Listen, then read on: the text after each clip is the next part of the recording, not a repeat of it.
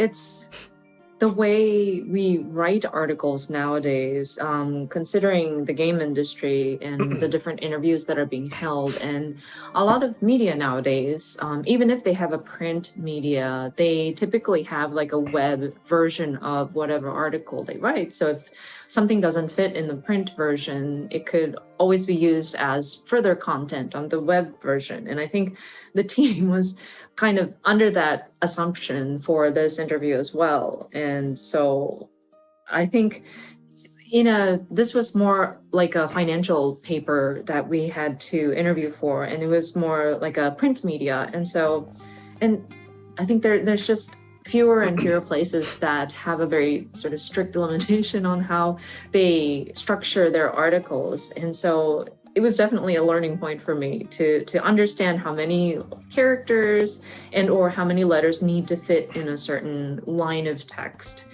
before I had went into it with our sort of edits.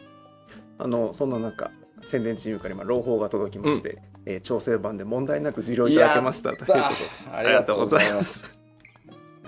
And it seems like we have approval with the updated version of the article. Hooray! ちょっとね、まだ公式放送のテスト放送が行われているんですが、テストなんでそろそろ終わんないとあれだけど、一個だけ音量の調整とか、その NFT に対して NFT は反対だっていう声がまあ Twitch 中心に、せっかくなのでね、こちらの放送でも OK とか、もっと大きくしてとか、ちっちゃくしてとか、大きくはできないのか。松田が昇進表明みたいな形で今年の話を出したから、ちょっとやっぱりナーバスになってるなっていうところがあるなと思います。その俺の声とのバランスとか。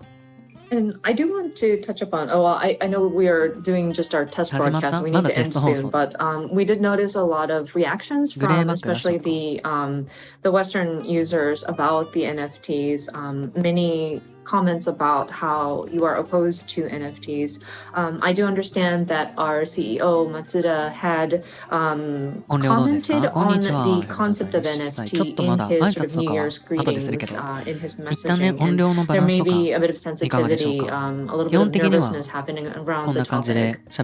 まあはっきりさっきも言いましたけど、14でもう一切なんだろう、ゲームデザイン上そういうものじゃないので、やる気はないので、まずそれは安心して、もし不安に思ってるんだったら安心してほしい。それも明言しておくのでやらないです。はい。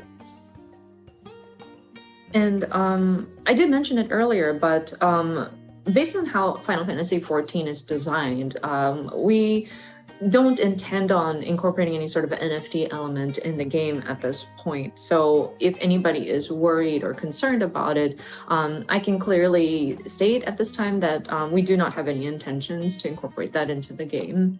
ただ見てると NFT をいわゆるマイニングされたものをただ掘り返すものなんじゃないかっていうふうにやっぱ勘違いしてる人もすごい多いなと思ってるので、まあ今度俺の音量が少ない、ちっちゃいってこと。海外の何かインタビューでちょっと下げるか。吉田さんが考える俺の声なんて別にそんな聞こえなくて吉田さんが考える NFT って何ですかみたいな機会があれば、しっかりその新しいビジネスモデルでゲームが面白くなる可能性があるものだとは思ってるので、ただそれに対してやっぱそれ専用のゲームデザインが必要だと思ってるんで、まあ、その辺じゃあこれぐらいでどうですか？詳しくというか、解説する機会があればね、話してみようかなとは思ってるんで、まずは、ね、ただいまマイクのテスト中です。悪いことは配信と自分の声の音量のねバランスを調整しております。いかがでしょうか？ファンであるっていうことが最優先だと思ってるんで、そこはね安心してもらいたいです。はい。少し配信の音量を下げさせていただきました。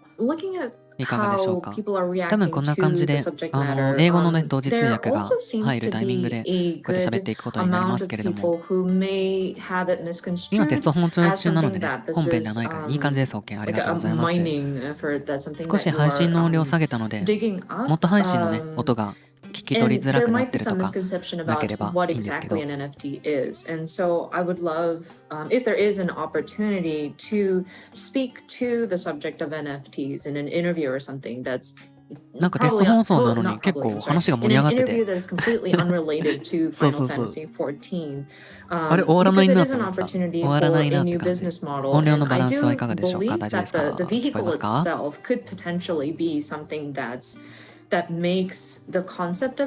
のねバランスで最後まで走り抜けるので、もっと大きくしてほしいとかね、ちっちゃくしてほしいとか今のうちに言っていただければと思いますが、はい。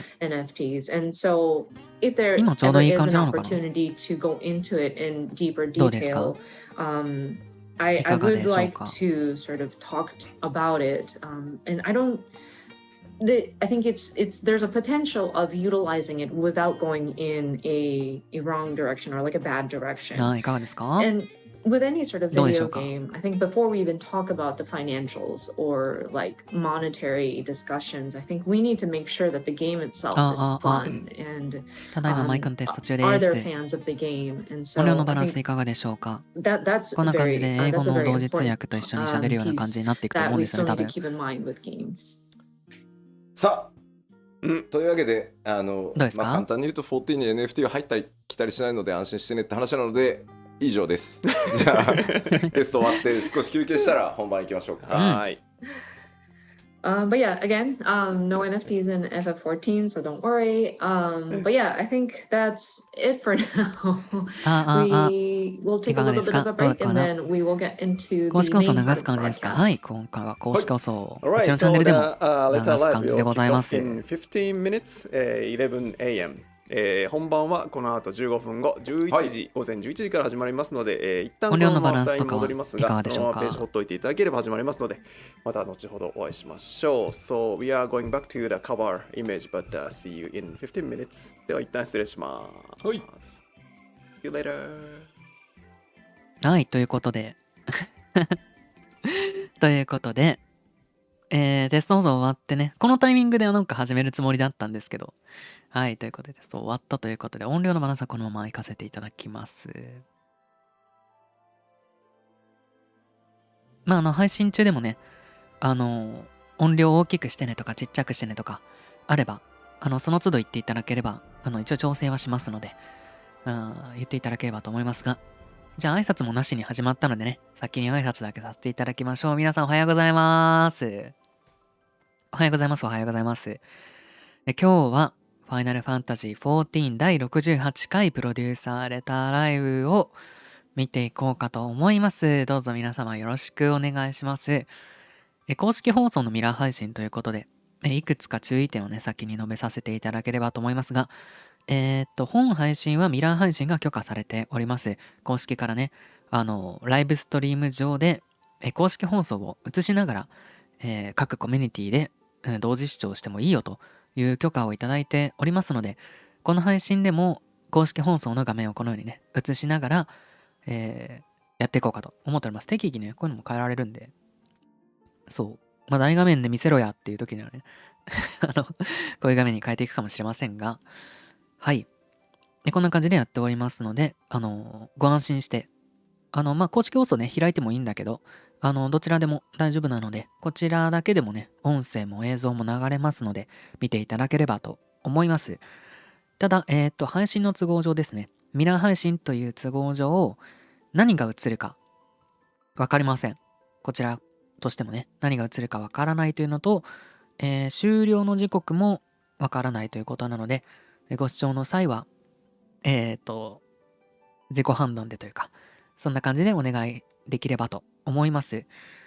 それとですね、一応、ネタバレというか、おそらく最新のゲームの新コードに基づいた配信と、またさらに我々もまだ知らないような新情報が流れると思われますので、そのネタバレとかに関してはね、そんな感じでご了承いただければと思いますが、いろんな方がね、見ておられますので、その辺もちょっとなんかこう、クリティカルなものがね、ポロリとコメント欄とかでね、出ないように、自分もね、ちょっと気をつけていくんですけれども、コメント欄の方でもぜひ気をつけていただければと思います。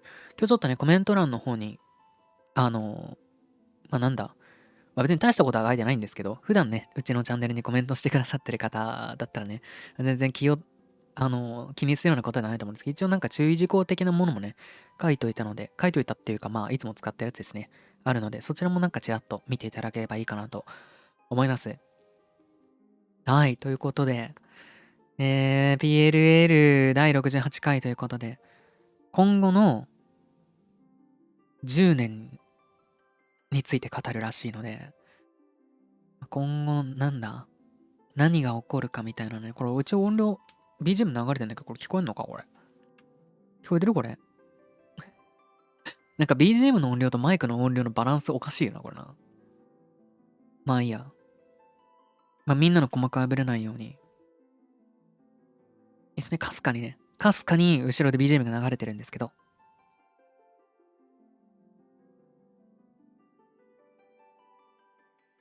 こんな感じでやっていこうかと思います。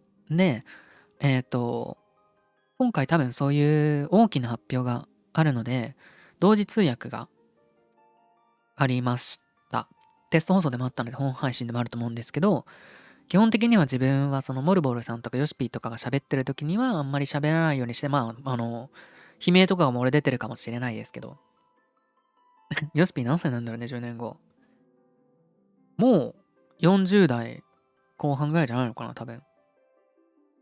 けど、そう、同時通訳が行われますので、その英語で通訳が行われてる間に自分が喋るような形にしていこうかなと思っております。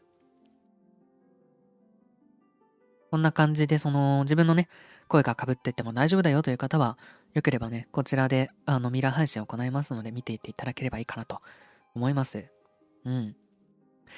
前回5、6時間ぐらいになったんですよ。なので多分長丁場になると思うので、皆さんもなんかそのつもりで自分はすごい肩肘張ってやってるんですけど、肩肘張らずに見ていただければいいかなと思っております。ね。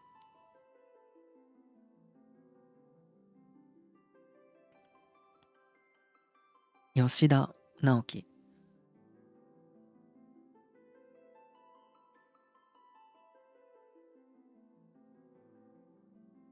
48歳。58になるね。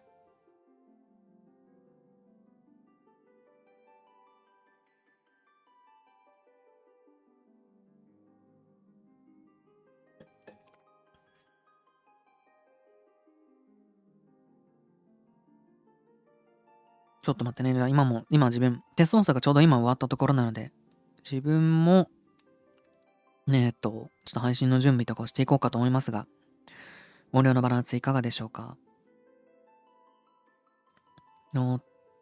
大丈夫そうかな？全く BGM が聞こえるっちゃ聞こえるな。ちょっと待って、今自分でスマホで今起動した。18時には仕事だから17時に終わってほしい。60時か。そう。BGM ほぼ聞こえねえな、これな。でもこれ以上爆音にすることはできないので。そう。これがマックスだからさ。マックス音量。ほら。ね。まあしょうがないですね。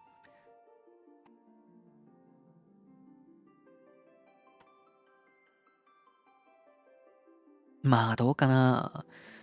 さすがに17時、7時間?6 時間か。でも前回6時間ぐらいだったから6時間あるかもね。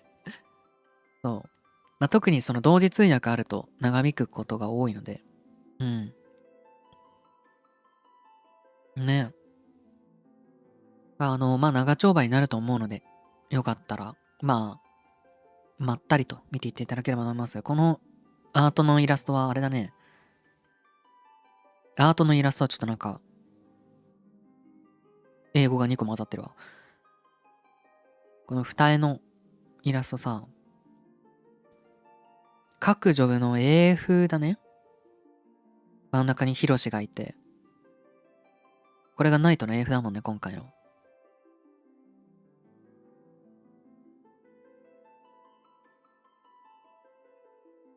結構、みんな凝った服なんだな。一応、青馬もいるんだね。暗黒、仲間、侍、ガンブレー。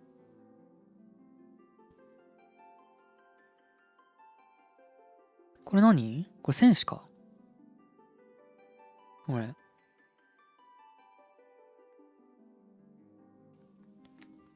はい、というか、あとね、5分ぐらいで始まろうかと思っておりますが、皆さん準備はいいですか？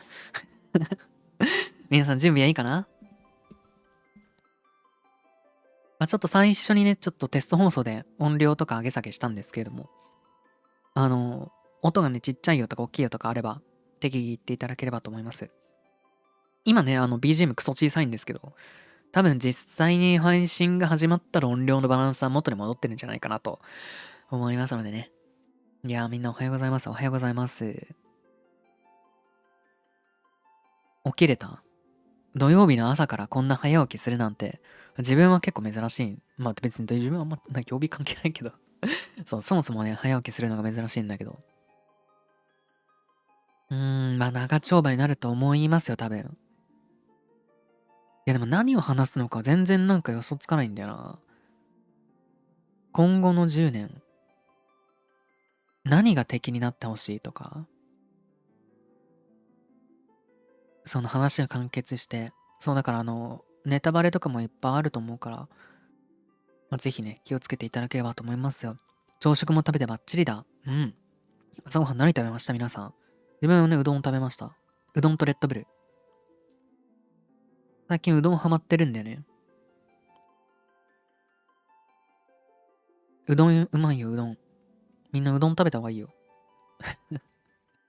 うどん食べた方がいい。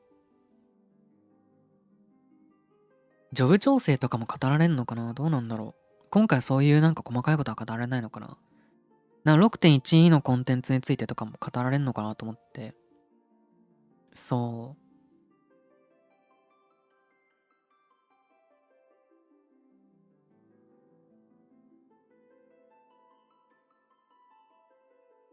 あと適宜、自分もね、ツイッターの方で、ハッシュタグ、XIV ライブを使ってね、ツイートしていきますので、なんか、黙ってなんかカチカチやってんなっていう時はね、ツイートしてるんだろうなと、思って見ていただければと思いますよ。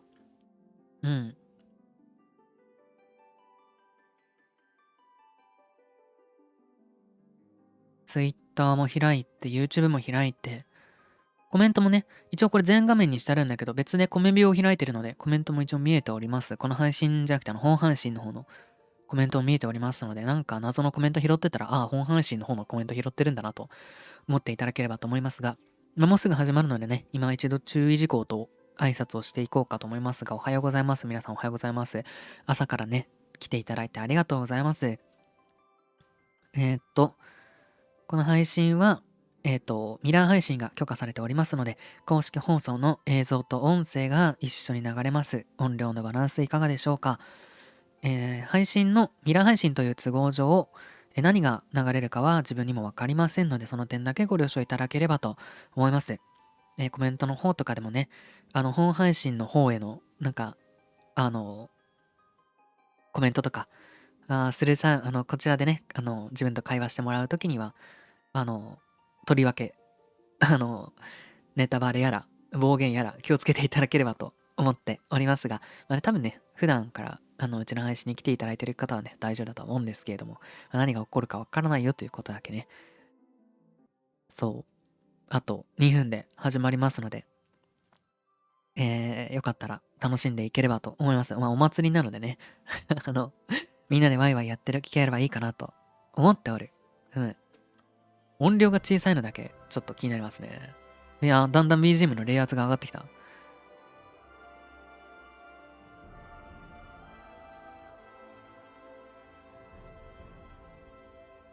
これだけやっとくか。さあ、始まるよ。始まるぞ。よかったらね、コメントとかもたくさんいただければと思いますが、みんなでね、ああじゃないか、こうじゃないかと言いながら楽しんでいこうかと思います。あと1分でございます。ムービーが流れたらね、この画面に変えるよ。ちょっとこういうの仕込んできました。初手ムービーかな？いつも初手ムービーなんだよね。前回は初手ログイン画面だったでしょ？で、前の時はなんかジョブアクション動画とか、もあったよね。あとトレーラーとかさ。そう。だから。ねえ、気になる。これにしとくか。いや、初手ムービーなんじゃないかなと思うんだけどね。どうなんだろう。いや、なんか楽しみ。ワクワクしてきた。来るか来るか。何で始まる初手。なんだろう。11時だ。じゃらじゃらしてきた。おはーずにゃん。あちょっと待って、なんで俺この喉ガラガラなの。しばちゃん、来てくれてありがとう。PLL の同時視聴やっております。お、この画面からだ。おはようございます。おはようございます。第68回 Final Fantasy XIV プロデューサーレターライブをお送りいたします。Thank you very much for tuning in to Final Fantasy XIV letter from the producer live number 68。皆さんに自己紹介お願いします。Please introduce yourself, please. Hi, my name is Naoki Yoshida, producer and director of Final Fantasy XIV. ヨシダ皆さんおはようございます。そしてこんばんはな人も多いですね。Final Fantasy XIV プロデューサー兼ディレクターの吉田です。よろしくお願いします。よろしくお願いします。イエーイ、バチバチバチバチバチ。そして本日進行を務めますコミュニティチームモルボルこと室内です。吉田さんこんにちは。My name is Toshio Muroshi. 来てくれてありがとう。As a Fox clone, you are global community producer here.I will do MC stuff. 音量のバランスとかどうでしょうか。大丈夫ですか。はい。そして、本日はですね、本日の、プロデュ PLL も、日本語と英語のバイリンガル放送でお送りいたしますので、我らがあいみさんがスクエニアメリカオフィスから入ってくださっております。So once again, today's letter live is fully bilingual in both Japanese and English. So we have a special member from Square Enix America office. あいみさんです。おはようございます。おはようございます。スクエアニックスアメリカの徳武あいみです。通訳を務めさせていただきます。よろしくお願いします。Hello everyone, this is Aimi from the Square Enix Los Angeles office. I'm going to be supporting for the translations 何が出るんだろう。today. はい。で本日の、PLL はですね、このセットアップをご覧になった方もいるかと思いますが、吉田さんが話したことは、あいみさんが通訳してくださいます。で私が喋ることは私が自分で、翻訳しながら進めていきますので、で私からは大して重要な話は出ませんので、私が私のことを翻訳し忘れてるなというのはスルーしておいていただければ。後ろの壁紙がさ、俺の部屋の壁紙と一緒なんだよね。So today's setup is 吉田さんexplain things in Japanese and then あいみさん will do 吉田さん 's voice in English and I will translate myself なんかはい、そして今日の PLL はですね、前半戦はFinal Fantasy XIV の新たなる挑戦次の10年に向けてということで、吉田さんからいろいろご説明いただきます、そして後半はですね休憩挟みまして後半は、フォーラムで事前に募集しました、パッチ 6.0 をプレイしてみてのQ&A セッションをお送りしたいと思います。So today's letter live has two major parts and then first half is the kind of presentation by producer director Naoki Yoshida, which is where we are and where we are going for the next 10 years. 持ってるね。なんかパワポかなんかをページ送りするためのものなのか。はい。はい、ということで、始めてまいりたいと思います。ですね、私がこっちを見てるとき、こうなってるときは皆さんのコメントを見てるときなので、今日こういうシチュエーションなんか発動させるつもりなんじゃない？ご理解ください。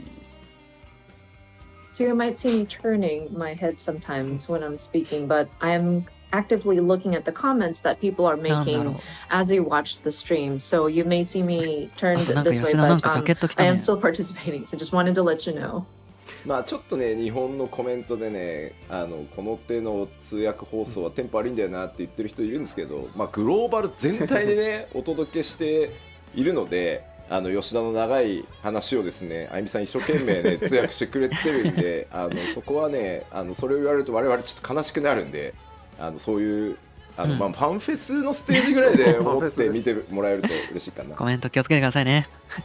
And we do see some comments about how translations kind of drag on the pace. It doesn't feel as quick, but I mean, it's here to try to facilitate communicating Yoshida's comments. It makes it sad if you're disappointed that it's in two languages. But perhaps if you look at it like a FanFest stage event where we have the Japanese and English, maybe that might help it make it more fun. コメントで今日は 6.1 はがっつりじゃないんですかっていうのもあるんですが、そう俺もそれ気になってた。 Any further updates for 6.1? So 6.1 がっつりってことだけはないんですよね。そうですね、パッチ 6.1 の内容と紹介に関しては、3月4日、はい、4日ですに、パッチ 6.1 特集パート1の PLL をやる予定なので、3月4日なって、まあでも今日ちょっと出ますけどね、6.1 の詳しいところはそっちに譲りますでもちょっと出るって。So yeah, today's いや、 broadcast is not 6.1 も気になる literally からな。 going to be just about 6.1. 今日は大筋はあれってことね、今後のファイナルファンタジー14に関してっていうところになるってことね。 Another episode of the live letter on March the 4th. This is JST, but we will go into details at that timing. あとはまあなんかこう重大発表的なねニュアンスで取られてるけど楽しく気楽に行くので、重大発表じゃないのか。緊張せず気楽に今日は見てもらえると嬉しいです。And some people might be bracing for a very important announcement when we talk about today's broadcast, but that's not the intent. We would love for you to just relax and just have fun with the broadcast. 6.1 はみんな何が楽しみ一番。こういうこと言うたびにさ、よしやめんのみたいなの出るんだよな。ついに俺さ、でもいつだっけ、新情報発表会でさ、言ったばっかだよね。ライフワークだって言ってるんで、そういう話じゃないんですよ。吉田やめないで。And I understand we were talking about like the future of Final Fantasy XIV, but every time we mention something like that, people are like, "Oh no, is Yoshida going to quit?" And no, I think I told us when we were doing our announcement showcase in February. It's like 14 is my life work. It's not like I'm going to just up and leave suddenly. もうそんなんで嘘つきってやるんで嫌だから、なんだろう、そんなね自分の去就をね重大発表をしますみたいなねことは言わないですよ。ちょっと恥ずかしいね。I don't want people to be going around saying, "Oh, you're such a liar," because I'm not the type of person who would make these kinds of like my personal announcements on a live stream. So. さあでは、やっていきましょうか早速。前半だいたいね2時間ぐらい、後半も多分2時間ぐらい使うんじゃないかなと思います。4時間ぐらいってこと？ご飯食べたりですね。今日土曜日なんで飲める人はお酒飲みながらとかでも全然いいので。お酒飲みましょう。お酒。So we're looking at least for the first part, we're looking at about 2 hours broadcast. And so just 24人レイドで12シーンのストーリーがどんな風になるのか気になるね。3月4日に 6.1 のなんか発表があるということなんで。You're more than welcome to do so. ね。さあ行きましょう。では、画面切り替えてもらっていいかな。はい。じゃあ早速いきますが、改めて今日お話しする内容のトピック、おさらいしておきましょう。Okay, so jumping right in, let me go over the topics we will cover. で、まず一つ目はちょっとですね、まあ14これまで、正確にはね11年やってきているので、まあちょっと振り返りを最初にね、皆さんへの感謝も込めて、やりたいと思います。The first topic, of course, it's been about 11 years, to be accurate, how long 14 has been going on. So we'd like to kind of do a little bit of a retrospect, convey our thanks to our players and look back on everything. で、まあそれを振り返った上でですね、まあちょっとこの先じゃあさらにもう10年は僕続けたいと思ってるんで、まあ、この先10年さらに14を発展させていくために、まあ、新しい挑戦やっていきますよといろいろそこについて、まあ、どんなことやっていくのかというのをお知らせしたいと思います。だって当時15歳だったやつが高校1年生だったやつがもう今26歳だからね。11年経ったら。そりゃもう14プレイもみんなおっさんになるわ。Things that we want to do in order to continue expanding Final Fantasy XIV. Many challenges that we want to take on. So I want to touch upon some of those items in today's broadcast.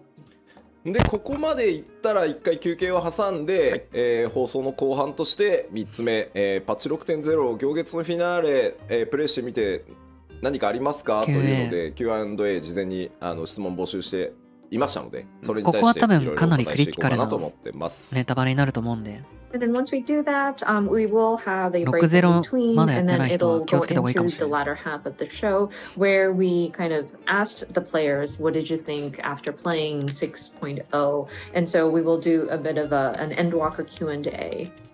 あと10年か吉田リビングデッドを使う気だなみたいなコメントがあったりね。We're seeing comments like, oh, 10 more years, huh? Is Yoshida going to kick off 一 his 番気にな living るのは dead? 次の敵が何になるかだよね。まああったよね、確かにね。吉田の量産を開始しましたとか、クローンの吉田が誕生したので紹介しますとか、そういうのじゃねえかって書かれてましたね。But yeah, I think I've seen comments similar to that, and like people saying, "Oh, we have mass manufactured Yoshida clones." なぜか私はもう完了してますよって書いてある。そう。Yeah, then I say I've done already. So. おじさんに10年とか刺さる。では早速いきましょうか。まずはまあ、正確にはね11年なんですけど、大きくくくってまあ10年ここまで皆さんとねやってきたのをちょっと振り返っていきたいと思います。それ吉田も48になるわ。始めた時は38だったってことか。Accurately, it's 11 years, but like we'll call this the 10 years of Final Fantasy 14. 11年だから正確には。まあいろいろありましたね。まあ2010年サービスを開始して、その12月に運営体制ね、全部開発も一新して、僕はここから参加ですね。So first, みんなどこから始めた？俺はこの申請ウルゼア正式サービス開始ってやつのここからだね。us to sort of reconsider the development structures, and there was a lot of changes that were made in order to ここの3年4年ぐらいか知らないんだよね。So this is when I Yoshida joined into the project. で2021年の2011年の10月14日に、まあ、14日が縁起がいいだろうっていうので申請をやりますよという発表してますね。And then 2011, October 14th, we were thinking 14th must bring us good luck. And that's when we announced that we are going to have Final Fantasy XIV Reborn. 海外の皆さん詳しいよね。あゆみさんもインタビューにいてくれたと思うけど、こんなん出てたんだ。9番を遊んでみたいので9番のサーバーを復活させる気ありませんかってクラシックファイナルファンタジー14やる気ありませんかってナイトメアって答えたやつみんな覚えてて、ナイトメアってすげえ言ってんねコメントで。I love how the comments from the West are, 開始2ヶ月が経ちましたが、お客様から I'm sure Aimi had ファイ sat ナル into ファンタ the ジーとして interviews 期 as 待いた well, だい but ている水準に people were 達してい asking ないっ about, て oh, are you going to 書い make てある。 an FF14 1.0 classic like WoW Classic did そ theirs? んなひどかったんだね。 Yoshida answered, Nightmare! And こ so の people 当時を見た are 人 calling the time of 1.0 in になんか Nightmare. その当時のこと聞いてみたいよね。でまあ2012年の11月11日にですね、時代の終焉トレーラー公開とともにですね、一旦申請の準備のために Q14 のサービスを、終了させていただいてます。ここでメテオが降ってきた。 And of course, in November 11th of 2012, we titled it The End of an Era, and we sort of closed the service for the original もはや version だ of から Final Fantasy 別の XIV. ゲームってことだよね。まあ、9番からねやってくださってる方も結構いるし、9番の捉え方って結構まちまちだとは思うんですけど、9番のラスト付近はそれはそれでまた独特のゲームデザインの MMO として結構ね好きだった、面白くなったんだよって言ってくれる人たちもたくさんいて、まあ、僕らシャットダウンするのを決めながらも作ってたところに対してそういうね評価をもらってたりするのはとてもありがたいことなので、僕らもすごいね実は励みになってました。得点についてとタンブラーに熱い飲み物を注げない問題があったの。May have their different opinions about how the game had played. 別にええやんそれは。But there were people who thankfully acknowledged how 14 was starting to shift, and they did take notice about how the game design was unique, despite we were looking to sunset the original version. And so it was wonderful that people acknowledged that, and that was very encouraging for us as a team. ちなみに9番から今日視聴してくださってる方でQ14 からやってるよって方、どうですか？手を挙げてもらってもいいですか？うちの視聴者にいるのかな、9番からやってる人。シェリルさんとかやってるって言ってたか。その頃私は FF14 してました。まだそんな頃、13が結構ノってした人多い。すごいありがたい。That's amazing. Thank you guys. 2012年。違うか、そうね、2012年とか何やってた？健康に気をつけて。But yeah, we're looking forward to the next 10 何やって years. た So かな yeah, 俺。 let's all take care of our health and keep going. That's awesome. で、2013年ですね、ベータテストをやりながら、2013年8月27日についに新生オルゼア正式サービス開始することができました。So moving on, 2013, we start our beta testing for A Realm Reborn, and then August 27 of the same year, we were able to relaunch as A Realm Reborn. 振り返るとですね、2011年の3月ぐらいから一気に新生14の設計だけ5人ぐらいで設計をスタートして、2011年の6月から6人のプログラマーがコードを書き始めたのを覚えてるので、実質そこから2年2ヶ月で新生リリースしてるので、もうちょっと驚異的今振り返ると。And looking back, so that it was 2011 in March. We started at least doing the framework, just the design structure first, and it was a very small team that worked on it. It was 5 people who started on the base framework, and then starting June of that same year, 2011, we had 6 programmers starting to write code. And considering it took about 2 years and 2 months to relaunch, that's just incredible.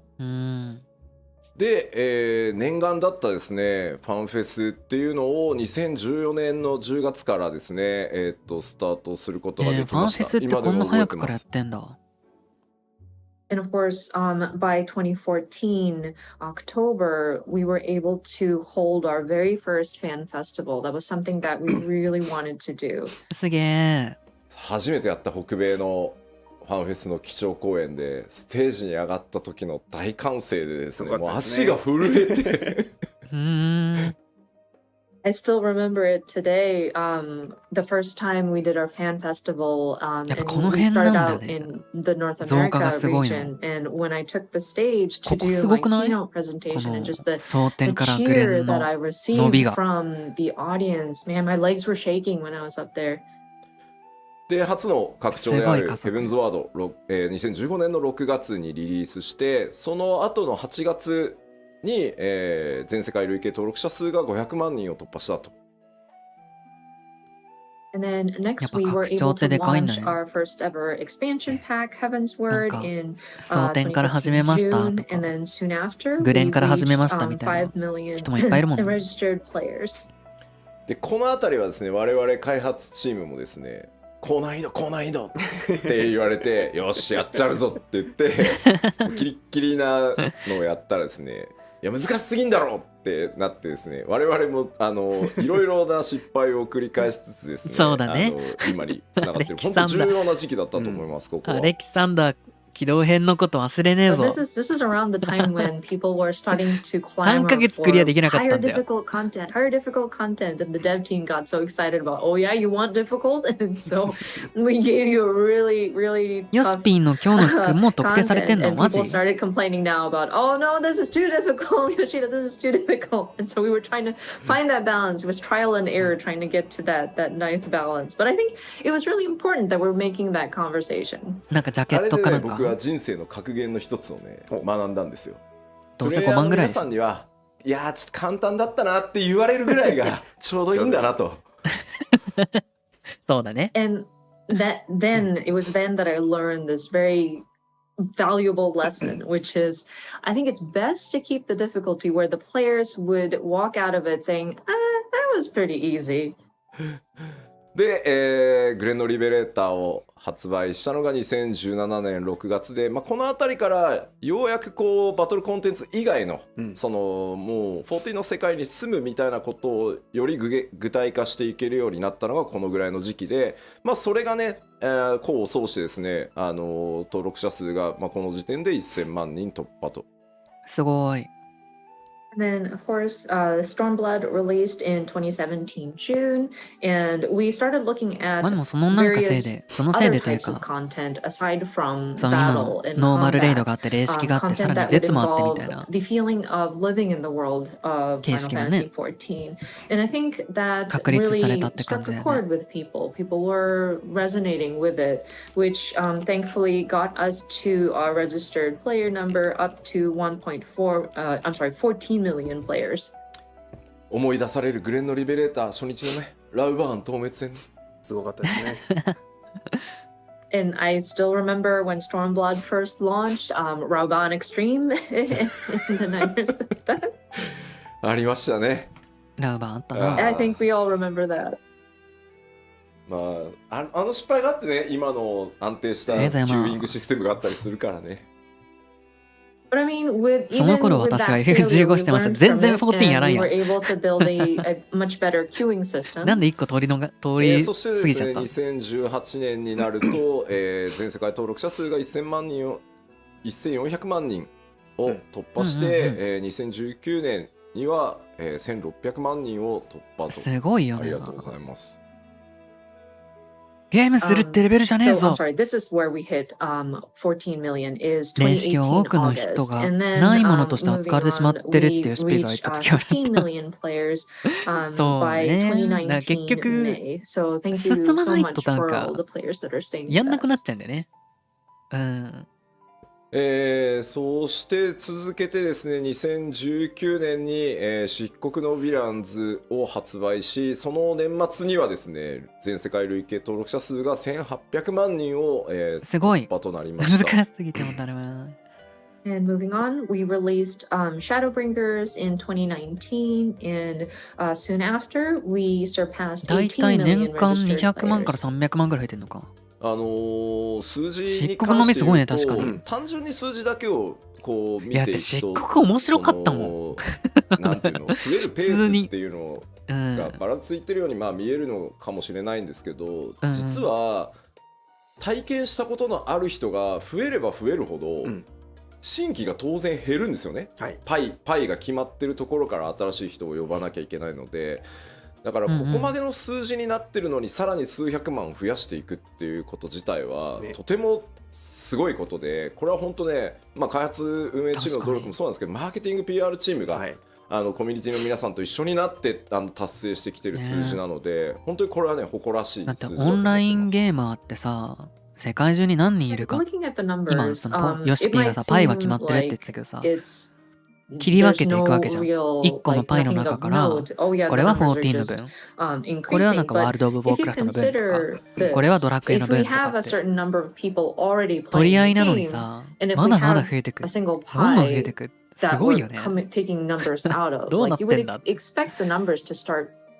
その頃私は14始めました。お、It's interesting 漆 that we 黒勢です see か。 more and more players join us even after all these years. We are seeing millions なんでその signing up. みんなどのタイミングで So, その of course, 14を I 知って really 始 want め to ようと思ったの acknowledge か気に the なるな。 development team, operations team, but also the marketing and PR みんなが teams 14を始めたき working っかけは with the community to kind of 知 promote っ the た title 知 and ってはい get たはずじゃん。 the word out. So it's なぜ I'm 始 very めたのか proud of their achievements. そしてそのタイミングでね2021年、去年ですね、12月2日にはですね、全世界累計登録者数が2500万人を突破し、ちょっと昨日の数字とかは見てないですけど、まだ全然まだ上がってってると思うので、で12月7日ですね、すいません、2週間ほどちょっと遅延をさせていただくことにはなってしまいましたが、行月のフィナーレを発売して、初めての遅延ゾディアック編完結というところまでこぎつけてこられたなと。And of course, 2021, which is last year, we surpassed 25 million registered players. I did not see yesterday's numbers or like as of yesterday's numbers, but I do understand that our numbers are still increasing. And then afterwards, I know we had to delay the release by about 2 weeks. Again, apologies for the delay, but we were able to release Endwalker, and finally we were able to やろうとしたらサービス終わってたから申請のベータを待ってた。あずしの押し売りはしてないよ別に。まあ俺は配信をしてただけで。僕は結構あっという間の11年でした。でも本当にね、世界中のプレイヤーの皆さん、光の選手の皆さん、メディアの皆さんもね、関係各社の皆さんにも本当にものすごくこんなに支えてもらうタイトルは他にないだろうと思うぐらい支えていただいてここまで来れたので、改めて本当に感謝をお伝えしたいと思います。ありがとうございます。And it feels like a long time, but man, these 11 years went by very quickly for me. And all of our warriors of light, our players, 配信でなんか人集まるゲームないかなって探して上がったのが14でちょうど漆黒来るタイミングだった。いい意味ですよもちろん。いい意味だね。ご了承してるからな。Gratitude from the bottom of my heart. So I sincerely thank everybody. はい。あとは本当ね、開発チームにも本当に厳しいスケジュールでやってきてて。実は拡張パッケージそのものの開発期間って1年とか、下手すると1年切ってたりするんで、本当に頑張ってきてもらいました。And I also want to acknowledge the ゲーマーと development 会 team 社 as と well. 株 They 主 were を always 救った working 男。 against a very harsh schedule. そんな救い荷が傾くほどやばかったの。Even developing some of our expansion packs. 14って。Sometimes we have only about a year or even less than a year to get through 14 all が of the 申 tasks 請できて that なかった needed ら to get done. So 救 I い荷が終わ really って want た。 to show my appreciation to them as well. さて、ではこれを踏まえてですね、ここまで歩んできたその11年、9番の状態を考えればこれ以上ないぐらいの成功をさせていただいたと思ってます。ここはあんまり言葉を隠さずに成功できてると思ってるので、それでいいと思ってるんですけど、ここまではある意味もう過去になったので、ここからさらに次の10年また挑戦を続けていきたいと思います。And looking at the trajectory here and the path we've walked down, I think I want to consider this a success from what we had taken and what state it was in when we had first taken on the project, and to bring it to where it is now. I'm not ashamed to declare it. It might be a little awkward in the Japanese, but I believe it is a success, and I think it's a good thing that we've gotten here. But now that we have gotten this far, all of this is now in the past, and so we want to look to the future. We want to see what kind of challenges we can take on. というわけで2つ目のセクションである14の新しい挑戦と題してですね、今後どういうことをやっていくよというのをお伝えしていきたいと思います。So, for the second part of this presentation, as you see, it is entitled Newfound Futures. So, I would like to discuss what we are intending to do. まずですね、僕としてはですね、社長からやめろって言われるか、やめろって言われても抵抗するとは思うんですけど開発チーム運営チームからやめろって言われるか死ぬかぐらいの以外では14をやめる気がなく続けていきますんで、この先もぜひ皆さんよろしくお願いします。And me personally, as Yoshida, unless the CEO says, Yoshida, you need to leave, and even then, I think I'm going to fight him. Or if like the development team, the operations team want to kick me out, or if I, God forbid, die, those are the only extreme cases I would even consider leaving the 14 project. I want to continue working on Final Fantasy XIV, so your continued support will definitely be appreciated. というわけでですね、まず今回その10年さらにこう14をせっかくねここまで日本初のそのサービスでこの規模まで来れるってなかなかあることじゃないので、この先の10年に向けてまずは 7.0 をめがけて、新しいことに挑戦していこうと思ってます。なんだ新しいことなんだ怖い怖い怖い。新しいことスクショソフト起動するか。It's a rarity, I think. And so my next goal, my future goal is now looking at 7.0 and leading up to that, what can we do? コメントが 7.0 って言ったかで大丈夫大丈夫。もうシナリオ会議の1回目やったから。 VR? 7.0 はやるよ。7.0 やるって。People are already speculating about, oh no, 7.0 confirmed? Well, I mean, we are already talking about scenario for 7.0. I'm not afraid to say that we do intend on doing a 7.0. まずここに向けてちょっとコンセプトを話をさせてもらいます。まずその一つ目がこちらになります。一人でもみんなでも遊べる RPG。Now that being said, I do want to establish 一人でも遊べんの？ what my thinking is and オンラインゲームなのに？ behind what we're trying to do leading up to 7.0. And this is the first point. まあこれ具体的にどういうことっていうのはこの後ちゃんとお話ししようと思います。And of course, I will go into detail as to what this exactly means. そしてですね、7.0 に向けて、チャレンジとしてですね、こちら、第一次グラフィックスのアップデートの準備開発っていうのをやっていきます。And then next, again, leading up to 7.0, and one of the challenges that we want to take on is our first graphical マジ？ update, グラフィッ at クアッ least プデー the トが。 preparation and the development for it.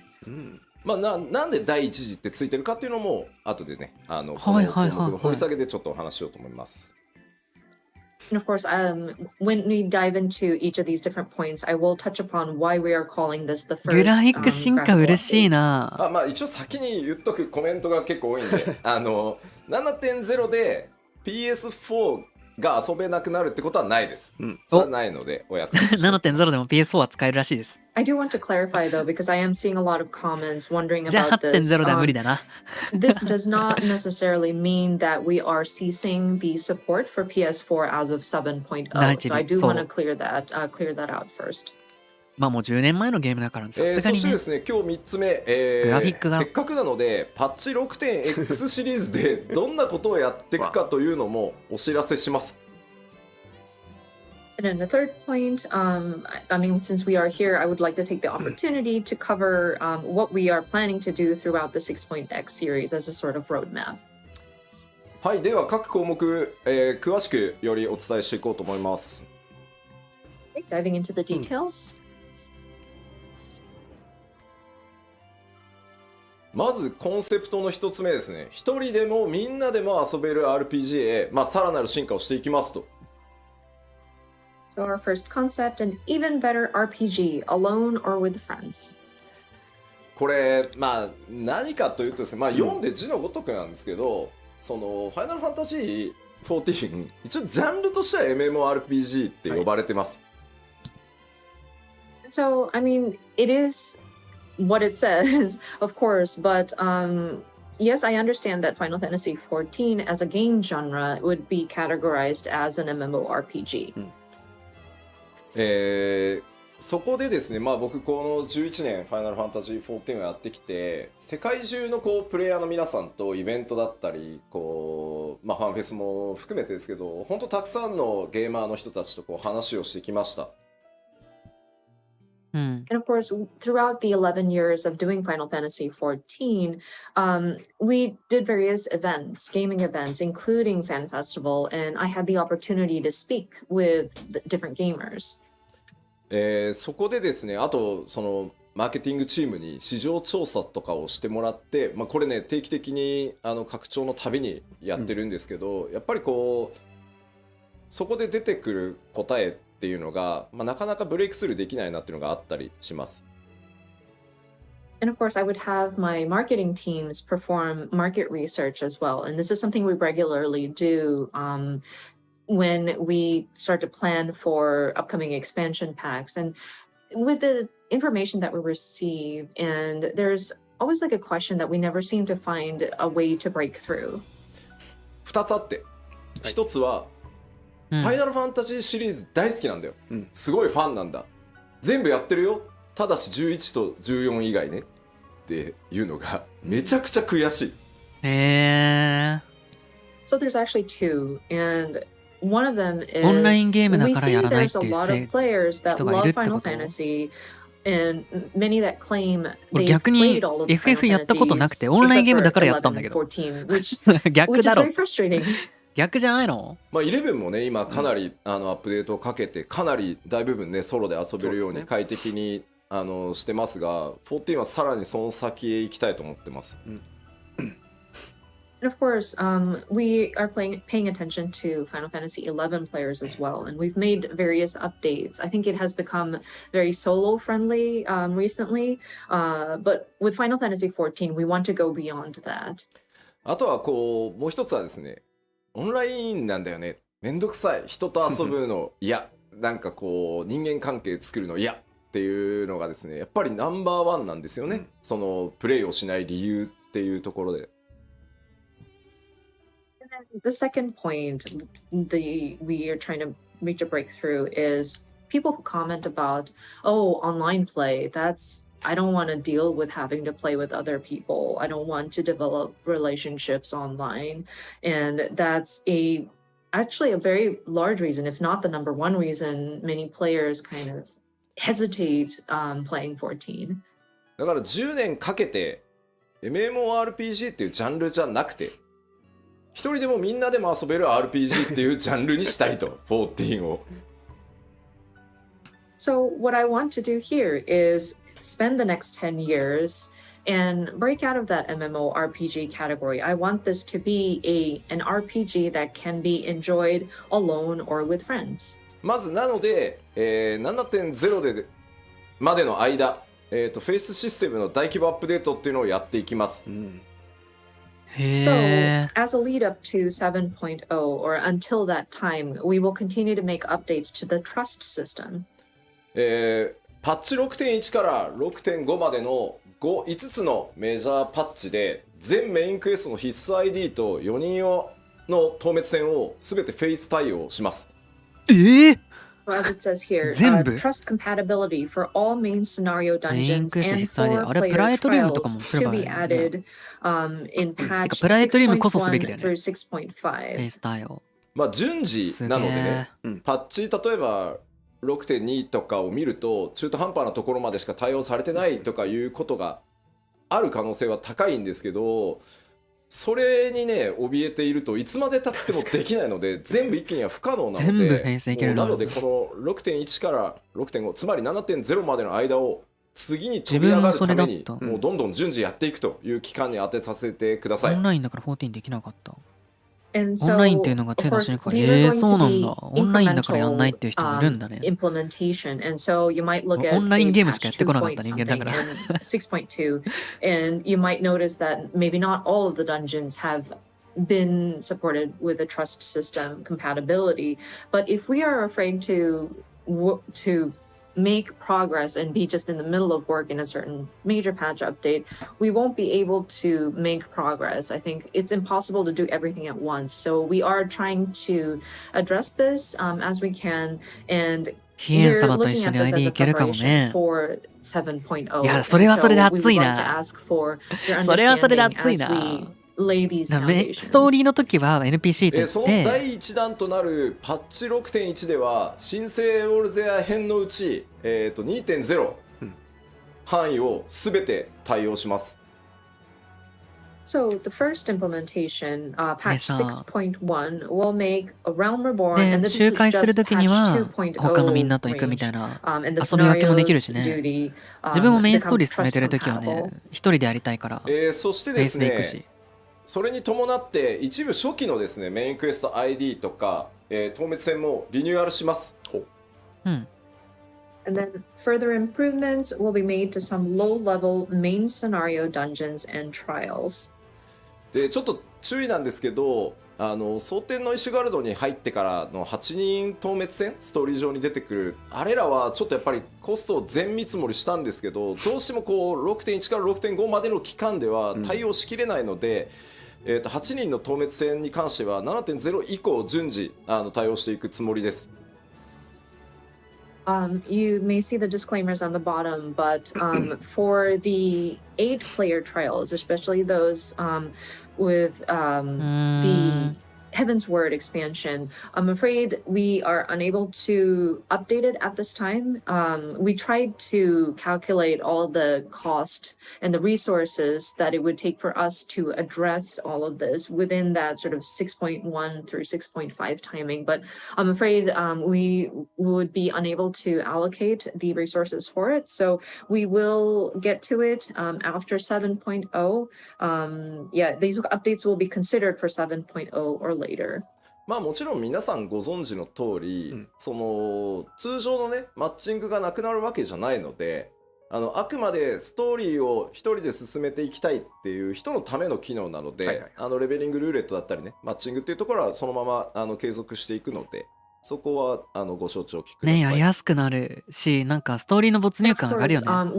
俺はオンライン肯定派だけど、これはこれでやるもん。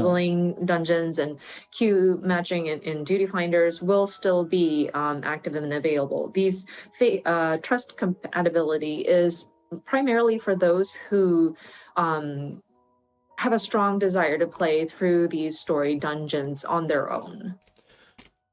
で、ですね、8人透滅戦は今回行月のフィナーレでハイデリン透滅戦でテストケースとしても含めてやったんですけど、10年かけて作ったものをもう一度作る。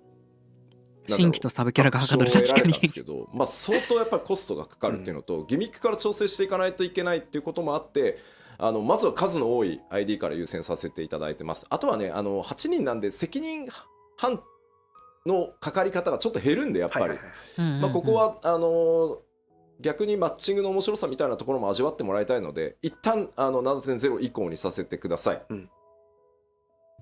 And of course, with these 8 people trials or 8-person battles, we did try it out with the Mother Crystal trial, and we were able to see success as like a test case, but it did require a lot of resources for us to build it. And then if we were to start applying that system to existing dungeons, we'd have to adjust the mechanics so that it would accommodate for the trust system. So at this time, we made the decision to move forward with just the instance 誰を連れていくことになるんだろうみたいなのもあるよね。メインストーリーにさ、仲間と一緒に突入するやつだったら別に仲間の NPC 連れて行けばいいけどさ、それこそヒエン様みたいな。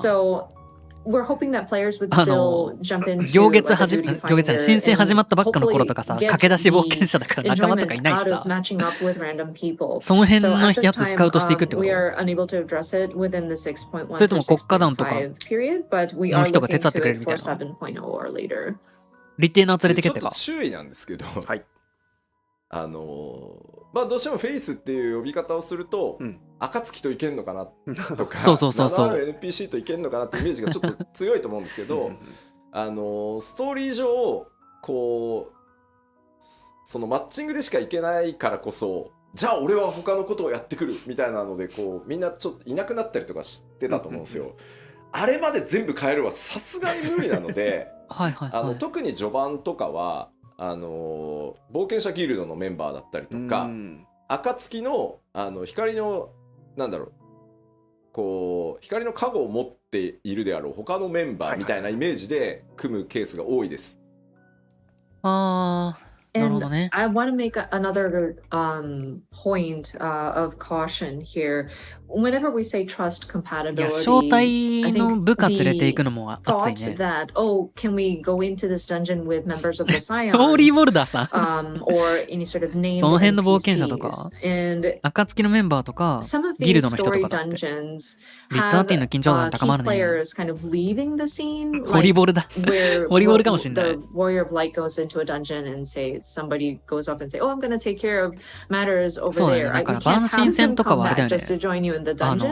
光の加護持ってなきゃいけないから、アレンバルドみたいな人とか。Especially the earlier dungeons, you will see your trust members as like members from the Adventurers Guild or maybe other people who have the Echo.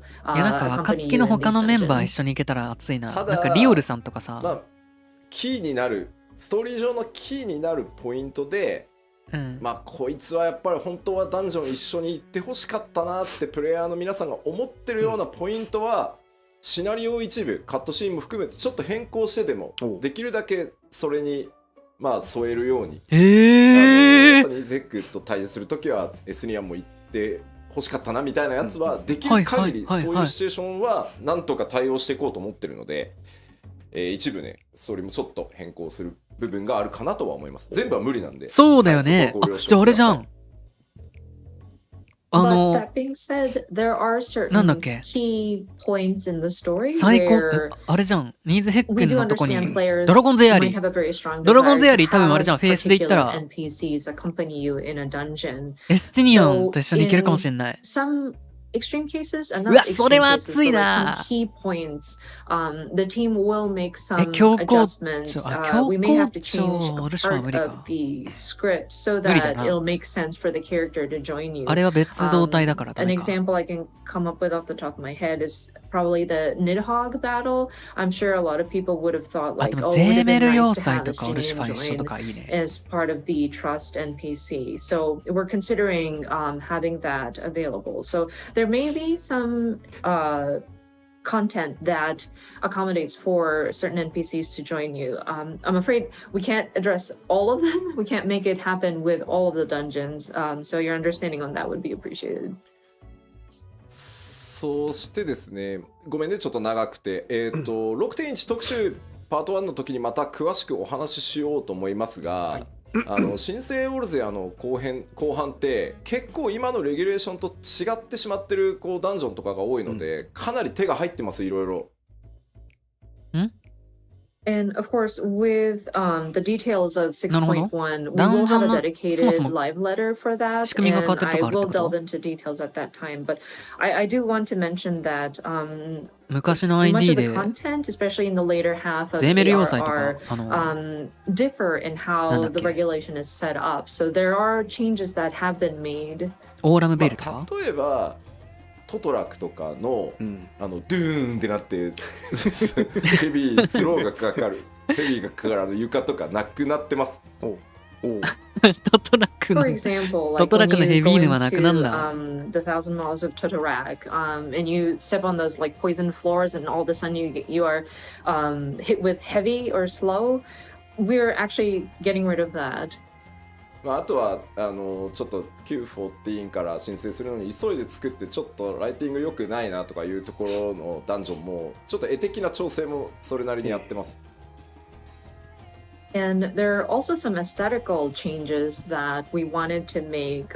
There were certain areas of the earlier part of FF14 when we were trying to quickly just relaunch as a Realm Reborn. So there were areas where lighting may not have been 100% to what we would have been satisfied with. So we went back in and adjusted those as well. そしてですね、他にもですね、8人パーティーバトルの一番最初であるビットアッティン教習戦なんですけど、なくなります。And then one of the first 8-person party battles that you encounter, I believe, is Camp Westwind. And I want to mention that we are doing away with that. 皆さん大ショックを受けておられますね。People are getting shocked. 帝国の盾としてね、武人として、身を挺してやってきた、ね、帝国将軍の一人、将軍ではないけど正しくは8人でフルボッコはいかがなものかということでですね、ちゃんとコストをかけてですね、クエストインスタンスバトルとして、生まれ変わりますので。Considering Litatine is like the shield of the Garland Empire. I mean, he's technically not a captain, but like, I mean, he's like a very prominent figure. I think it would be very humiliating for 8 people to come in and just beat him up. So we actually allocated the resources to rebuild that battle so that it's going to be a quest instanced battle that you go in. 他にも内閣外閣と呼ばれている8人ダンジョン、あれらもですね、今回すべて4人用 ID に作り直してあります。And then of course, the Praetorium and the Castrum Sorry, I can't pronounce it. Meridianum. Those very long Korean bases that you need to go. They were originally 8-person content, but we are going to be changing it so that these are 4-person instanced dungeons. なのでアルテマウェポン戦も切り出して、4人用としてシナリオモードを作って、であとラハブレアが憑依したサンクレットさんを8人でただひたすら無言で殴るっていうのもストーリー用のクエストインスタンスバトルとして作り直しているので大好評です。はい。And so your battle with Ultima or the Ultima weapon will be changed to a 4-person battle. We are adjusting the scenario mode for that.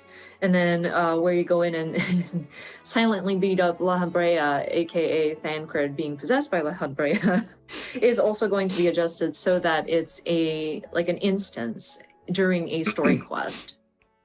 というわけで、まあそんな風にコストもですね、レギュレーション新鮮もう一回やんなきゃじゃん。フィールにできるだけ近づけられるように、いろんな改修をしつつですね、パッチ 6.1 から 6.5 にかけて、4.x までの ID ですね、全部対応していこうと思いますので、よろしくお願いします。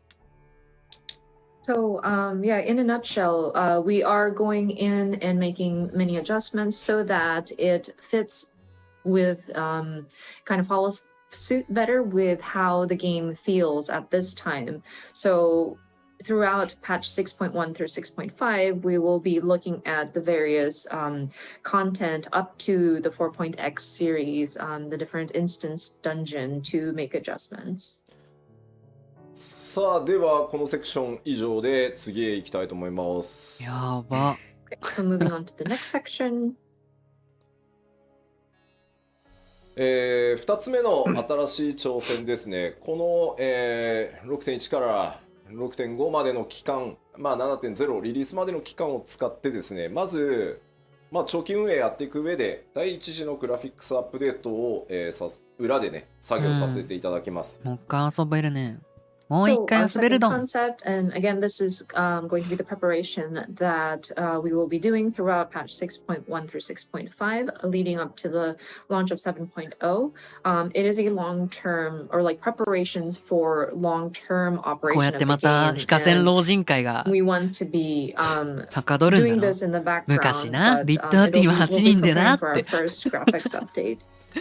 たこうなんか 7.0 から始めた人たちに生きるようになるんだ我々はまた。っていうと、2時も3時もあるんだろう もしかしたらってことなんですけど、なぜかというともうここまで11年運営してきてるともう尋常じゃないリソース、グラフィックスアセットが存在してます。はい。うん。So the reason why we named this the first graphical update, まあ多分一番気になってるのみんな自分の顔が変わっちゃうことだろうな。アップデート、そう、キャラクターの顔が変わっちゃうときに美人になることもあれば好みの顔じゃなくなるときもあるんで、そこがまあ怖いよな。怖いよな。やっぱり一気に極限まで上げようとすると絶対コンバートミスがあったりとか、そもそもコンバートの物理時間が足りなくて、もうデザインチームが今のなんかローポリの状態だからこそなんかこう脳内補正してるものがやれることを一回やって引き上げたら、またその状態で安定が見えたら次のをやってっていう形で、その第1回目が来るんだというふうに思ってください。And so if we attempted to update every single piece of graphical 指とかね、 asset 紙 or とかね。 resource that we've put into the game all at the same time, we might run into issues of conversion errors, or it's just physically takes a lot of time to convert everything. And consulting with the graphics team, they already know that we can't address everything all at the 今の same 状態だか time. らその And so what we're trying だ to って do もともと is PS3 で address 動いて these たん in だからね phases so このゲー that ム。 we can test さ out すがにグラ certain フィック上げてもいいよ elements, ね。 see how そ they ろそろ。 work, and if it seems to be stable, we move into the next phase. And so I think with our first graphical update, this will be like the first time we start testing some of these elements. 4K グレープスでめっちゃ吹いたんだけど I saw a comment that says 4K grapes. Thank you so much for that. グレープね。 That's hilarious. あそこに 4K とかねなんか40万ポリゴンとかかけてるとそれこそ Q14 みたいにキャラクター全然表示できねえぞってことになっちゃうのでなんでそんなみんなブドウ、これから詳しく説明はしますよ。That's hilarious. すぐ But ブドウ like, の話するんだからみんな。 spending so much resources just to get the grapes to be 4K resolution, and imagine spending 400,000 polygons just to depict a piece of fruit. We won't have enough resources to render our characters on screen. But let me go into the details. そのグラフィックスアップデートは一気に、7.0 での投入を予定してます。So again, these graphical updates are intended to be implemented in 7.0. まあその次期拡張パッケージまでの間っていうのを、まあ、僕らのそのグラフィックスのアップデートのシェーダー追加したりとか、いろんなものを追加していくテスト期間だったりプログラム期間だったりそれに合わせたグラフィックスアセットのコンバート期間というふうにさせてください。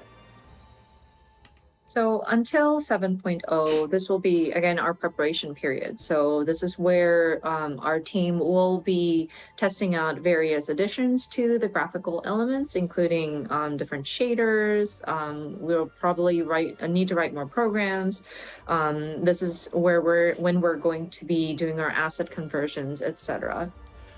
で、ここが重要なんですけど、あくまでやっぱりマルチプレイのゲームであるっていうのをぜひ覚えておいてほしくて、やっぱり画面全体の美しさ、9番から申請した時に感じていただいたように、やっぱ総合的な美しさ、世界の美しさっていうのを追求していきますよと、コンセプトとしてはね。And of course, one key point that we want players to understand is that this is still a multiplayer game, and so we want to strive for the aesthetic quality of the overall picture and looking at the sort of beauty or the element, aesthetically pleasing sort of overall picture.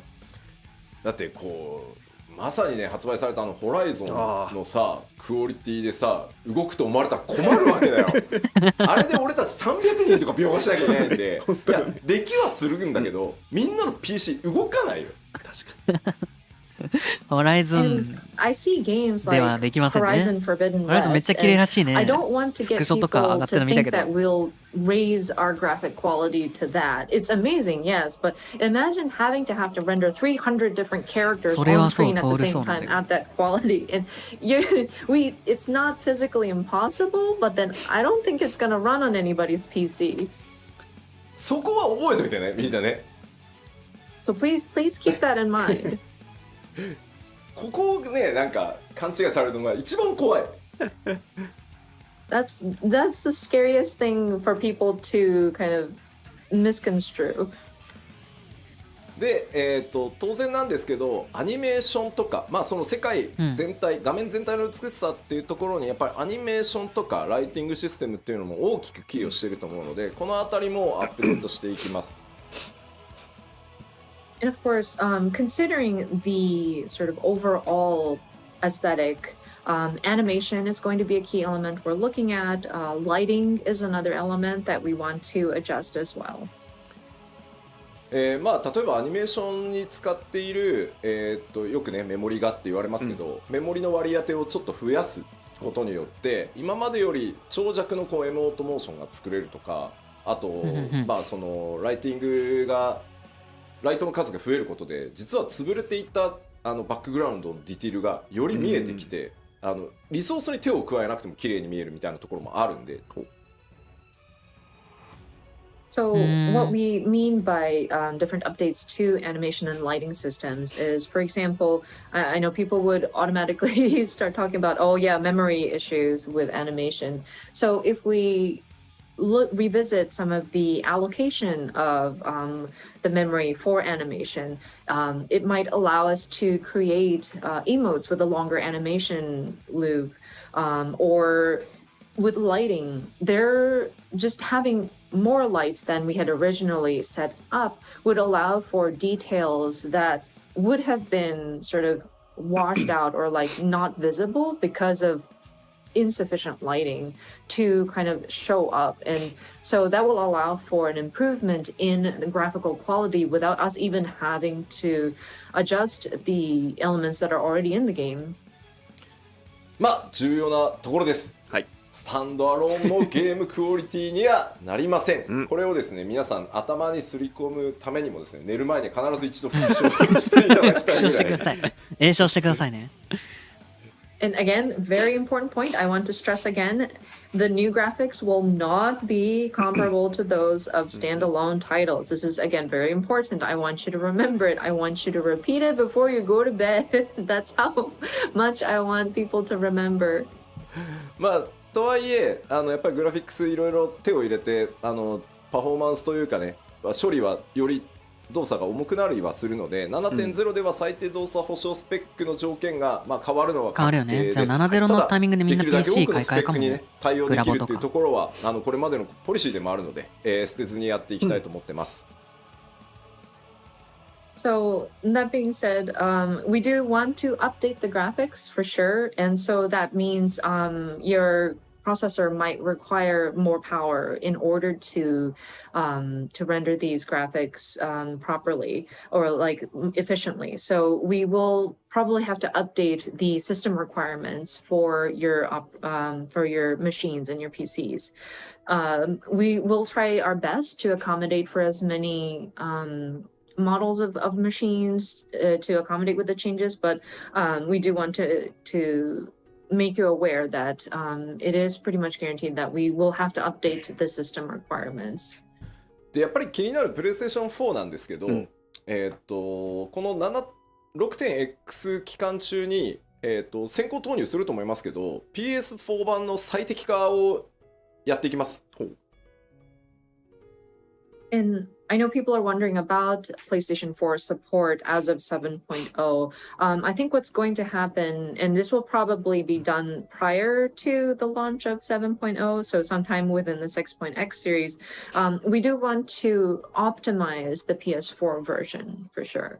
で、さらにですね、まあ PC 版にあるようにグラフィックスオプションのカスタムっていうの PS4 版少ないんですけど、あれを増やしてですね新しいその描画とか入れるとやっぱ重くなる部分があるので重くても綺麗でいいやっていう人はオンにしてもらえばいいんだけど、まあオフにしてそのフレームレートを優先するみたいなことができるようにしていくので PS4 のサポートっていうのも少なくとも 7.0 のタイミングではしっかりやりますので。できるって感じ。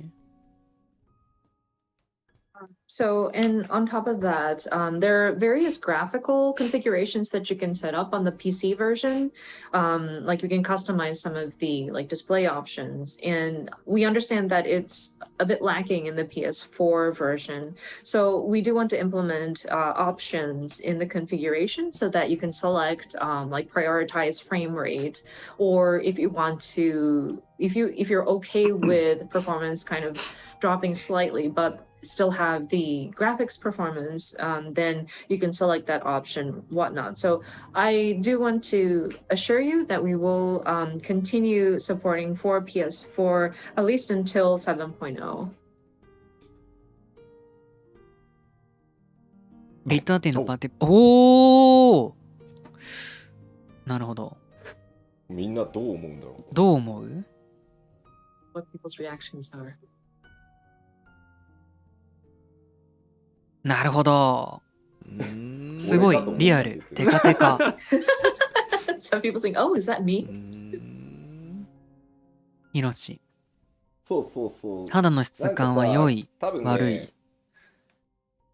これじゃないよね、多分みんな求めてるの。I don't think this is what 毛穴気になる。we are looking for. This is not what we would desire. なんか疲れた吉田って書かれてる。Some people are saying this looks like a very tired Yoshida. そう、なんか違うでしょ。Yeah, but it kind of does feel awkward. まあここまでリアルにはならんす。So we aren't going to be working to make it look this real. フォトリアル路線ではない。いわゆるフォトリアルを追求していくとグラフィックスアップデートってこっちに行きがちなんですけど、おそらくファイナルファンタジー14の世界やキャラクターが気に入ってくださってる方って多分こっちを求めてはいないと思ってます。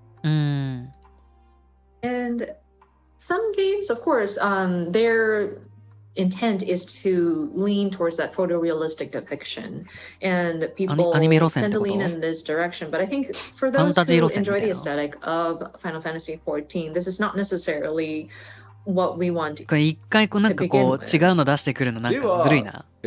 今そのグラフィックスアップデートって実はテスト開発もスタートさせてるんですけど、テストスタートしてからまだ1ヶ月と1週間ぐらいなんですね。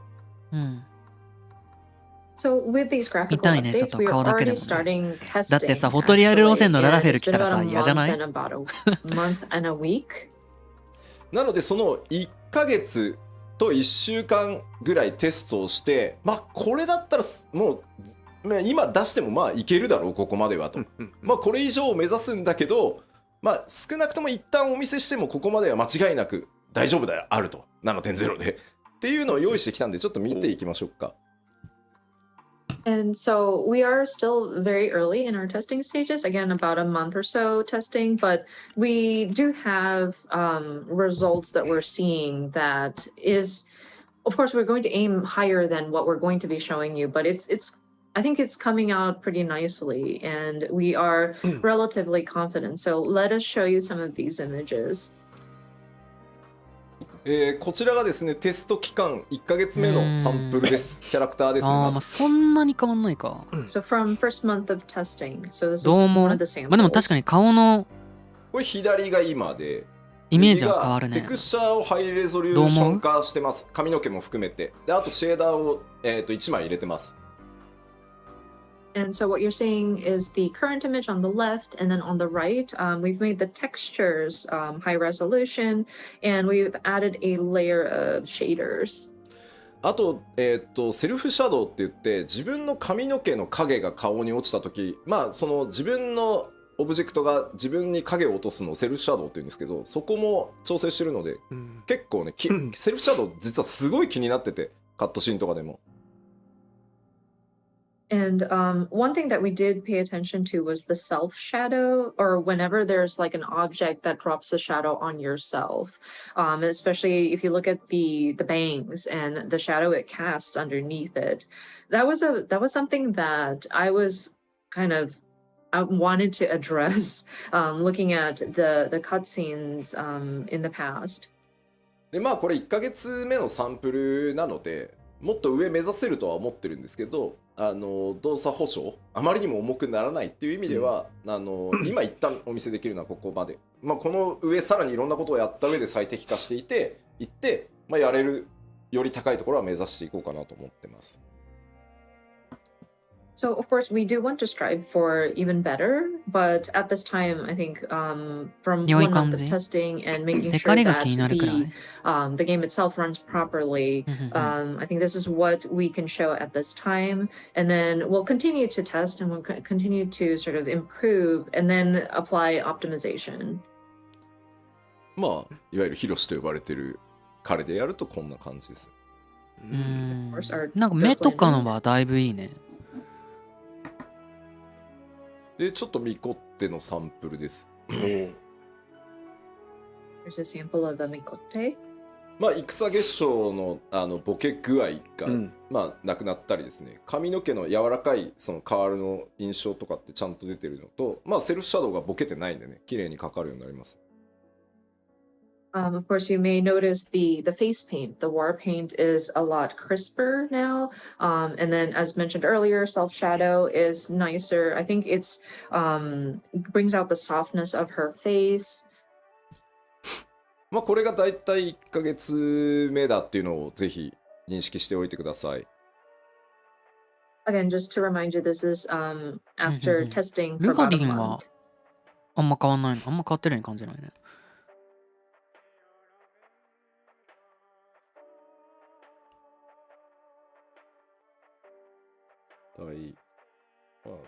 この方向性で良さそうよねやっぱりね、みんなのコメント見てると。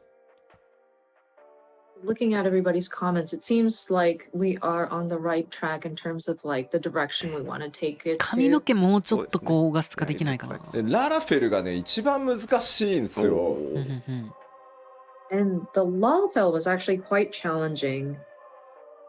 なんかリアルにするところがなくて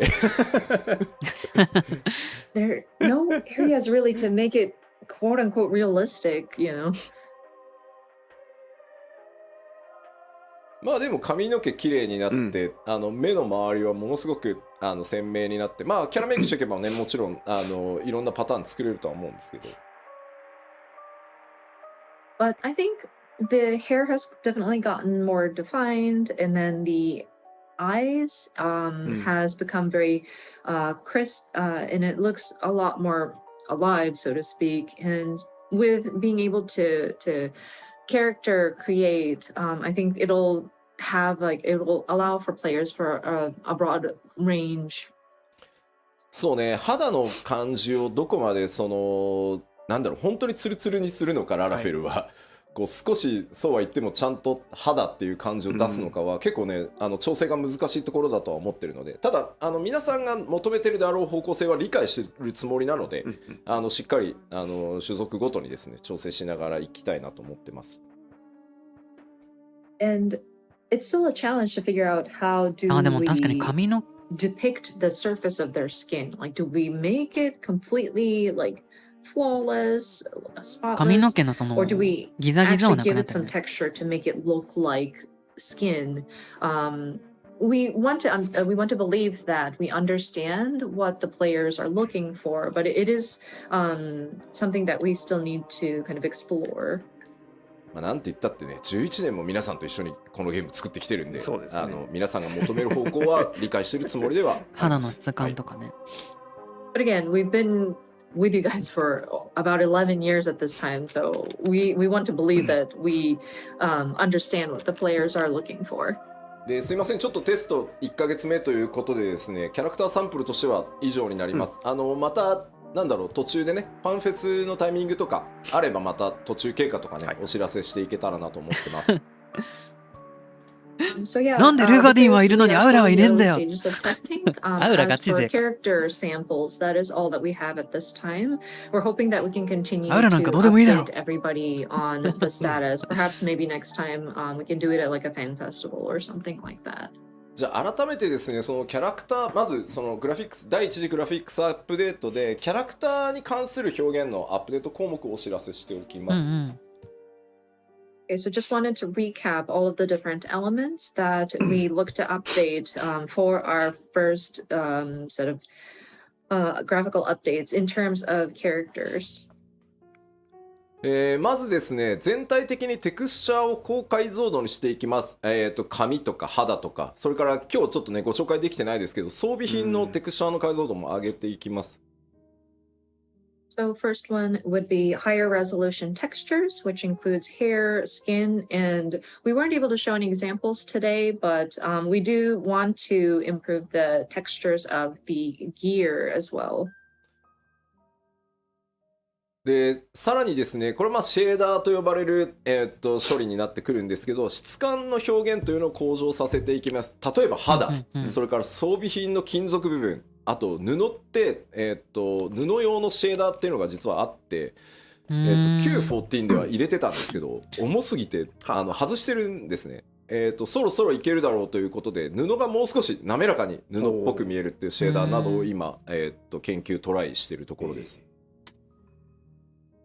And then the next item, and this is relating to various shader processing, which is improved material qualities, of course, skin, metal, and fabric.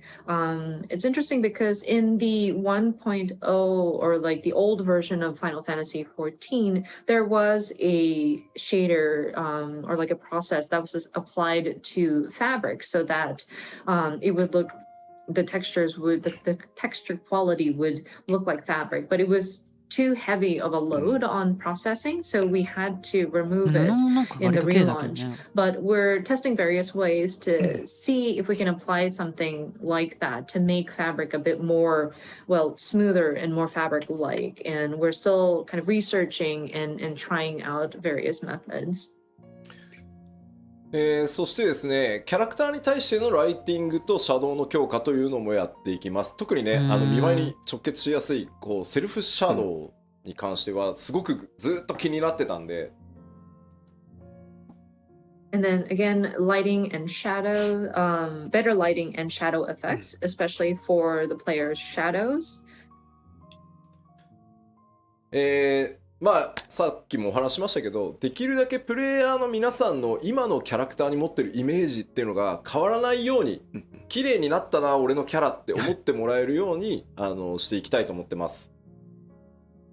Of course, again, our goal is to make it so that the overall appearance of player characters will be altered as little as possible. We want you guys to see the graphical updates and think, oh wow, my character's become pretty. で注意点が2つあって、はい、まず1つ装備品、信じられない数のアセットがあるのでね、あれを 7.0 までに全部コンバートするのは不可能です。So 2 points of caution. The gear, we mentioned about updating the material quality of gear, but you know, there's an incredible, unbelievable amount of gear available for all of our player characters. And considering we'd have to convert them all, I don't, we will not be able to get through converting all of the gear by the 7.0 7.0 で新しく実装されている装備っていうのは全て今回のグラフィックスアップデートを経た内容で作っていきます。なのでクオリティがより高いもので全部用意するつもりです。So any gear that is implemented from 7.0 will have gone through the process of the updated graphics. So of course those will be of the higher quality.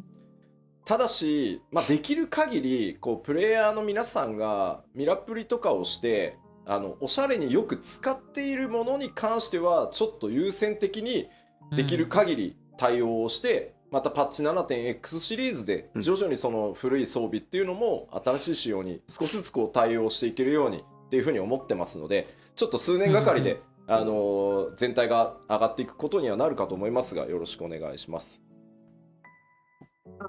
But we understand that there are certain glamours that people use often, so we want to look at those and try to get those done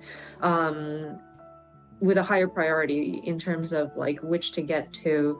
And throughout the 7.x series is when we will address the rest of the previous equipment or gear. So I'm afraid it will take at least a few years to address all of the different textures. あと NPC です。今回ね、プレイヤーのキャラクターみんなクオリティアップするじゃん。バーンって。NPC 全員も無理だと思っていて、7.0 までには。The other thing are the NPCs. I know we talked about updating the player characters and the graphics on those, but I'm afraid we're not going to be able to address all of the NPCs by 7.0. 申し訳ないんだが、クオリティの高くなった NPC とまだなん順番が回ってこない NPC っていうのが出てしまうと思うんですけど、ちょっとそれも許していただけると助かります。So I'm terribly sorry to say this, but you may start seeing NPCs that have gone through the graphical updates and those that have not gone through the NPC と but please, your understanding would be appreciated. これをね全部やれって言うと、いやもうじゃあグラフィックスアップデートやめましょう、無理です無理ですってなっちゃうんで、ちょっとちぐはぐっていうのが出ちゃうタイミングがあるとは思うんですけど、それをやっぱり承認していかないといつまで経ってもできないと思ってるので、ちょっと許していただけると。なのでちょっとイルベルドはまだ後でいいかみたいな。イルベルドなんかも割ともともとからなんか。I were to tell my team that, okay, we need to do everything, then people are just going to throw in the towel and be like, no, this is impossible. So I'm afraid there will be times at which not all of the NPCs will have gone through their graphical updates, and it might look a little disoriented or disjointed. But if I don't allow for that to happen, we won't be able to get to it. So again, if you could forgive us for going through that, that would be appreciated. Like, your bird might not get his graphical update as quickly as maybe like the Sultana, but テレジアデレジはっていうお声が結構あるんですよ。ただですね、残念なんとテレジアデレジってプレイヤーのなんだろうキャラメイクで作られてるんで、僕らが手を下さずともあいつ勝手にクオリティ上がってしまう可能性が高い。そっか、オリジナル NPC ほど後回しになっちゃう可能性もあるのか。And I realize his expression is part of the parts that you can select when you're creating your character. So because we're updating the player character facial parts, Telegy Adelegy is going to have his graphical updates already. So he may be an exception to those NPCs. クロちゃん最優先。というわけでプレイヤーベースで組まれてるものはね必然的にそうなるんですけど、ナナモさんとかはねやった方がいいかなとは思ってるんですけど、ちょっとまだ精査まではしきれてないので、ちょっとそういう状態が出るとは思うんですけど、よろしくお願いします。So yeah, any characters that are built based on facial parts or body parts that are available for players to utilize will probably be updated simultaneously with like the player character graphics. But there are certain key NPCs that we're also looking at. Maybe the Sultana, but we have yet to sort of assess, and we will continue to sort of explore the options. でちょっと今日お見せしたのは繰り返しになりますが、テストをスタートしてまだ1ヶ月ちょっとのデータなので、さらなるですねクオリティの向上に向けて他の種族も含めてですねテスト続行していきます。いずれ装備とかもねこんな感じになるよというのもお見せできればと思ってます。But yeah, again, what we showed you was only about a month or so of testing. So we're hoping to provide you with more updates as they come in. Perhaps the other races, perhaps we can provide you an update with gear, etc. in the not so far future. で、そうだな。あとは結構コメントであったんですけど、装備の干渉なんとかしてほしいって、あれは正直どうにもならないです。物理エンジンを入れて、計算でかわすしかないんですけど、それをやるとやっぱ動かなくなっちゃうと思うので、あとやっぱり装備の干渉を許可している僕が、もういいとこれは割り切ってくれって言ってるから、今のペースでそのアセットギアが報酬が装備がリリースできてるっていうところもあるので、努力はしますが根本的にオフラインのゲームのようにはならないので、そこはすいませんご了承ください。And I'm also seeing comments about can you do something about like gear or equipment or like player characters like body parts interfering with the graphics of gear, equipped gear. And I'm afraid that is something that we cannot address fully. We would have to put in a physics engine in there, and that would cause for some of the characters to kind of not move properly anymore. And plus, I, as the director, have allowed for those imperfections to my team.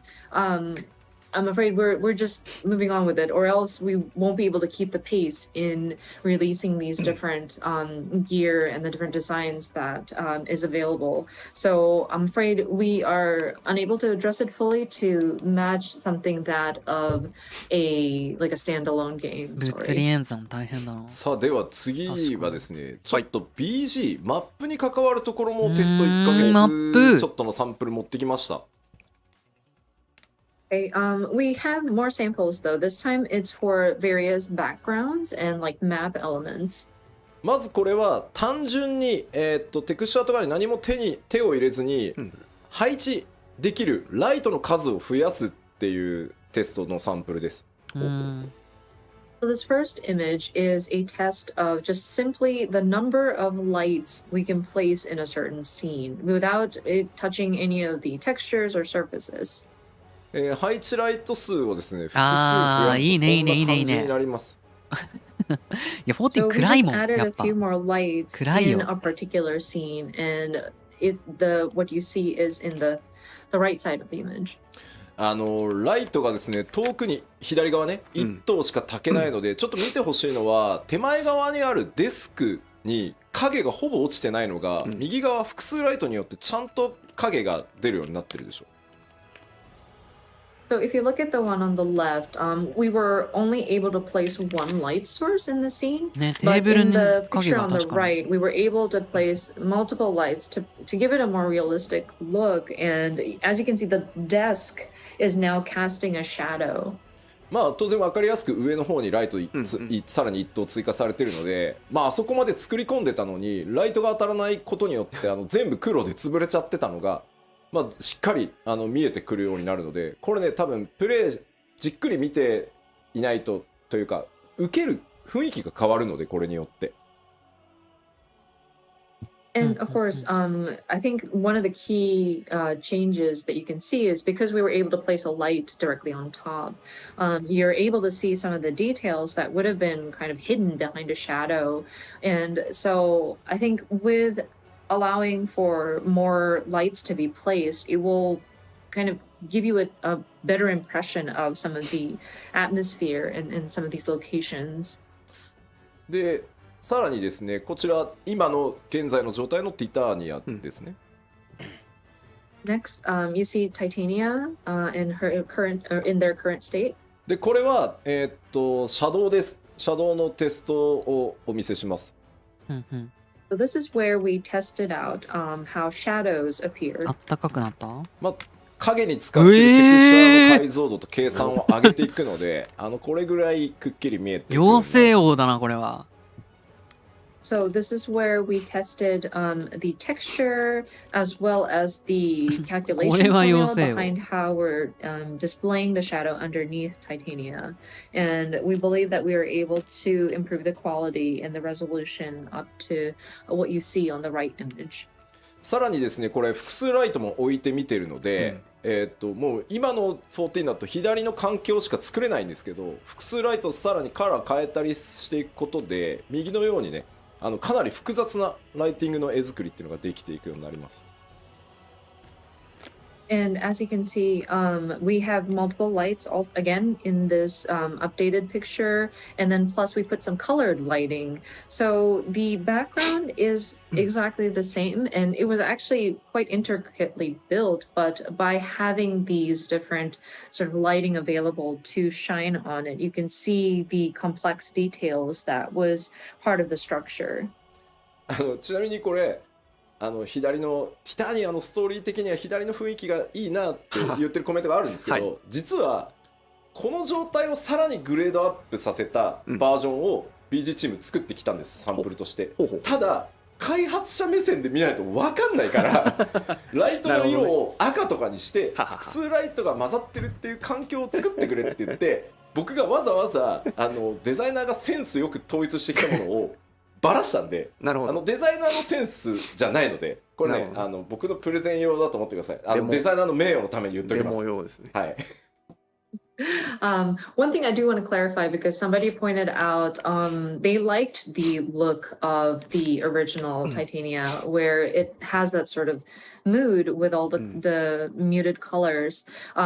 Yoshida wanted to, I want to point out that this is the developers actually brought to me an example of what improved graphics would look like with that stayed within the color palette of the original picture, but that's very much in the developer's perspective, and I wouldn't be able to tell the difference of what has improved. That's why I had requested my designer to intentionally place red lights, something that's more obvious, just to show an example. So don't worry, this is not what we're trying to do. We're not trying to like destroy the atmosphere. The designer was very mindful about keeping the tone of the story, but I wanted a more like overt example. So just wanted to clarify that. でここでちょっとね特に注目してほしいのが画面右の奥、上の方に見えてるステンドグラスのあたりをちょっと見ていただきたいんですけど、And one part that I do want to 光が point 減ってるように見え out, るな。 if you な look ん at か the upper part of the image, where the stained glass is, これ左と右マップのポリゴンは何も変わらないんですね。テクスチャー解像度も変わってないです。So just reiterating that we have not changed any of the polygons that are in the map, 高 layout. 解 We 像度化 did してるよう not に見える？ improve any of the textures みんな here. 見えるかなこれ。こんなのな感じ。でライトを変える複数置けるようになるだけで、実は BG アーティストたちがこだわって作っていた箇所っていうのがより明確にちゃんと見えるようになるんですよ。ね、左は全部影で潰れてるんですけど、ステンドグラスが元々ちゃんと凹凸あるんですね。模様とかすごいちゃんと And so this is what I'm trying to show with this image is that by being able to place multiple lights in a scene, we are able to showcase the details that are background ちゃんと段差があって put 影がつい into てたんだ the なってのがすご structure. い So 分かりやすくなってるよ above ね。 these stained glass, you might see 左の these 方だ sort と of さ、ス like テンドグラスだけが光ってるように見えるけど、 sort of 右の方だと molding さ、 on ステンドグラスの top. 上のアーチ状のなんか段差と The か picture on the の left 凹凸がすごい it 分かり makes や it すく見える。 unnoticeable because it's kind of し、 drowned in the shadows. So by なん being か able こ to の place multiple lights, we're able to accentuate those details that our background team has 上の put 石の部分の into 模 the 様とかもすごい structure. よく見えるしね。ちなみにバックグラウンドアーティストたちはライトの追加をやっていこうって言ったらめっちゃ喜んでました。おーうんね、凹凸明確だよね。その石造りのところ。柱がさ、あんなにデコボコしてたなんて知らなかった。 had a very しさ strong reaction to that. よかった。さあで次はですね、こちら立体は感増したね。金属表現を、その質感を上げますというサンプルになります。金属 So 表 next 現。 sample こ we れあれ want か to な？ show you 地 is 図の how 中か we な？ depict 宝物庫。 like the texture of the metal. トレハンのダンジョンのこちら中。もですね、デザイナーの趣味というよりはですね、悪趣味なぐらい変えてくれって言ってるので、それをご承知おきください。And of course, this again is supposed to be an example. And so I asked my designer to make it very gaudy at this point. So please understand it is not necessarily the designer's choice. まあもともとやりたかったけど、シェーダーがなくてできなかったので、まあこれぐらいゴールドをちゃんとやっていきますよと。うんうん。ピカピ So カだ up ね。 until now, we didn't have the proper shaders to apply, but we would love to improve the look of metallic surfaces. For example, gold 左 here. の方とかすごいね。ジャラジャラジャラって。すごいですよねコメントで吉田の家じゃんって書いてあるんだけど、俺んちこんなんだったらもう仕事してないわ。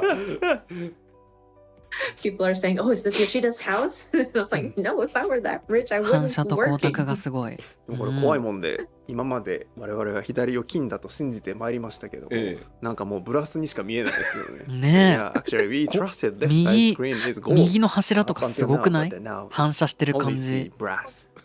なんか光沢がすごいよね。まあこういう形で金属の、質感強化っていうのもやっていきます。全然違うやん、まあこれはよく見たら。とてもわかりやすい例じゃないかなと思います。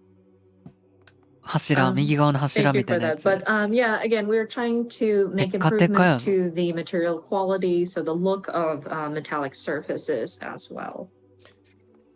さらにですね、続いてはマップに使えるメモリっていうのも、上限を上げてあげようと思っているので、それによってですね、より多くのオブジェクトが配置できるようになっていきます。And next was to look at the memory resources allocated to rendering a particular area on a map. And I'm looking to raise that sort of cap so that we can place more objects in a particular field. まあこれ左側が現在よくちょっとマトシャと出会ったりするところですけど、こんな感じになってます。これ現在ですね。So the left side, you may remember your first encounter with Matsuya.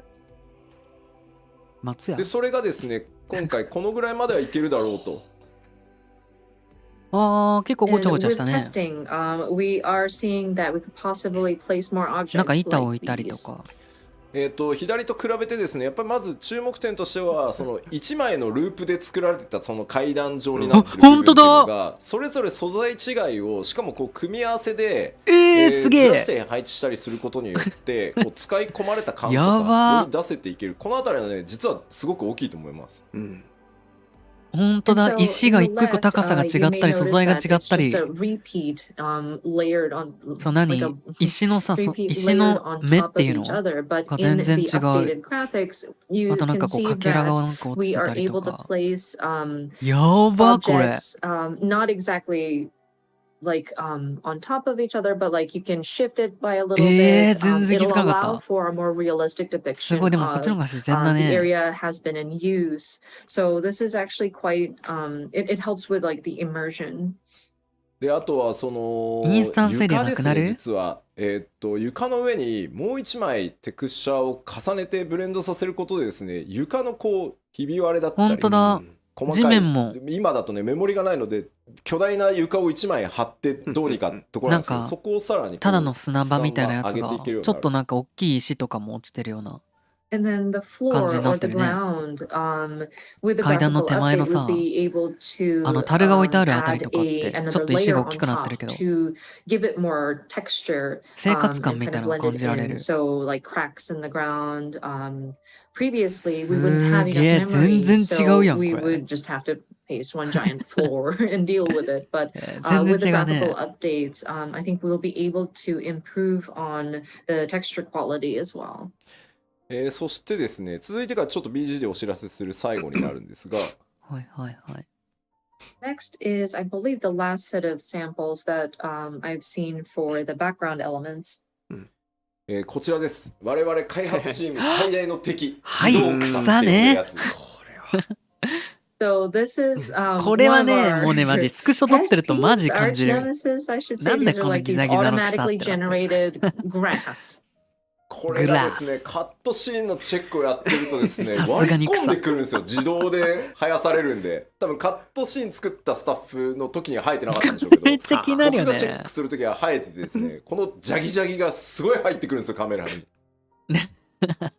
And this is so it takes away from cutscenes when it barges in. I'm sure when the cutscene team is creating the composition, they don't see the grass because this is just automatically generated after the fact. But sometimes it's like so close up and it's so pixelated, and that pixelation it bothered me very much.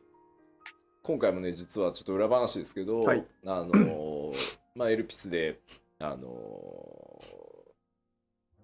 ヘルメスにね、メーティオンにせがまれてエルピスの花をこう見せるシーン、夜空でねあるじゃない。でヘルメスがこう仮面を外す、あそこがですね何度チェックしてても自動草が入ってくるんですよ。で頭にきたんでもう BG 班に頼んでこの辺もう草生やさない設定にして草刈られたんだ。なるほど、除草剤を撒いてしまったんですね。ジャギ草。So one behind the scenes comment I wanted to make when I was looking at the cutscene in Elpis, sorry spoilers, but Hermes, when he's talking to Meteon about I want to show you the flowers in Elpis, and he removes his mask, the grass automatically generates. And it gets in the way, so I got so mad. I told the background team, like, can you make it so that you don't have grass being generated in this part of the ground? でそれがですね、今まだテスト中ですがこんな感じになります。すげえ。But that will be updated hopefully. Again, we're still testing, but this is a sample image of what it could look like. でまあ種類もね複数持てるようになるので、これね草原から上は何も手入れてないんですよ。向こうに見える木とか全く今のままなんですけど、まあこんなに変わるですよね。So and plus we are able to generate a variation of different grass or plants, and so while we haven't added or modified anything in the background, like the trees and the field in the background have not been modified, the look of it is different because of how we can process these automated grass. これはですね、自動草そのものを入れ替えるので、申請から行月まで全てのこれすごくね、自動で生えてる草が綺麗になります。別ゲーやん。やばこれ。For this update, we will be replacing the system that generates these grass or plant life. And so this should be applied throughout all of the areas from A Realm Reborn throughout Endwalker. さあではバックグラウンド実はねまだあるんですけど、ちょっとどんな表現バックグラウンドを上げていくかというのをお知らせしておきます。We've done various other testings in terms of background elements, but allow me to summarize again. まず先ほど、サンプルでも見ていただきましたライト配置数の追加、質感凹凸表現ね雰囲気の強化っていうのがこれによって、行われます。So again, we are going to be doing additional lighting points, so improved visual quality, depth, and immersion. そしてですね、影の高解像度化、影のテクスチャーを高解像度にすることでですね、ちらつかなくなったりですね、影がよりメリハリが効くようになります。And then higher resolution shadows, and so we'd be improving the texture of the shadow and how it's depicted so that it will allow for like flickering, decreased flickering. ちょっと嘆きの海のマップを思い出していただきたいんですけど、あそこ実は雰囲気を宇宙空間にするために、ライトの距離をすごい遠くして、全体の暗さをこう締めるようなことをやってるんですけど、結果そうすると影がものすごく長く表示されるんだけど、テクスチャー解像度が低いがゆえにすごいじらついたりボケたりする箇所が結構多いんですよ。ただ雰囲気を優先したんで我慢してたんですけど、そういうところもですねより綺麗にちらつかずに影が出てくるようになると思います。So if you would recall Mare Lamentorium and how we were trying to depict or make it seem like you're in outer space and make sure that the lighting had been placed in a very distant location so that we emphasize that sort of darkness that surrounds you. Because of that, whenever you're on the moon, your shadow gets to be very long, but because the shadow textures were not optimal, you would see frequent areas that would cause the shadows to flicker or it could get blurry. So with the graphical update, we're hoping to improve so that those shadows would come out a lot crisper. そして質感表現の向上です。これもシェーダーでですね、金属とか布とか、金属はすごかったね、やっぱり。今検討してます。金属はすごかった。And then of course, improve textures, which includes metals, fabrics, and we're also trying to consider what other elements can we improve. そして最後にご覧いただいた自動配置植物の強化、高解像度にしたりですね、あとはね、これすごかった。種類を増やしたりしていきます。Lastly, more and better auto-generated greenery, which is increased resolution, variety, and etc. で、画面全体にフィルター効果として非常に重要なアンビエントオクルージョンっていう機能だったり、フォグ、いわゆる霧をこう重ねるみたいな、それをフォグって呼ぶんですけど、これらに関しては今テストをしてるんですけど、まだちょっとサンプルをお見せできない状態です。And we're also considering other effects or filters that would apply to the overall screen, including ambient occlusion and fog effects. Now, those are still being tested, but we couldn't produce results that we can present at this time. めちゃくちゃ雰囲気出るし、めちゃくちゃクオリティ上がるんですけど、画面全体にパフォーマンスの影響を与えるものなので慎重にテストをして、しっかりこれだったら大丈夫だろう、その皆さんが極端に PC を買い替えたりとかしなくてもあとオプションでねちょっと切ることで軽くできるとかっていうのをちゃんと用意した上でここまでやれますよっていうのをちゃんとお見せできる。まだちょっと1ヶ月じゃそこまではいけないので、ただこれらも強化はしていきますので、また続報をねお待ちいただければと思います。And we totally understand that it will give it a different sense of atmosphere, or it would really improve the mood if we had those kinds of textures applied or those filters applied. But it does affect the overall performance of the game. So we will need to test it very carefully for sure. So we want to explore our options, but we also want to make sure that we are at a state where we're comfortable and not requiring for so much resources that players would have to like update their PC to an extreme, or be able to provide an option to shut it off if you want to optimize your performance. So I'm afraid we're not able to show you anything as of like a month or so of testing, but we're hoping to bring you updates further down the line. So yeah, if you could please stay tuned for that. さてでは、グラフィックス第1次グラフィックスアップデートの、今日お伝えできる範囲としては、ここまでとさせていただきます。Okay, so in terms of the graphical updates and the preparations that we're making for it, I think is all that I have for today's presentation.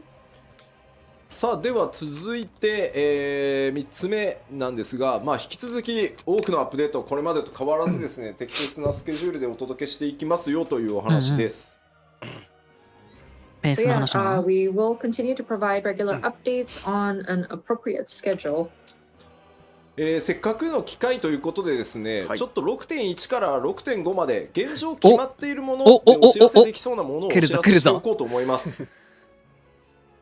So I would like to share information that we know that we're going to have from 6.1 through 6.5.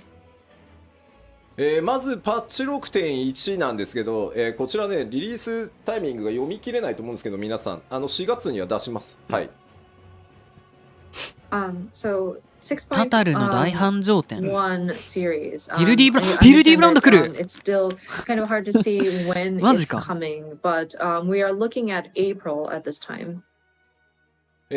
当然ですがメインクエストのアップデートっていうのは 6.1 から 6.5 まで新しい冒険をお届けしていこうと思ってます。Of course, part of those updates will include the updates to the main scenario. We will have a new story with each patch installment. そしてですね、全世界から帰ってこいと言われていたすごい、事件や紳士ね、ついに帰還でございます。ヒルディブランドの行月編が、始まります。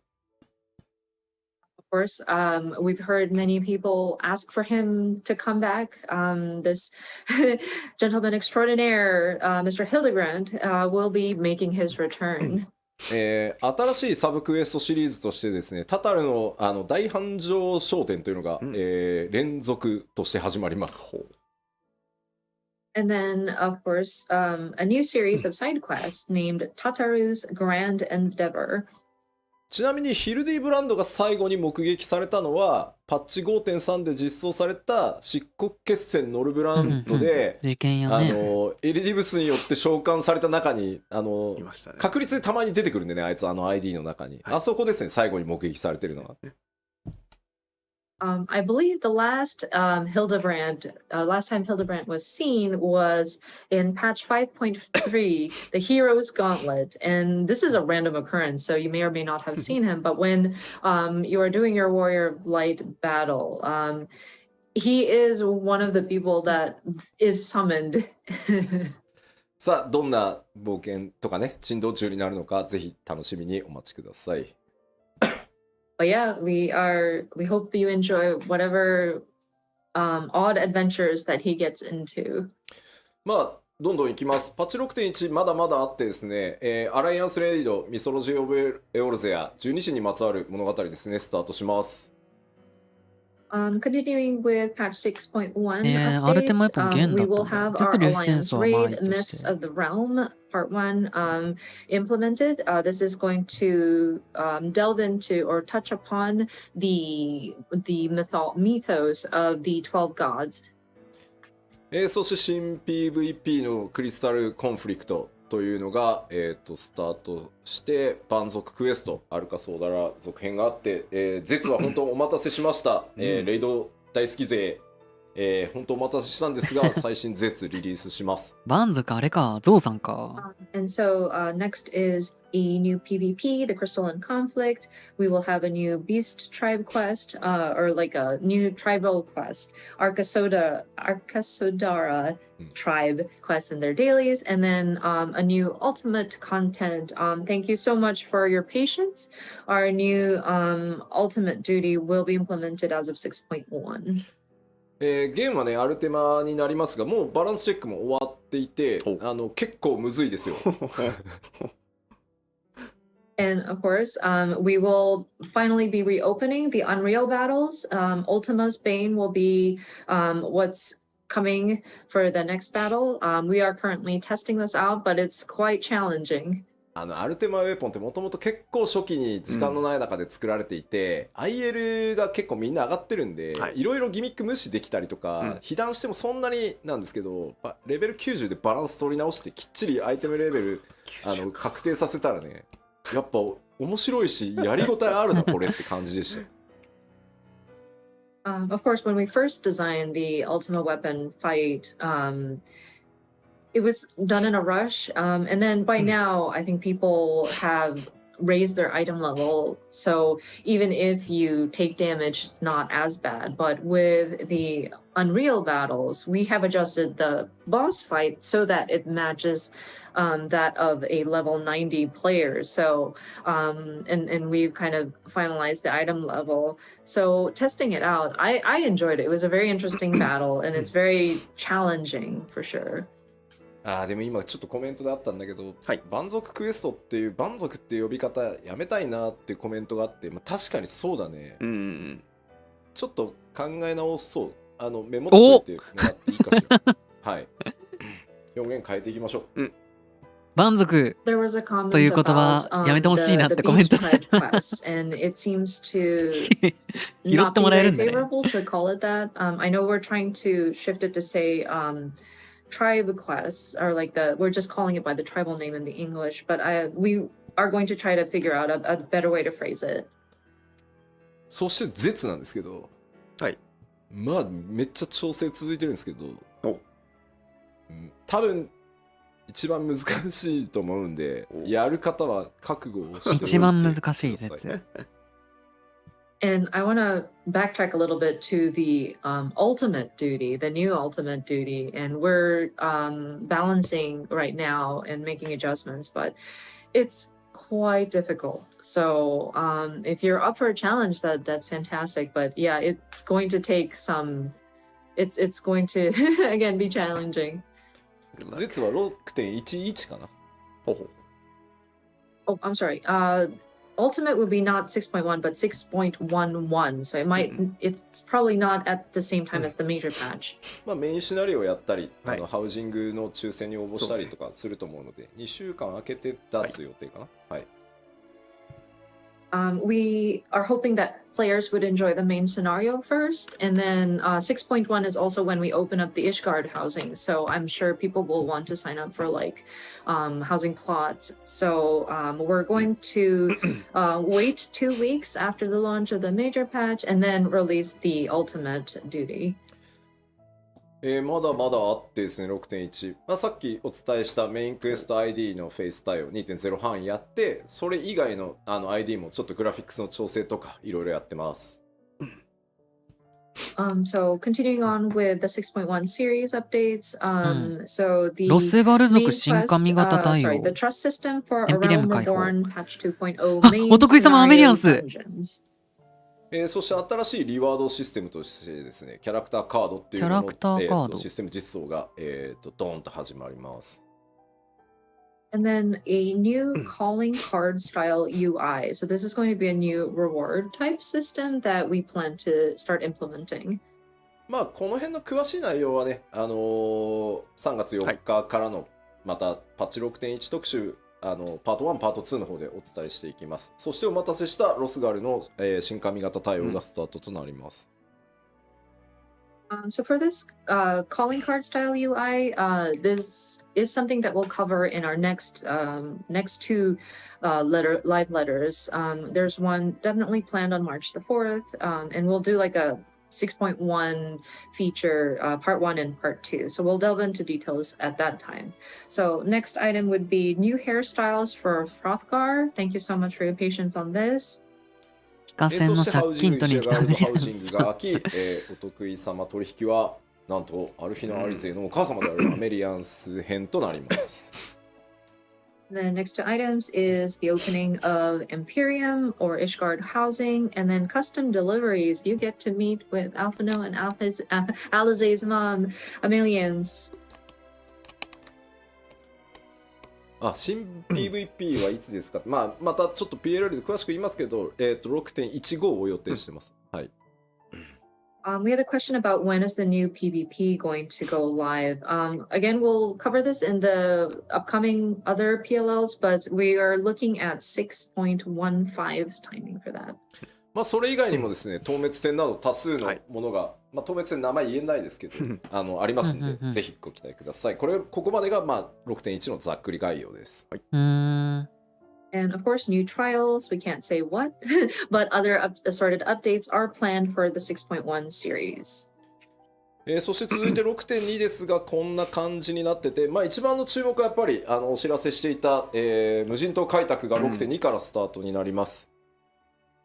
So next up is the 6.2 series. This is one of the large, like the anticipated content, I believe, is the Island Sanctuary. That's when we're going to start opening this up. なんだ昨日全体を一通りチェックしましたけど、めちゃくちゃでかいんで、ID フェス対応、武器強化コンテンツないのか、変ダウンじゃん。無人島開拓か。やるんだ、やっぱ無人島。It's quite large scale, but I think it's coming along nicely. またちょっと今日は時間がないのであれですけど、詳しく説明する機会は取ろうと思いますが、基本的には外の世界と全く異なる無人島来てるね。そこだけで完結できる遊びになってますし、ゆっくり本当にゆるくやれるので、楽しみに待っていただけると嬉しいです。So I'm afraid we don't have the time to cover it today, but we will take the time at another opportunity so that we can explain the details of this. But it is going to be a different sort of area that you can enjoy, and it's a very self-contained sort of content that you can enjoy. で2.x 残り新生オルゼアの 2.x シリーズのメインクエスト ID を全部対応し、想定編にも突入します。あとは武器強化コンテンツの新しいシリーズをスタートしますとかですね。So going back to the earlier bullet points, we will be applying the trust system for the 2.x main scenario dungeons, maybe partially into Heavensward. It says here. そうだ、もうね、多すぎて入れてないんですけど、ミラプリの拡張もね、6.1 から第1弾始まるんで、言っときます、そういうの。よかった。Oh, we also want to mention, we will be expanding on Glamours. Glamour、ミラプリの、ごめんなさい、ミラプリはグラマープリズムの方でしょうか。言えない感じですか。第1弾は、プレート増やすをやっていく、まず第1弾。プレート増やすだって。So glamour related updates. I'm sorry, I wasn't sure how to phrase it, so I squeezed it out of Yoshida-san. We will be addressing and expanding upon glamour plates as part of the first glamour related updates in 6.1 series. ちょっと全部書ききれないけど、いつもの討伐透滅戦のノーマルと極があるとかいうのは、いつも通りやっていくので、その辺は書かれてなくてもあると思ってもらえると助かります。And of course, we will have whatever content that you can expect in a patch update, so like new trials, etc. It's not written here because we couldn't fit it all in the slides, but Yes. 収納数増やすトライもしてるから、ごっそりどっかのタイミングで増やします。収納数も。And we're also looking at like how to expand upon like the number of sets stored. So we're hoping to find an opportunity to do that update, like not an overhaul, but like an update on that as well. そしてですね、さりげなく書かれてる新しいこの 6.2 から新しいバトルコンテンツ、タイプが全くこれまでと違うコンテンツを今開発中です。And then the fourth bullet point, it's just kind of snuck in there as part of like the updates, but it's a new thing that we're trying to do. It's a dungeon with variable difficulty. これ難易度可変ダンジョンって今開発コードネームなんですけど、1人から4人でチャレンジできて、1人で行く、2人で行く、3人で行く、4人で行くっていうので、自動的にそれに合わせて難易度がコントロールされるっていうチャレンジ型のコンテンツになります。And so the code name that we're using here is like Criterion Dungeons. So you can attempt this with 1 to 4 people. And what makes it variable is that if you go in, depending on the number of people you go in with, so 1 person, 2 people, 3 people, 4 people, the difficulty sort of varies. It will automatically scale. So it's like a content where players can sort of challenge themselves. まあこちらも組み上がってはきてるんですけど、まだ調整いろいろチェックやってたりするんで、まあ 6.2 に近づいてきたらしっかり特集していきたいと思います。It is coming along nicely, but and we're still performing checks on the content. So please stay tuned for new information as they become available when we can talk about 6.2. そして 6.3 になるとですね、メインクエストの ID フェイス対応が争点編をここで完了させる予定です。And then moving into 6.3, so we continued to add more trust NPCs. We should be able to address the remaining main scenario instanced dungeons in Heavensward.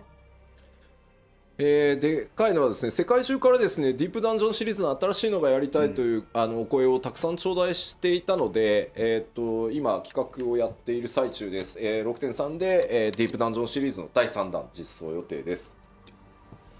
And then players from around the world had asked about when do we get a new deep dungeon. And so we are in the planning phases at this time. We're hoping to launch the third in the series of deep dungeons at 6.3 series timing. そしてですね、すでに、開発スタートして進んでるんですが、Z シリーズの第5弾を、6.3 でリリース予定です。And then we are already starting to make plans for this, but we do intend on adding one more ultimate duty. So this will be the 5th one in the series. そしてですね、6.2 でリリースされた、無人島開拓のアップデートももちろん行っていきます。And then, of course, because we will be opening up the Island Sanctuary as of 6.2, at 6.3 series timing, we will continue to update it. でまあ、4と5はちょっとパッチ 6.4 と5はまとめてのご紹介になっちゃいますが、この4と5でグレン編のメインクエスト ID のフェイス対応を全部終わらせて、まあ、これで、ストーリー上に登場する ID は、全部対応が終わる予定です。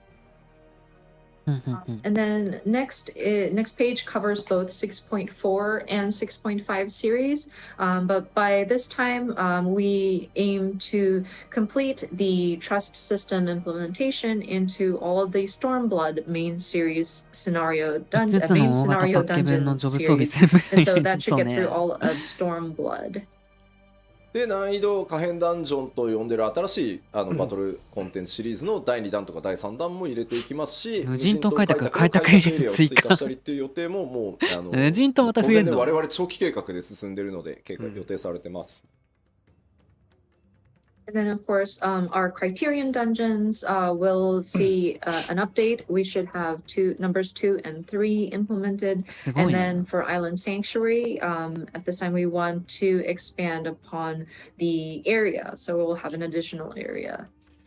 でですね、例えば青魔同士のレベルキャップをどのタイミングにする、解放をどのタイミングにするのとか、そういう状況を見ながら調整しているものに関してはどうしてもまだ言えないので、それらもちゃんとどっかのタイミングでやっていきますんで、またそれぞれでですね、パッチのこう特集をお待ちいただければありがたいなと。やらないとかいうわけじゃないんで、ここに書かれてないものは、まだ詰め切れてないものはちょっと言えないので、さすがに。このあたりはもう全部確定しているのでお知らせしております。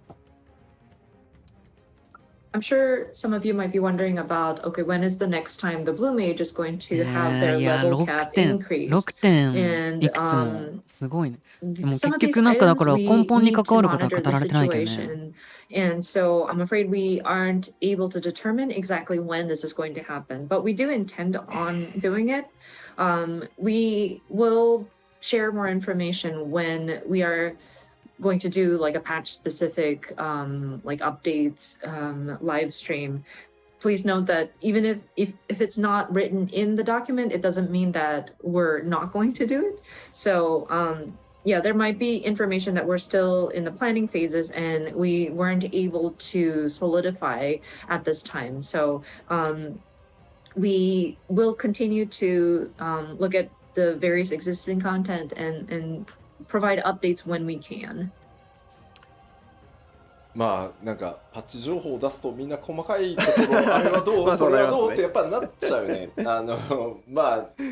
皆さんが思ってることは基本的にやってるんで大丈夫ですよ。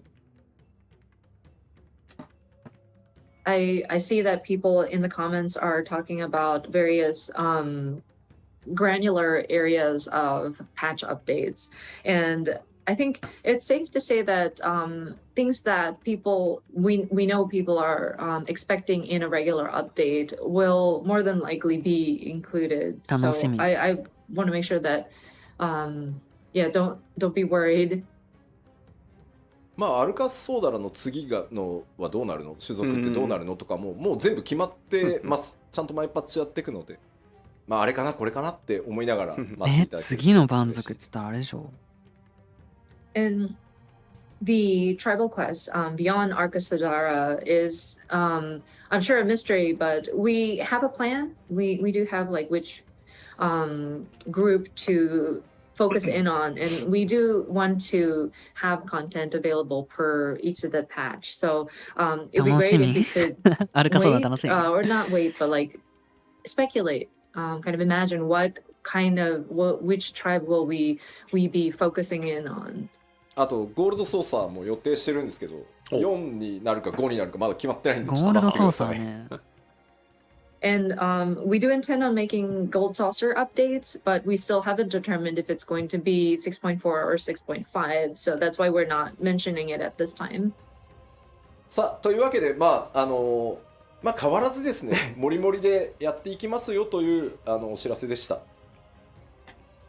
But yeah, just wanted to go through all of these roadmaps just so that we know that we continue, or we plan to continue providing very hefty updates. ただですね、一個皆さんにこれを踏まえてですね、ちょっとお知らせをさせてください。But with that being said, allow me to make one announcement. メジャーパッチのサイクルについてです。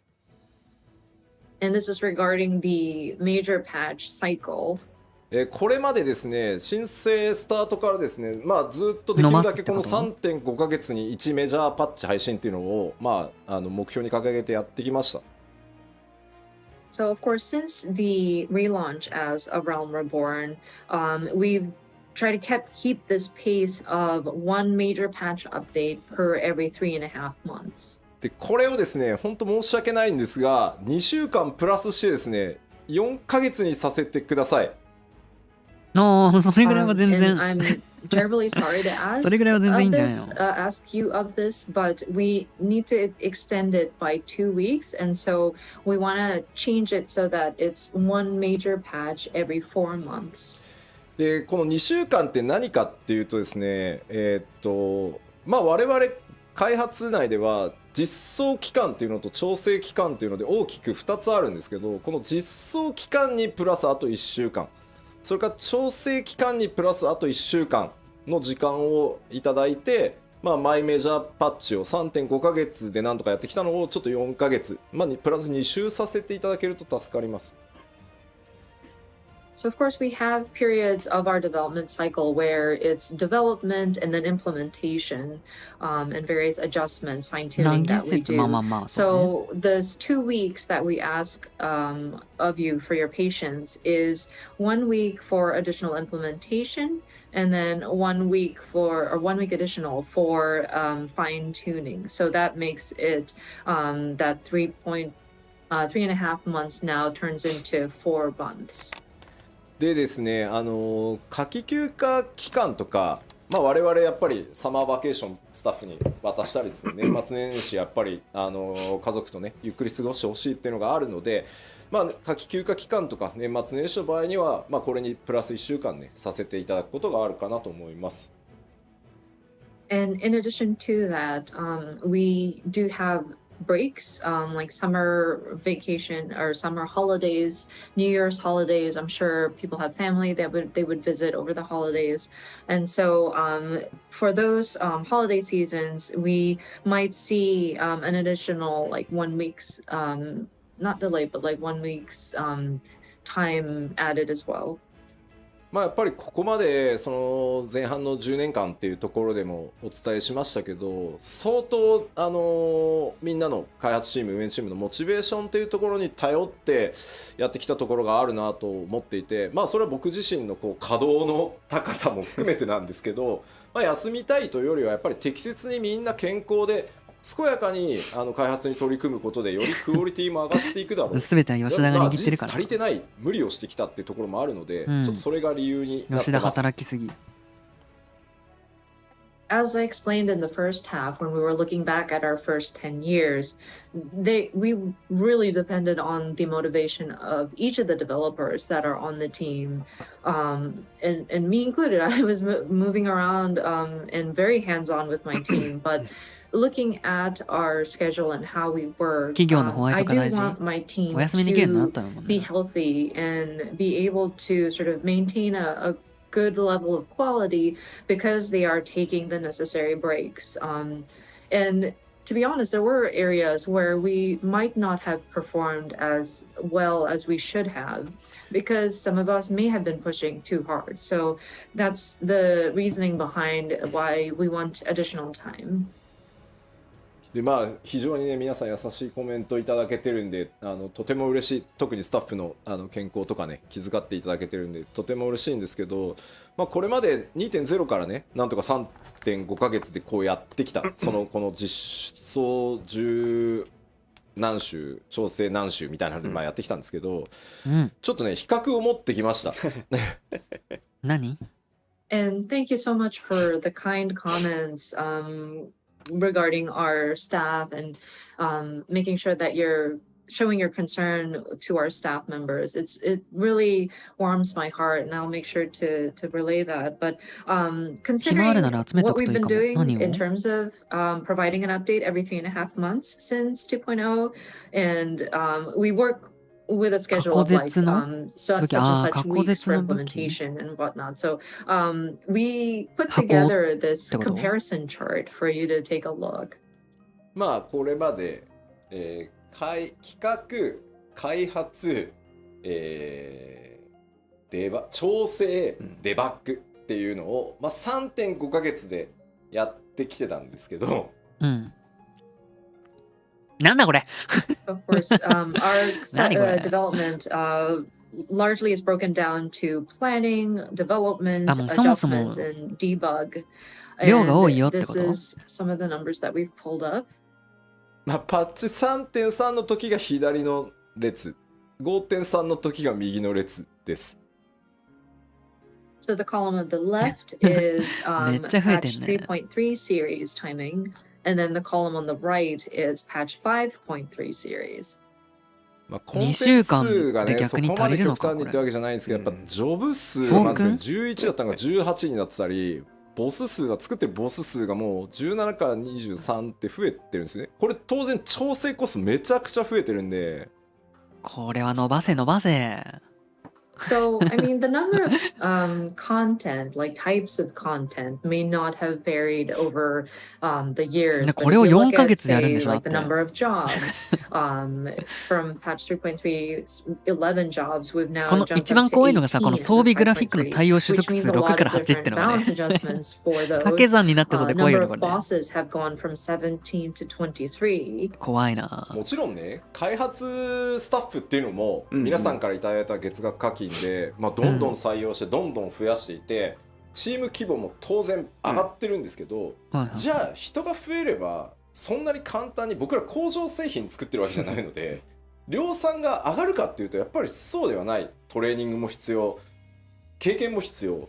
やっぱりそんなスーパーエースたちが中川とか須藤とかがバンバン育っていくわけじゃないのでやっぱ須藤心と中川心は強いのか。Our development team, thanks to the support via monthly submissions, our subscriptions from everybody, we are able to strengthen our team. We were able to hire additional staff, and so our team has definitely grown. But I mean, we're not in a factory manufacturing, we're not an assembly line. So we require training. We require for our staff to gain experience. Not everybody is a super ace player like Nakagawa or Sudo. 例えばこの開発チーム、運営チーム三角形だとした場合に、この三角のスケールはめっちゃ大きくできるんですよ。はいはいはい。だけど結局上の方に行くと、どこまで行っても最後は頂点はディレクターとかプロデューサーってなってくると、ここがやっぱそんな簡単には増えないんで、まあ、何でもかんでもたくさん調整もチェックもせずに出すってわけにもいかないから、ね、吉田レベルの人が、別に分身させろとかいっぱい増やせるわけじゃない。培養して増やせばって考えもなきしもあるんだけど、ちょっとまだテクノロジー吉田のクローン作んないと。ないんで。So if you would imagine まず吉田のクローン作るとこから始めないとな。じゃあ team, I guess, our staff or how we're organized is like a giant triangle. And of course we can always scale the triangle to be larger, but I mean it's still a triangle, so the tip is very small. And when you get to like the director and producer level, I mean we train fantastic people, but like it doesn't grow in numbers as much as like when you scale the lower part of it. And there still requires a lot of adjustments that need to be applied on the things that we do create. And of course, it would be awesome if we can create like multiples of Yoshida. Maybe if we can clone him or like, I don't know. But still, it is quite a challenge.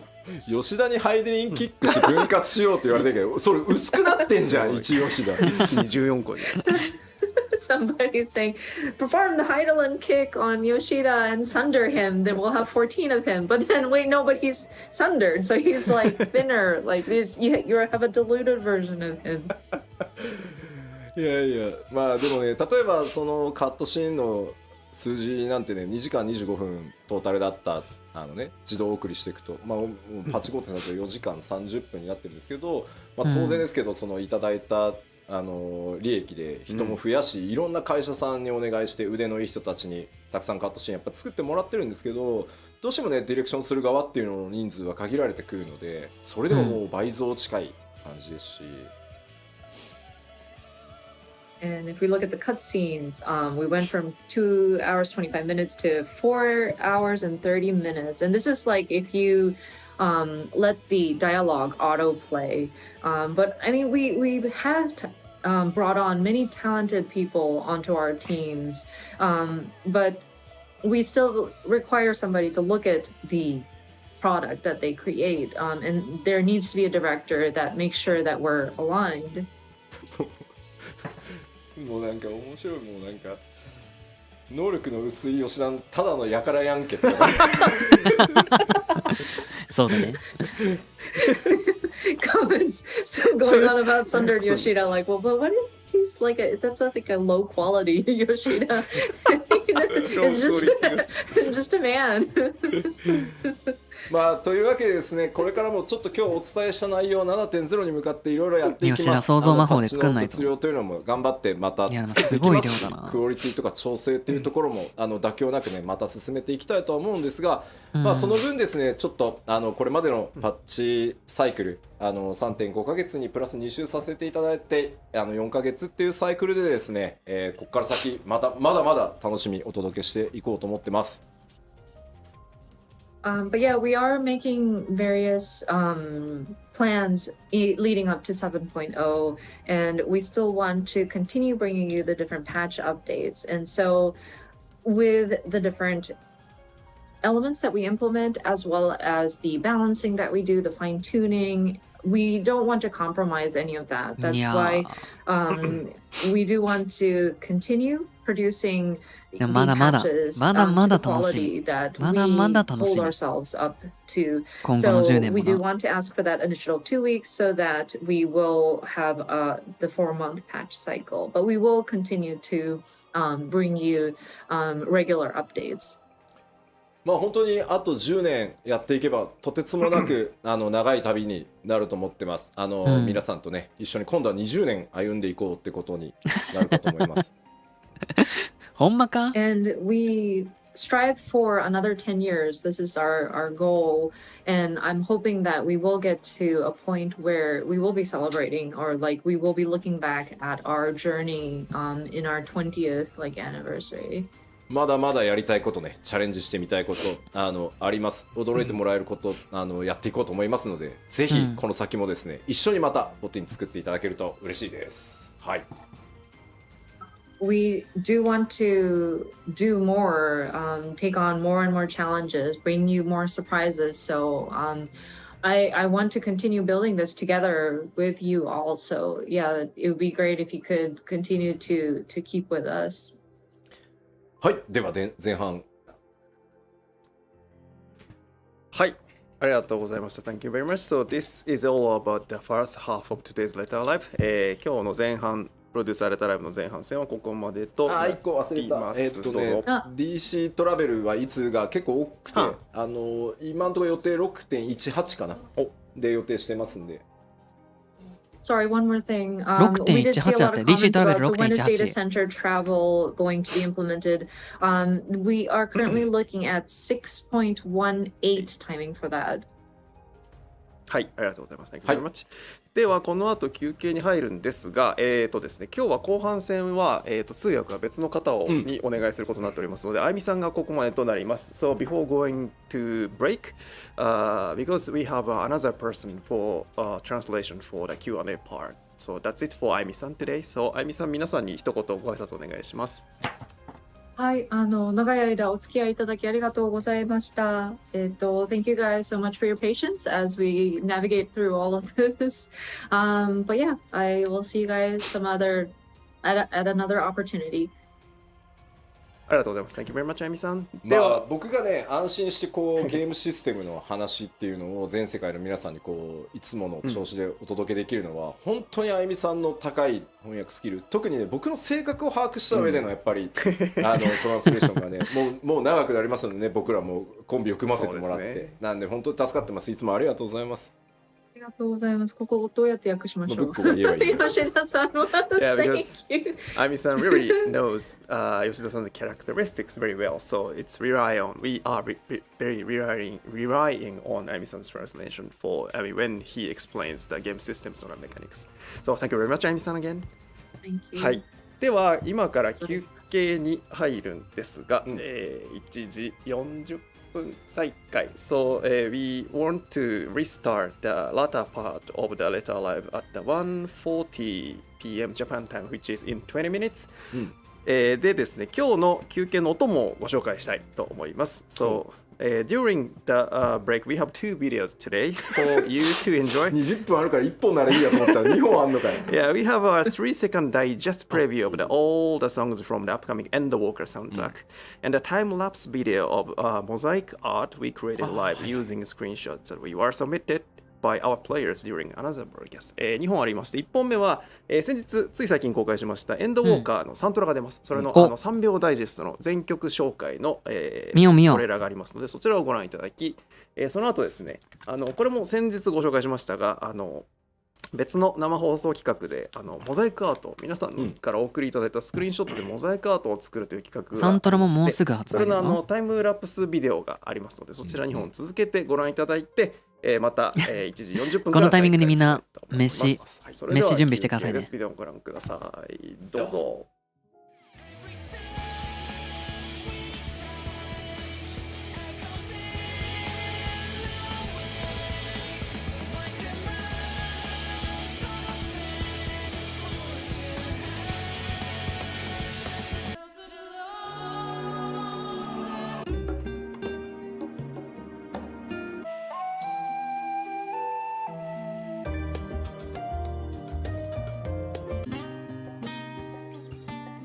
これ欲しい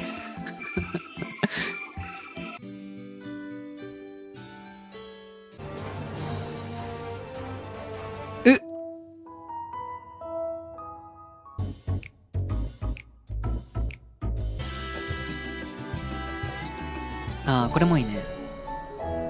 サウンドトラ来ちゃうな。この曲神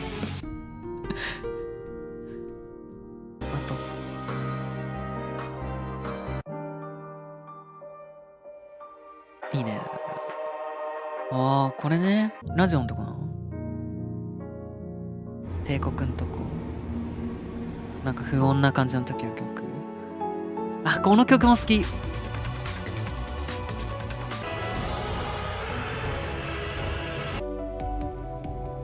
月のとこの BGM な。ピアノ、いいね。これもいいね。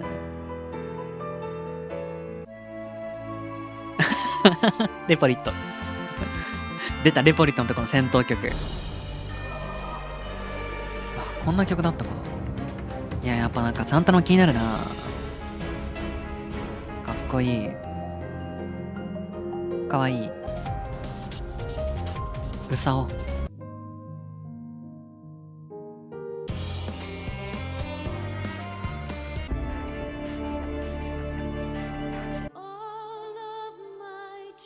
へえ。キモ。何こいつ。かっこいい。ここの曲も好き。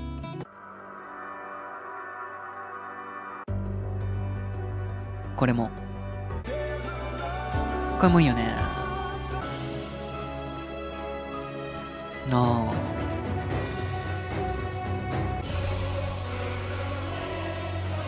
はいはいはい。この曲も好き。好きな曲しかないやん。好きな曲しかない。これよく聞く。よく聞く、この曲。霊式の募集してる時によく聞くわ。うさおよう出るな、今回。パンデモ。4層の曲。死んじゃう。4層の曲やめろ。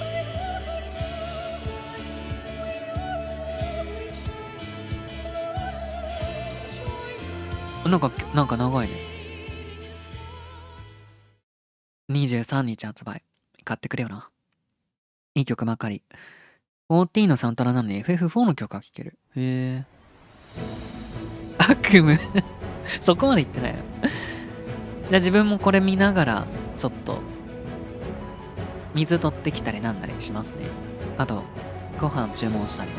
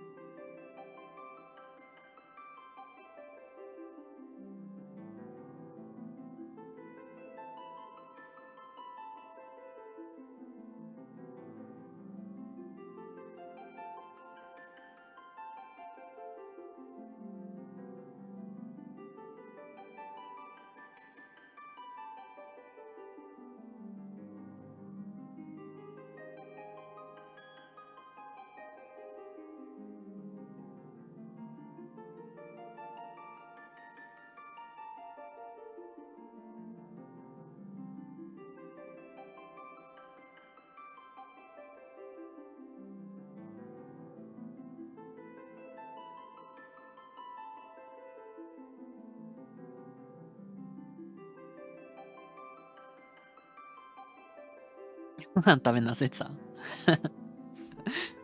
買い出し行ってきたのに。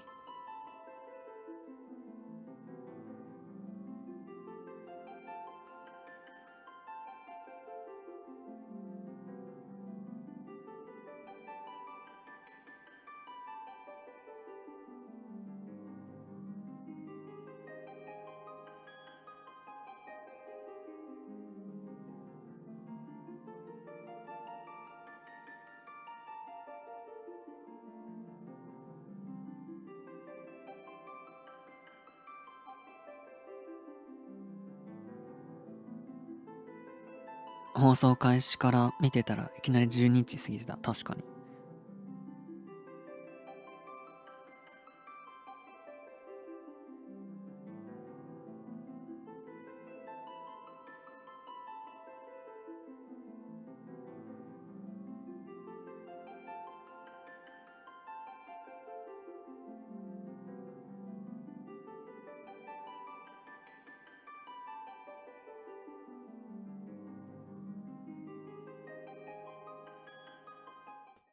はい、戻ってまいりました。第68回ファイナルファンタジー14プロデューサーレターライブをお送りしております。So welcome back to the Final Fantasy XIV letter from the producer live number 68。で、時間の流れが確かに。ここからのお時間は、Q&A セッションということで、行月のフィナーレをプレイした経験から皆さんに質問をお送りください。じゃあ行月のフィナーレをクリアしていないという方はね、超ネタバレになると思うので気をつけてくださいね。クリアした感想をね述べる回となりますので。Gameplay through the Endwalker. So we have Yoshida-san to answer your question. ということで吉田さんよろしくお願いします。はい、よろしくお願いします。で後半戦ですが通訳にはローカライズチームのケイトさんにお越しいただきました。So for latter part, 吉田さん 's voice will be covered by ケイトさん from our localization team。皆さんご挨拶お願いします。はい、ローカライズのケイトです。よろしくお願いいたします。Hi, I'm Kate from the English localization team。まあ緊張してると思うんでね。はい、でまあちょっと注意点を3つね、言っときます。まずですね、今回行月のフィナーレをプレイしてということでですね、設定に関わる質問とかすごい多いです。なのでネタバレ炸裂しまくりなので、クリアしてねえぜっていう人はですね、ちょっと、後日クリアしてからご覧いただきたいです。後日。Okay. So first of all, Kate's probably pretty nervous. Yes, I am. So we'll distract from that by talking about something to watch out for. If you're about to watch this session, please know that we have a lot of questions about the plot and lore of Endwalker. So if you have not finished Endwalker, you're going to get spoiled. So maybe come back to this later when you're done. でもう一個はですね、設定間違いがないようにですね、今回いただいた質問はですね、私ちゃんと石川夏子と小田万里とですね話し合っておりますので、ちょっとたびたびちゃんとメモを読む可能性がありますので、下を見る可能性があります。And also, I'd like you to know that in order to not make any mistakes when talking about this complicated lore, I did talk to Bonnie Oda and Natsuko Ishikawa before coming here, and I made a lot of notes. So if you see me obviously reading off a paper, I'm checking to make sure I don't mess up. でですね、3つ目なんですけど、ケイトさんをね、意外とご存じない方が多くて、ちょっと、今回ね、まず、ここちょっとあなたが翻訳してほしいんですけど、まずね、ローカライズチームものすごい稼働をしてですね、めちゃくちゃギリギリのギリギリまでハイクオリティにね努めようとしてくれたので、まずどうしても日本語チームがこう言われやすいんですけど、本当にローカライズチーム主力を振り絞ってクオリティ叩き出してくれたので、まずそれのお礼を言いたいです。ありがとうございます。本当に。はい、じゃあ、I take a translation for this part, and then for the localization team, they did their super hard work until very, very last minutes. I mean, until the launch of Endwalker. So, I mean, we tend to receive lots of the appraisal voices to the Japanese team, but Yoshida-san would like to take this time to thank you to all the localization team members. Thank you very much.でですね、特にねケイトさんの場合、北米の皆さんがねよくねこうレディットとかで講師講師ってなってるんだけど、漆黒のヴィランズも、行月のフィナーレもケイトさんがメイントランスレーターなんで、そうなんだ。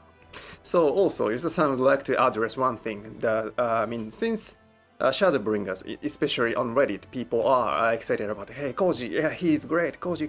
But the truth is, since Shadowbringers, そんなコージ Kaito-san is the 言ってねえけ person どな who is taking the lead of the English translation. いやもちろんね、コージだって作詞協力だったりとか、まあケイさんが悩んだ時にコージが相談に乗ってたりとかっていうのはしてるから、別にチーム離れてるわけじゃないんだけど、今メインほら第3開発事業本部もう一個 FF 作ってんじゃん。まあコージはちょっとそっち側も、ね、なんで、はい。コージ16でトランスやってんだ。Koji is still in the team, and then he's actually doing the supervising, and then Kesan take lead, and then Koji is still doing the writing of lyrics of some songs, and then sometimes Kaito-san is asking Koji for his advice. But as a whole of the business, development, BU3, creative Unit 3, they are working on the other Final Fantasy title, and then Koji is kind of busy for that one. So he is still working with us, but the main portion for him is something else. いやほらね、こういうことを言うと、ほら主力は16かとか言う人いるけど、漆黒行月とクオリティ下がってないでしょ全然。なんで先に言っちゃうとね、ワーワー言うからあんま言わないようにはしてるんだけど、一丸となって第3全体で14も16も作ってますって思っておいてもらえると嬉しいかな。はい。So yeah, why we didn't say this beforehand? When we say this beforehand, we know some of you are saying, hey, the BU3, the dev team are working more on 16, and then 14 is left over, but that's not the fact. And then entire team are working both on 14. 開発が配電にキックされたわけではない。And then, that both Shadowbringers and the Walker has super high, comments, and then ネタバレ回避バイバイ。はい。またぜひ行月終わったら見に来てね。というわけでじゃあ質問パートに入っていきましょう。はい。それでは質問 Q&A の方に行きたいと思います。So let's move to the Q&A. So the first part is scenario and lore stuff. 最初はシナリオ設定に行きますので、ネタバレの方向でございますのでよろしくお願いします。お願いします。So the first question is システムを説明します。私が英語で質問を言って日本語で質問を言います。その後吉田さんが日本語で回答したものをケイトさんが翻訳してくださいます。So let me quickly explain how it works. I read the question in English and Japanese, and then 吉田さん answers in Japanese, and the ケイトさん translate it into English. Okay, the first question is, I'm wondering what Azim was up to during the final days. Did they hear about what was going on from Bina? And how did they end up parting ways with Silk and Hitodeas? Will we learn more about Azim in the future? 古代世界を襲った週末の際、アゼムがどのように過ごしたのか気になります。ベーネスから週末のことを聞いていたのか、メトセルクやヒトロダイオスとどう別れたのか、今後アゼムについて語られることはあるのでしょうか。ぶっ込みますね。ベーネスからアゼムの座を託された人がね、古代を襲った週末の際に何をしてたかっていうのは、まず秘密です。はい。So what the Azim who took over the seat from Vinod did during the final days is a secret. で、いずれ語るかもしれないし、語らないかもしれないです。ここは決めてないです。ただ何をしてたかはある程度は決めてます。はい。決まってるけど言わないってことね。So we do sort of have an idea what they were up to, but we're not sure if we'll have a chance to talk about that. 飛ばすね。で、ただ皆さんさ非課線だし、もしかしたらねアゼムの分割された魂なのかなみたいな予想も立ってると思うんですけど、その皆さんだったら仮に告げられたとしたらどう行動するかっていうのを想像してみれば大体近いんじゃないかなみたいな気はしますけどね。はい。はいはいはい。However, I also think because you are all the warriors of light yourselves, probably what you imagine when you think, okay, if I was Azim, what would I have done if Vinod had told me this? That's probably pretty close to the truth. ほらね、ハウジングしてたかとかさ、麻雀かなとかさ、そのお使いに走り回ってただろうなとか、いろんなコメントがあるじゃない？だからきっとまあその中に近しいものがもしかしたらあるのかもね。For instance, we have people saying, I don't know, play around with housing, like do some mahjong.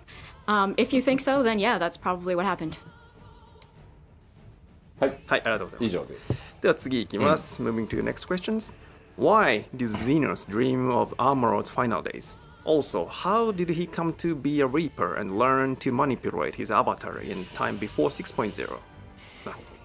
ゼノスが以前に終末のアーモロードの夢を見ていたのはなぜでしょうか、また彼が 6.0 までの間にリーパーになりアバターを刺激できるようになっていた経緯も知りたいです。なるほど。まずちょっと思い出していただきたいんですけど、ゼノスの父親はバリスでしょ、でバリスの祖父に当たるのはソル帝ですね、ソルですね。So the first thing you need to remember is that Xenos' father is Varys and his grandfather is Solus.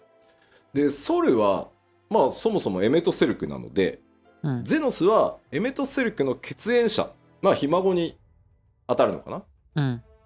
So if you think about it, you know, Solus is Emet-Selch, which makes Xenos a direct descendant of Emet-Selch, like his grandson or so.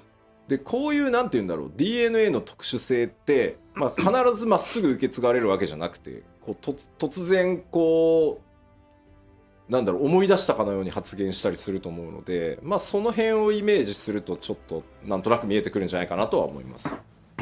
If you think about, you know, how sometimes when things are passed down through DNA, they don't appear in every generation, but eventually it suddenly remembers. If you think about it like that, maybe you can sort of understand what happened here. で、まあ漆黒秘話の中にも、本当サイドオブサイドのストーリーですけど、まあヒントがあるので、ちょっとクリアした今ね、改めて漆黒秘話とかを見直してみるのもいいかもしれないですね。Obviously, this is a side story, but if you look at our Tales from the Shadows, you may find another hint in there. So perhaps right now is a good time to go reread those stories. サスケみたいな、許すサスケみたいな。で、リーパーになってアバターっていうのはね、まさかこの質問が来るとは思ってなかった。とても良い質問なんですけど、何か話せないです。As for how Xenos became a Reaper and got to use his avatar, I didn't actually imagine anyone would ask this right now. It's a very good question. Unfortunately, I am bound to silence on this matter. 考えてなかったわけじゃないですけど、話せないです。話せないものは話せない。It's not that I've not thought about this, but I absolutely can't tell you right now. ありがとうございます。Thank you very much. Okay, so next one. I'd be interested to know how the unsundered Ascians, Zora Hablair, Elidibus, and Emet-Selch, avoided being kicked into 14 pieces by Hydaelyn. オリジナルと呼ばれるアシエン、ラハブレア、エリディブス、エメトセルクだけがハイデリンキックを逃れ14分割されなかった理由が知りたいです。テキストをちょっと思い出していただきたいんですけど、物語行月の最終盤でエメトセルクが、この時代まで私を残したのはっていうセリフをまず言ってるんですね。So if you think back to the text, towards the end, Emet-Selch did imply that Vinal let him live on purpose. なのでそのハイデリンがかつて放ったその光の一撃っていうものには、エメトセルクならギリギリかわせるだろうなっていう、加減が入ってます。So in fact, she did intentionally leave a tiny flaw in her sundering attack, a crack that Emet-Selch, you know, being Emet-Selch, could find a way to wiggle through. これね、なんて言ったらいいんだろうな。加減って力を加減してるのとはちょっと違って、意図的にこれを使えばっていう、ニュアンスだと思ってもらえればいいです。全力で言ったけど、sort of like, yes, it was a very powerful attack, 技の方向性を変えたってことね。She chose to do it in this fashion. ただシナリオ中でも語られている通り、その光の一撃ってハイデリンにとっても本当にギリギリ視力を振り絞っての一撃だったので、加減までしてる余裕はなかったので、なんとか彼ならやってくれるだろうっていう賭けみたいなもんですね。So we said this in the actual game as well, though, which is that, you know, when Hydaelyn did this attack, it was a very strong attack. It was the limit of her power, so she couldn't really fine-tune it.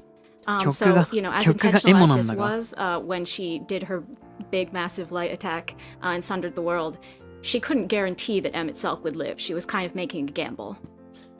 でその光の一撃が放たれる時に、エメット・セリクは、その場に居合わせたラハブレアとゾディアークの核から抜け落ちてきていたエルディブスらしきものと協力して一時的に次元の狭間に逃げることで、それをかわしたっていうことになってます。But in fact, what happened was at the time that Hydaelyn performed the Sundering, Emmett-Selk was with Lahabrea and Elidibus-ish. It was the Elidibus that had come out from Zodiark, so a little bit different from the original version. But nevertheless, he had those two, and he joined forces with them.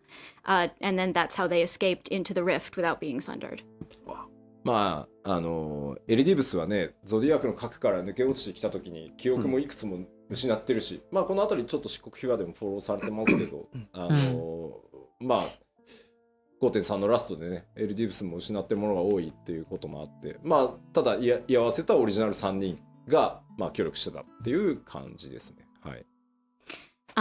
Yeah, I mean, you may recall, if you've read Tales from the Shadows, that Elidibus, when he came out of Zodiark, he had sort of lost some of his memories, some parts of himself, and that's sort of the point in 5.3. エメトセルク、ラハブレア、エリディブスは、エメトセルクだけ生かそうとしたってこと？その3人だけ世界に放たれた頭割り攻撃から頭割りに入らなかったって言われてるシェアダメージ。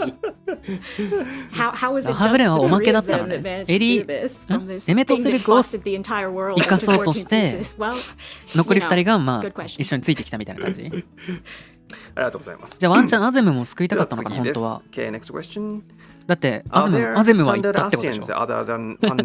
だがアゼムは割るベーネスってことでしょ。I'd also like to know which Ascians those two red masks that Gaius carries around belong to. なるほど。ファダニエル以外の転生組アシエンや黒い仮面のカイアシエンたちはまだ残っているのでしょうか。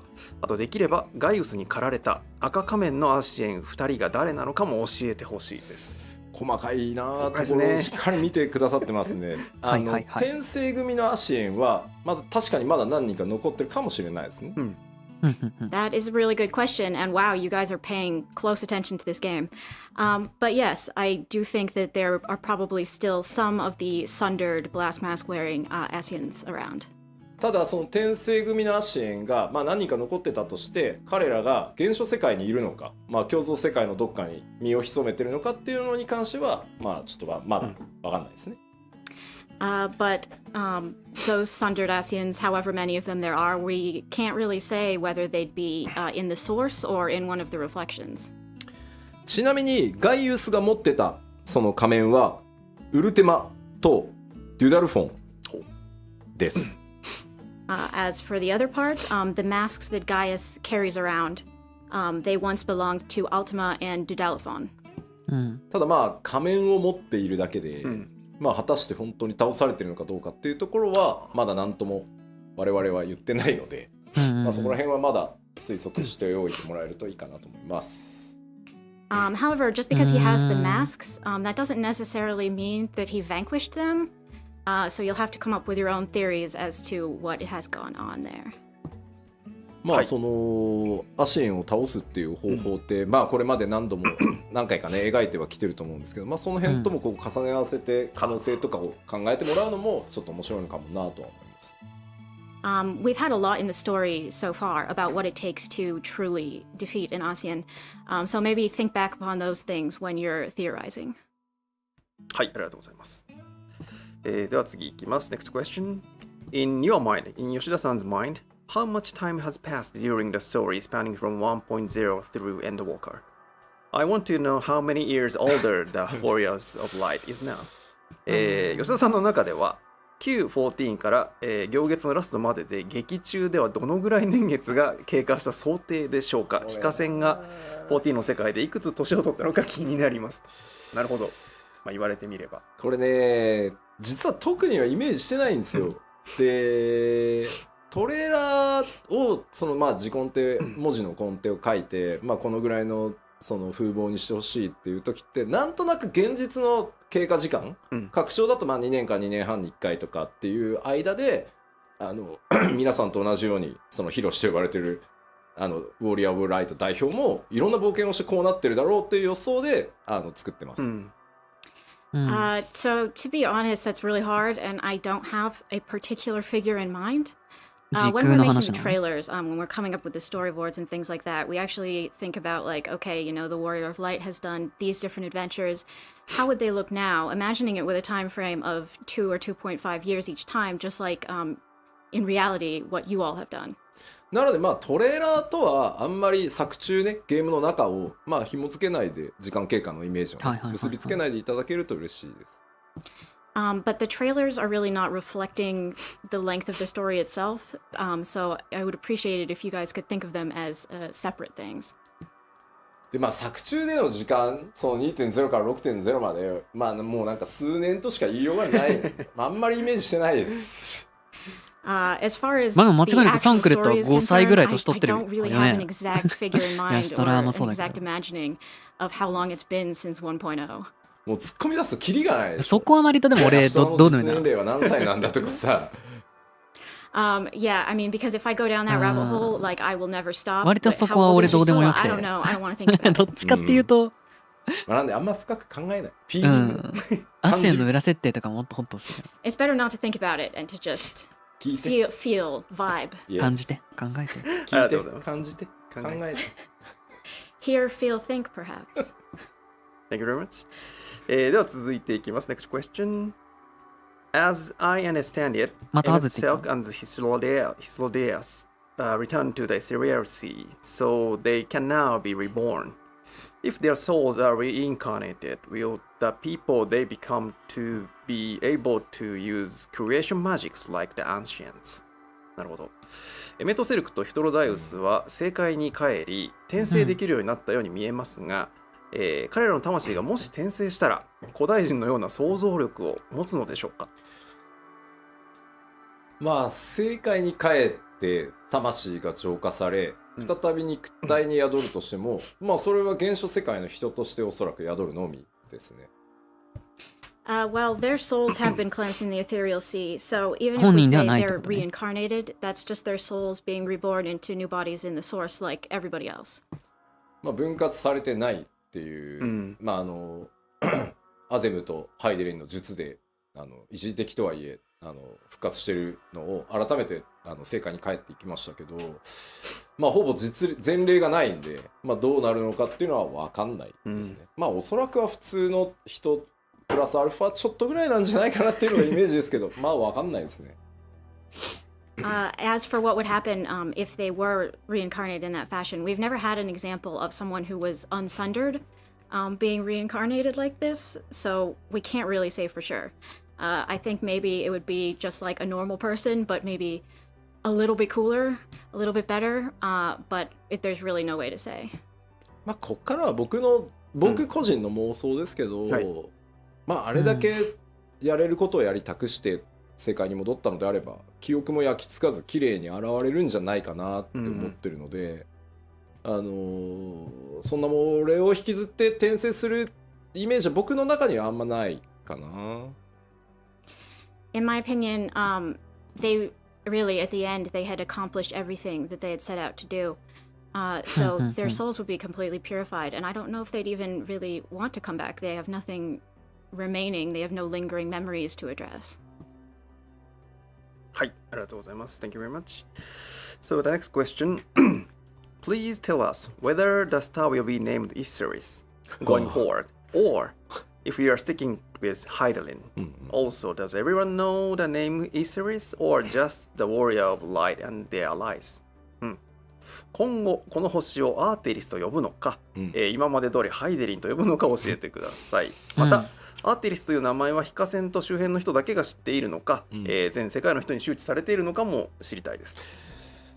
まず今のところですね、光の戦士、まあ、主人公プレイヤーの皆さんですね、その周辺で、まあ、週末の仕組みとか週末の結末っていうのを詳しく知ってる人はおそらくアーテリスって呼ぶことになるかなとは思います。I think people who are close to the Warrior of Light or otherwise very familiar with what happened actually in the final days might start to call it Aetheris. で逆に世界中のそれらの真相を知らない大多数のエオロゼア人はこれまでと変わらず別に惑星ハイデリンって呼ぶと思います。On the other hand, most of the people on the star, most of your average Eorzeans, would probably just keep on calling it Hydaelyn because they don't know any of that stuff. まあただそもそも東方の人たちとかそれから新大陸にいるような人たちっていうのはもともと惑星ハイデリンと呼んでない地域もあるので統一されてないですよ世界で。なので呼び方はまたそこに行くと星の呼び方変わる可能性はあるかなと思います。However, there are peoples in the East, for instance, or the New World who never called it Hydaelyn to begin with because they have different cultures.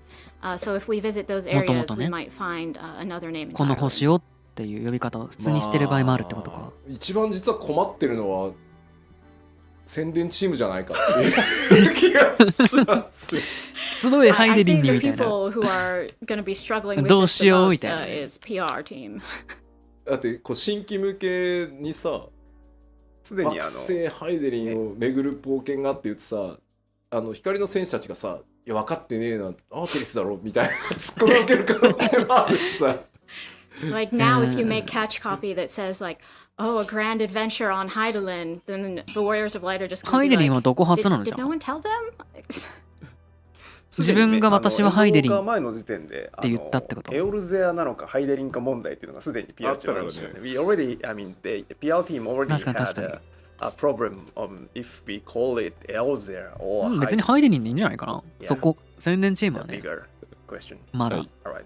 Thank you very much. 次の質問、シンプルなやつ来ました。The very simple question.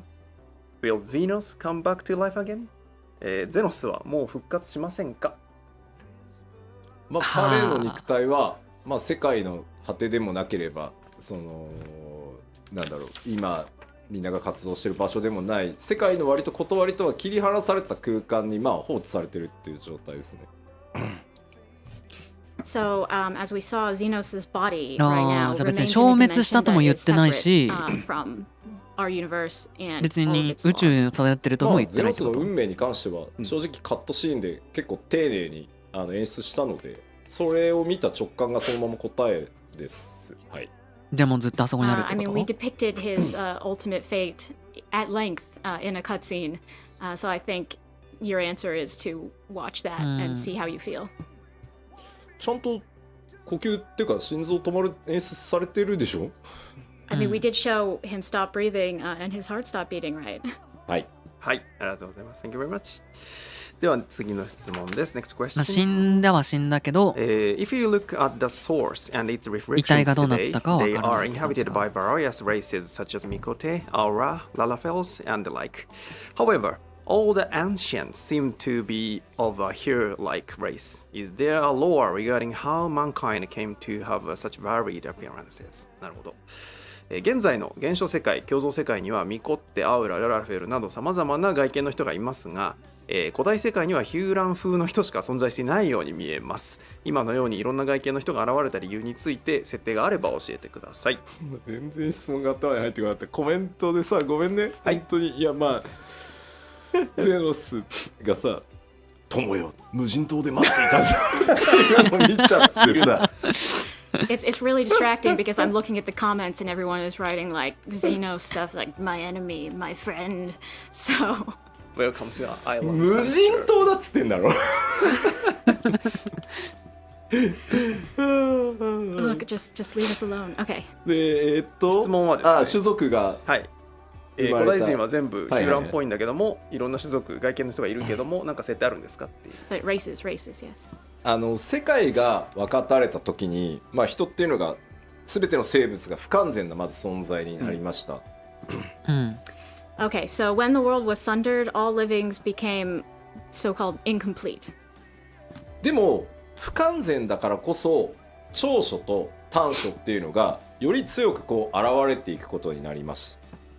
But it's that very incompleteness that allowed them to develop strengths and weaknesses, and that over time sort of compounded into racial traits. その長所と短所っていうのが、まあ、長い世代をこう経ていくうちに種族との外見だったり特徴だったりっていう風にそれにこう現れてきたっていう風に僕らは解釈してます。It's sort of things like, so if you have something that's a little bit less or a little bit more, over time it will increase, be stronger, and in certain tribes will compound into distinctive fe書まあここは世界設定側からのコメントだったりするから、ちゃんと設定なんですよ。なんで耳が伸びたのって書いてあって多分もともとすごい聞こえてたのに聞こえなくなって一生懸命聞こうとしたんだろうね多分その人は。Look, I don't know the official lore for this, but people are asking things like, okay, but why are the Mikote's ears so big? And I think, maybe they couldn't hear that well and they tried super hard to hear, and maybe that is what led to them eventually developing those big ears. もうララフェルはじゃあなぜ縮んだって多分圧を強くしたかったんだろうね。So why are the Lalafels so tiny? I don't know. Maybe they were under a lot of pressure. Maybe they were really intense. はい、ありがとうございます。はい。Thank you very much. では次の質問です。Next question. The ruins beneath the bounty, treasure islands, and fabled golden cities mentioned by Emmett Silk haunt by my daydreams. Can we expect to be able to loot them someday? エメット・セルクが言っていた壮大な伏線、王城海に、潜む海底遺跡、秘宝の島、まばゆき黄金鏡などが気になって仕方なく夜しか寝られません。これらの回収は期待してもいいのでしょうか？ Someday? Quick answer. まあこれまでファイナルファンタジー14ってまあ僕が引き継ぐ前 Q14 っていうのがあってまあいろんな地名っていうのが出てました。Someday, you say? Yes. Well, I mean, as you know, we've had a lot of different place names crop up in 14 in the past. まあイシュガルドの門も開いたし、アラミゴにも行ったし、あなたは東方にも行き、オールドシャーレアンへまあ到達してね、サベネアにも今回行ったので。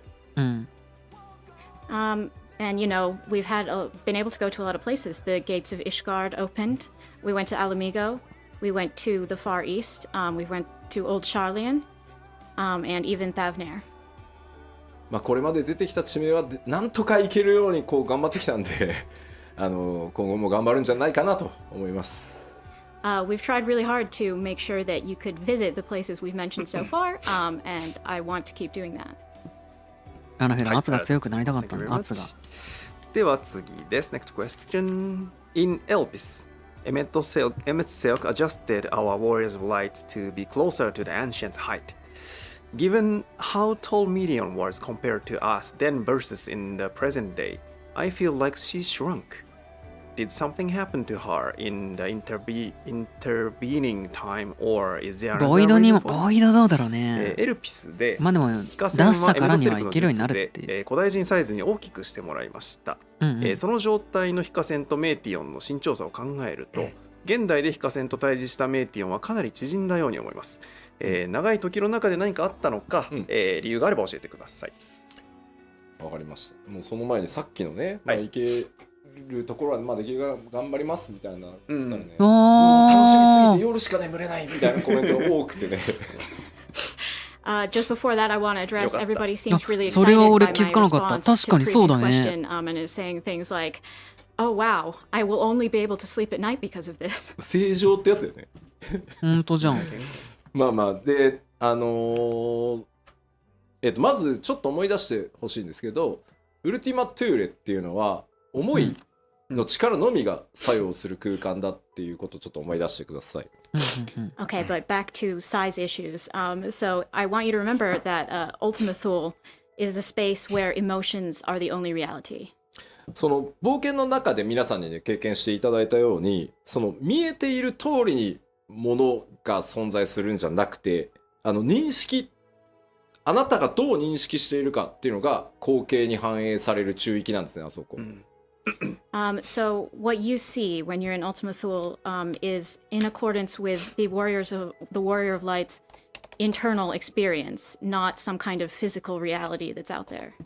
だから時光の戦士、冒険者が思っていたメーティオンに会いに行くっっていうその思いが、投影されてます。なのでそのメティオンの姿っていうのは、当然ヒカセンがエルピスで見た時の光景を再現しようとするので、なのでそのエルピスの時、本人がとのだからスケール比をそのままイメージされてるので、姿でビジョンになってると思ってください。So, as the Warrior of Light, you are traveling to Ultima Thule to find Meteon. So the space reflects that, and it reflects your internal perceptions. And the Warrior of Light has memories of Meteon from Elpis in a certain proportion relative to themselves. So the Warrior of Light is thinking, she's about this tall.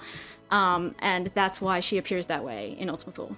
だからこれはそのウルティマトゥーレに現れたエメトセルクやヒトロダイエスも同じで、そのあくまで中域はデュナミス、思いの力がビジョンを取るので、やっぱり相対的に光の戦士である自分から見た時のスケールで、再現されてるって思ってもらえれば良いかと思います。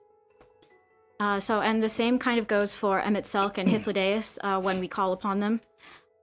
Ultima Thule is a place controlled by dynamis and emotions. So really it is your internal conception of these people that determines how they appear. もう確かに光の戦士大概記憶ガバガバだって言ってきたけどよっぽどあれだったんだね、大事な局面だって思ってたんだろうね。This might make you judge the Warrior of Light just a little bit, but this is how it's remembered to them.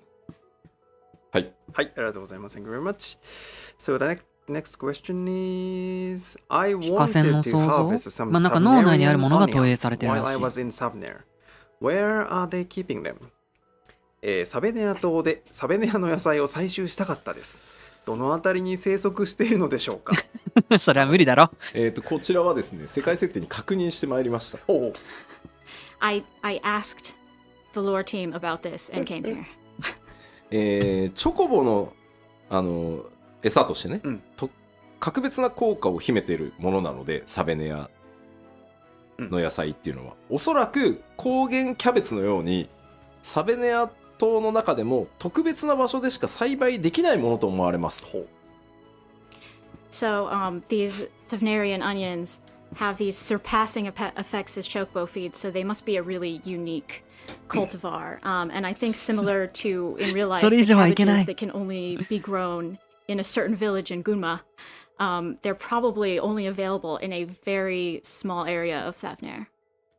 すべてはライブ班ノンコンバットコンテンツチームという名の神様の、さじ加減次第ですというふうに回答が来ております。Such things, they are dictated by the whims of the gods that we call the non-combat content designers. つまりこれはあれです。華麗に世界設定からライブ班へヘイトをスイッチしたということです。シャークされてしまいました。In other words, it's their fault that this is how they've interpreted the setting. 仲良くやってくださいね。はい。ありがとうございます。Thank you very much. では次の質問です。Were Zodiac and Hydlin completely destroyed? Or are there still sundered parts of them on the other reflections? なるほど。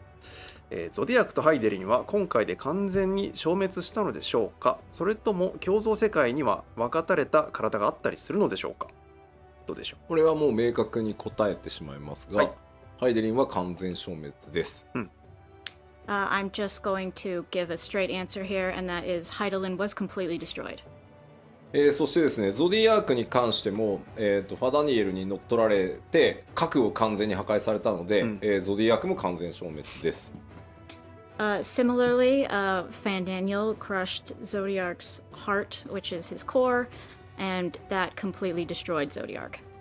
各共造世界にこう分割されて封印されてたんですけど、ゾディアークって、だからまあ見てもらえれば分かるんですけど、ゾディアークっていくつかのパーツまだなんかこう、ワープしたかのようなこう次元の別次元にこの先あるみたいな感じになってると思うんですけど、各共造世界に当然封印されてたんですけど、本体が完全消滅したのでそれらのパーツも全部消滅してます同時に。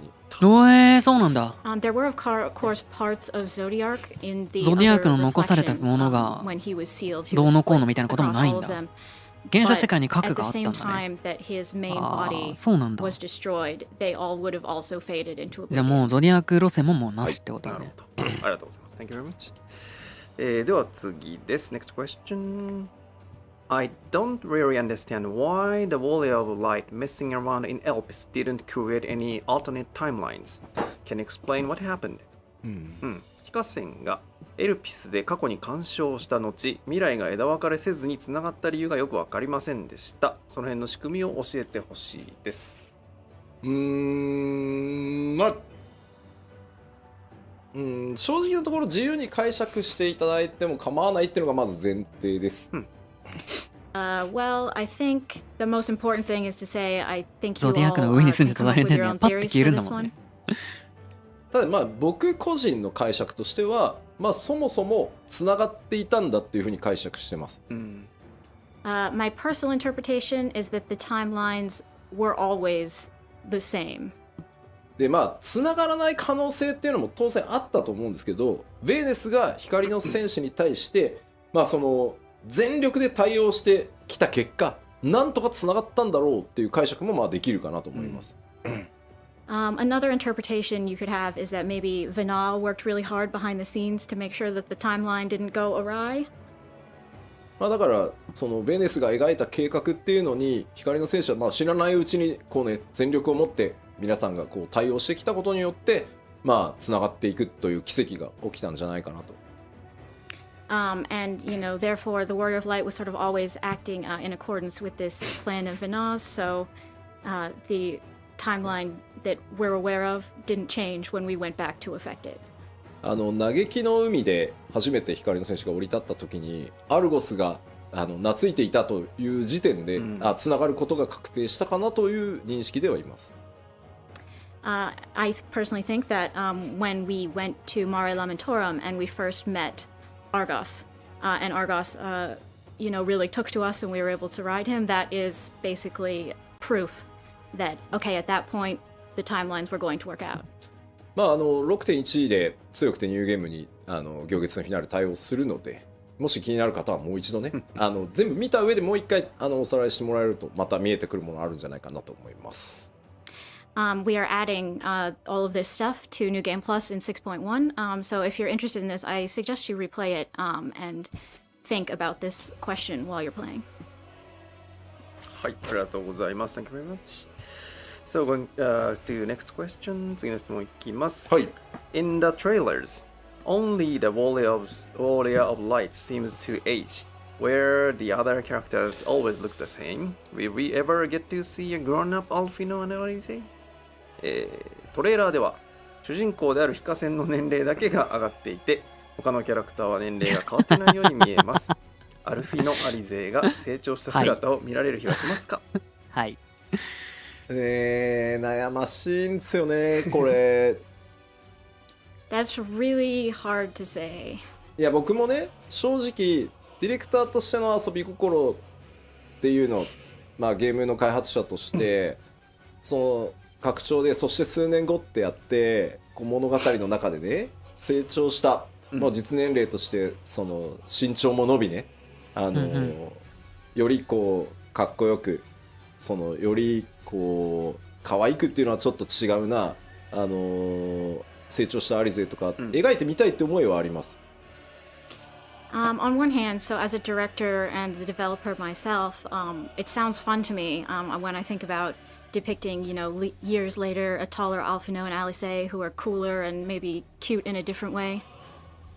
ただね、やったらやったでね、前のアルフィノとアリゼが良かったってすげえ言われる気がしてて。いや、言われるだろうな、それは。On the other hand, I also feel like if we did that, we'd get a lot of comments being like, oh my god, I really liked them better before, I hate this.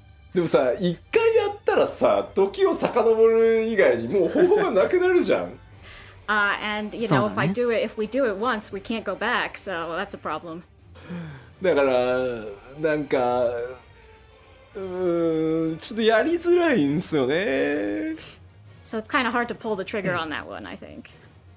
まあなんか、ワンピースっていう漫画とかでよく原作者の小田先生がコミックスのコラムというかねコーナーで読者の皆さんに何歳になった頃のゾロを見たいですとか言って、まあ、書かれてることがあるんですけど、まあ、あんな感じでもし年を取ったとしたらみたいなのをアートとしてちょっと作ってみるとかはありかもしれないけど成長した白黒アリアポSometimes you'll see with manga like One Piece 黒はなんかすぐできそうだけどねでそんなになんか文句こなそうクロちゃんは。いやでもなんかそれになんか変わりなかったら嫌か。He'll draw that for them. So if it's sort of like a what if scenario, we might be able to give you something in that vein. あれだね、意外とコメントではシナリオ上はそれはやらなくていい、なんか何年か飛ばして成長した2人が出てくるとか、まあ別にいいよ、やらんでいいよっていう声結構多いな。I'm getting a lot of comments that are like, it's really fine, like no matter how many years pass, it's fine if you just leave them as is. コラム的にアートをやってほしいはすごい do it っていうコメントがすごい見えますなあ。アートね、アートは確かに見たいかも。アートは見たい。I mean, draw special artwork. I see lots of do it. 言ったらもうめっちゃまた do it になってる。do it. Everyone's just yelling do it over and over. はい、でも相当慎重にチェックしてフィニッシュしないと怖いね。大変なことになる。We really have to be 10年後 careful の about み the んな heights then. I'm kind of freaked out. 10年後のみんなっていうアート出してくれ。ありがとうございます。次の質問10年記念で。To next question.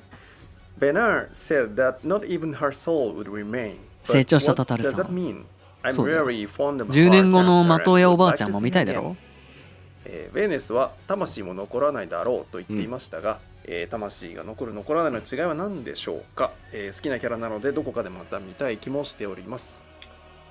魂というものもエーテルではあるので、まさしく本当に全ての魂のを構成するエーテルすら全て使い切ったっていうのが答えです。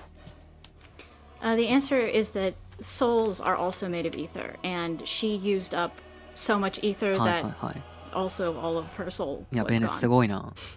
ゾディアークは、ニエ、その召喚のニエになった人たちを吸収しつつも、その魂だけは内部でこう保持してた。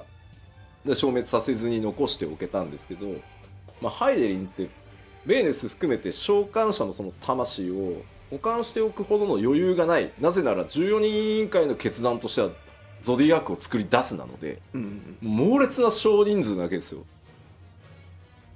By contrast, okay, so Zodiac was summoned using sacrifices of a lot of people, right? But he was able to only use their aether aside from their souls. 吉田の飲んでるコーヒーが変わってる。Because he was very strong and he was summoned by the convocation of 14 and all of that. But Heidelin had a much weaker summoning, and because of that, she didn't have the option to sort of leave the souls untouched. And including Vinaz, she ended up using all of their ether. パッチ 5.2 かな。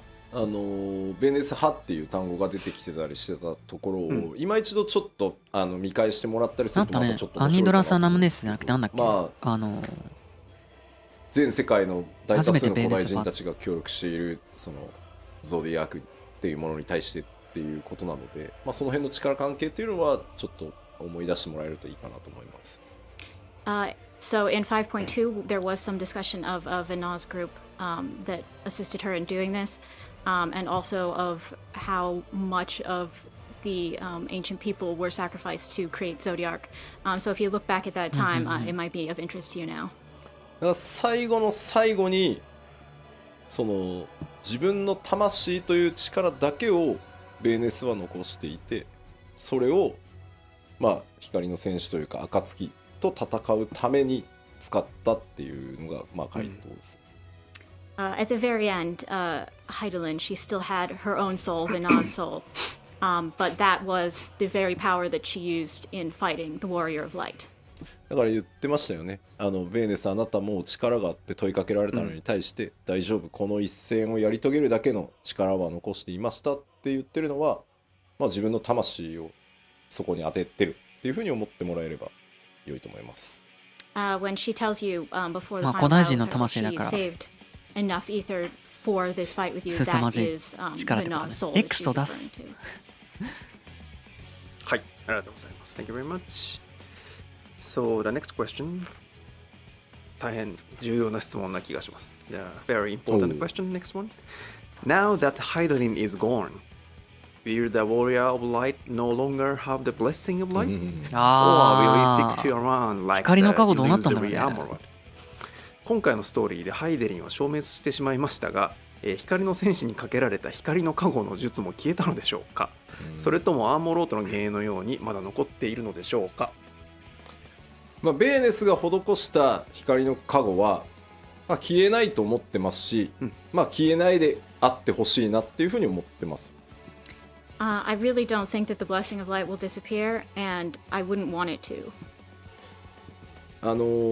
最後にハイデリンというか、ベーネスが、私の思いがいつまでも愛しき子らを守りますようにっていう願いがちゃんと加護として残り続けていくっていうのが、ある意味最後にかけ直してくれたかもしれない加護だというふうに思っていたい。僕個人的にもね。はい。Perhaps she re-granted the blessing at the very end, but either way, I want to think that it will always protect the warrior of light, just like she said, my love will be with you forever, my dearest children. それがハイデリンのあるなしに関係ない術だということだね。光の加護かなという気がしてます。はい。はい、ありがとうございます。もうそれでそのハイデリンのそのなんて言うんだろう。Thank you very much. 影を離れてるってことだね。手を離れてるってことだね。行きましょう。So going to the next question. In the cutscene after the level 87 dungeon, we see a red sigil appear before Emmett-Selk's face. Does that mean such sigils aren't an Ascian thing, but rather identify one as belonging to the convocation number 14? Please explain the lore. レベル 87ID の後のカットシーンでエメットセルクが顔に浮き出る赤い印をね、こう発動させていました。ということは、あの印はアシエンの特性ではなく14人委員会の身分証のようなものなのでしょうか。改めて設定を教えてほしいです。身分証というのはちょっと違うかなと思うんですけど、14人委員会のそれぞれの座に選ばれるような人っていうのは、膨大な魔力とかそれぞれとてつもない能力をまず持っているので、それらの力を解放した時にその浮かび上がるっていう風に思って、もうリミッターというかねを解除したみたいな、なんとなくイメージだと思ってくれればいいです。So it's not really just there for identification purposes, but yeah, if you think about it, every person who takes a seat in the convocation of 14 has really リミットブレイクした証なんだあれ。 So basically, it's like it appears whenever they use grand magic, almost as sort of a limiter to constrain their magic. で、あれはマークは14人委員会のそれぞれの座を示すマークなので、14人委員会以外の人が俺も力を解放するぜってやっても出たりはしないです。However, each sigil does indicate the member's seat on the convocation. So, even if someone who's not on the convocation was like, oh yeah, magic time, wow, it's not going to show up on anyone else's face. そう、勝手にね、俺は第15の座を名乗るぜって言ったところで出ないです。You can't just name yourself the 15th seat and blast it and hope it'll appear. なので、わかんない由来、いろいろ想像もできるかなと思っていて、それだけ強大なパワーを持っていて、世界から認められる14個の座についてるってことは、そんなに無尽蔵にバンバン力を振るうなよっていう意味もあって、出すと。14人委員会の人間サンクレットもあの時は解放してたんだね。だから座を引き継げば多分、ベーネスには出ないですね。多分、座を渡してるので。はい。I think it's also probably connected to sort of the convocation's 座についてることの証も兼ねてるってことだね。身分証のようなものではないが、現実的にはそう見えるってことだね。そのためのものではないけどってことか。blasting magic without knowing who it is and for what purpose. So it sort of indicates that they've been chosen for this role and keeps them in line. And for that reason, I also think that when you leave the seat, for instance, when Vina gave up her seat, she would have also given up the sigil, so it would no longer appear on her. 吉田の座はって聞かれて吉田の座はね継ぎたい者が誰もいなくてちょっと寂しいんですよ。お悩み相談会の向き確かに。So people are talking about the seat of Yoshida, but it just kind of makes me sad because I think there's nobody who could take up the seat if I gave it up. のついでくれるもの早く。Also, I don't have a cool symbol on my face. 早く出してくれ。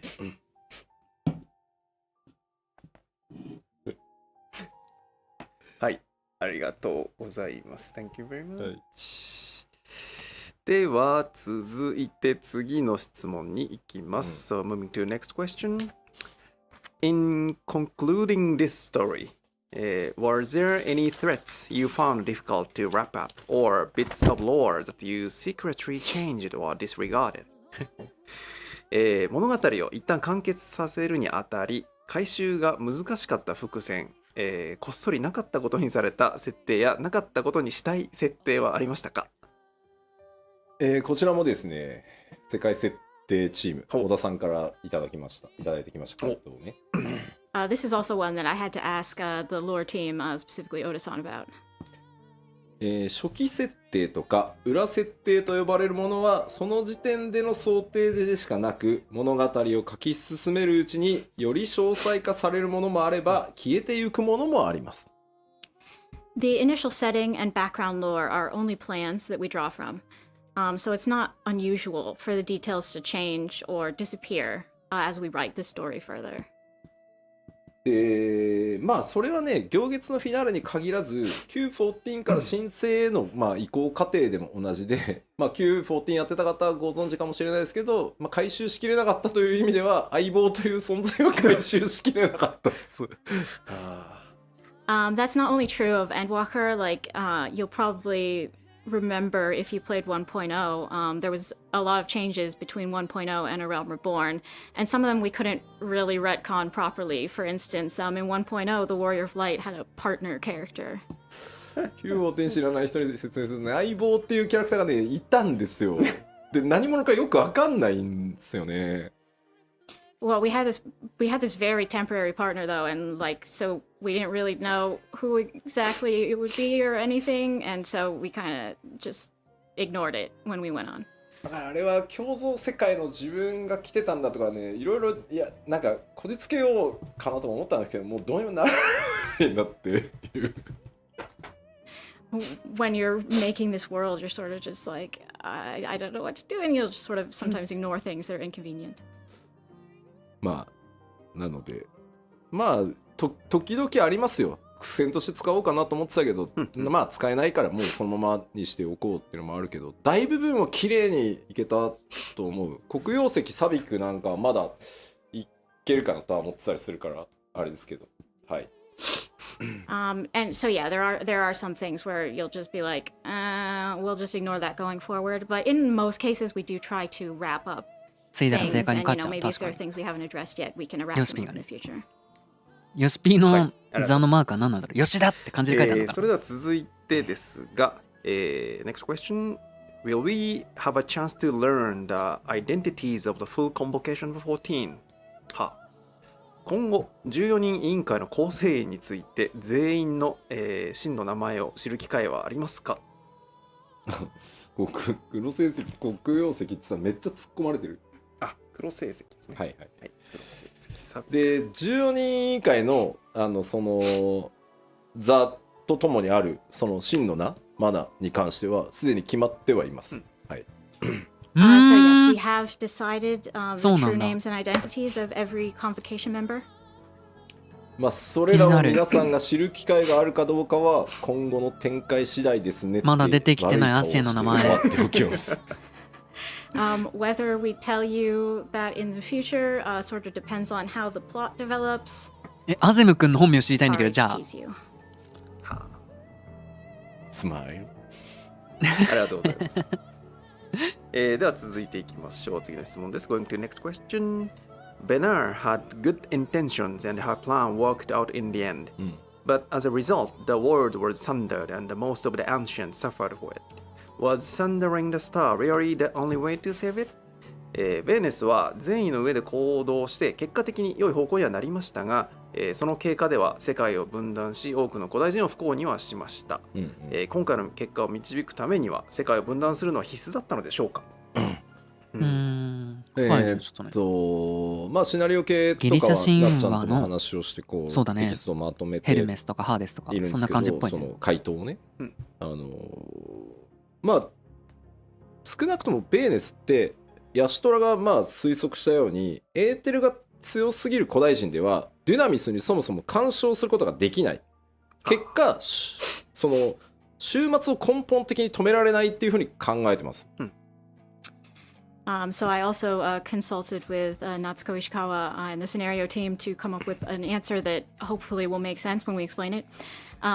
But at the very least, as Yashola theorized, Vina believed that the ancients, being so dense in aether, could not control Dynamis, and so she thought that they could not have stopped the final days at its source. じゃあ別にそのゾディアークで、まあ、根本的に解決できなかったとしても天の断り、まあ、つまり天脈を強化して、まあ、絶望ビームを弾き返してるんだからそのままなんとかやってきゃいいじゃん、としたとしてもいずれ今の古代人たちの考え方では、まあ、大敗的な末路をたどってしまうだろうっていうのもそのまあヘルメスの言動とかを見てても自分自身気づかされるところがあったんだろうなというふうに思ってます。それを思った。アーモロートの滅びを迎えた時の古代人たちのあんなに強大な人類で完全な人間なのに思考がすごいなんていうんだろう、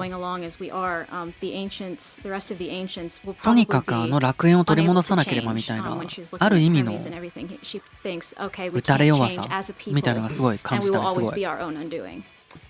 まあ確実とは言いはしないですけど最終ダンジョンのラストレムナントのフェーズ3ラーラーが暴れ回ってるところは、なんとなく古代人たちがあのまま続いてったらこうなってただろうなっていうイメージで作ってはいます。結局ああいう風になってしまったりとか、まあ、イーヤとかもちょっと似てるけど極度にその進んだ文明全知全能みたいなのに近いところだったね。そのために世界を分割して人が持つエーテルをとにかく薄くしていずれデュナミスっていうものを使いこなし、人が終末そのものと戦えるようにしたっていうのがベネスの考えです。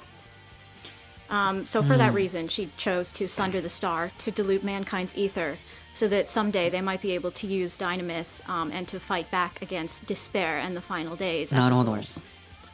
まあ、本人も言ってましたけど、これは善悪で語られて良いわけではなく、その行いが果たして正しかったのかどうかっていう苦悩はベーネスが全部自分で背負っているっていう感じですね。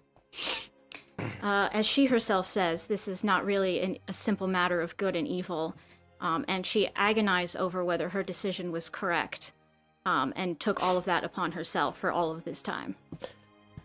でもね、僕特に思ったんですけど、まあ、皆さんこうベーネスすごくいろいろな思いをねプレイヤーの皆さん感じ取ってくれて、すごくこうベーネス疑ってごめんよと、ハイデリン悪いやつじゃなかったってなってるんですけどI think everybody has a lot of different feelings about Vina, and we wanted to communicate that Hydaelyn's not a bad guy, but こんなね世界を分割して人を14に分けてそのデュナミストを使ってね、その終焉を歌うものにぶつけようなんていうことを決断し考えれる時点でやっぱり彼女も古代人なんだなって思うんですよ。But it's this very decision that she made to say, okay, I'm gonna split everybody into 14 parts so they can use Dynamis, so they can kill the Endsinger. That decision really makes me think, yeah, she was definitely, Vina herself was definitely an ancient, huh?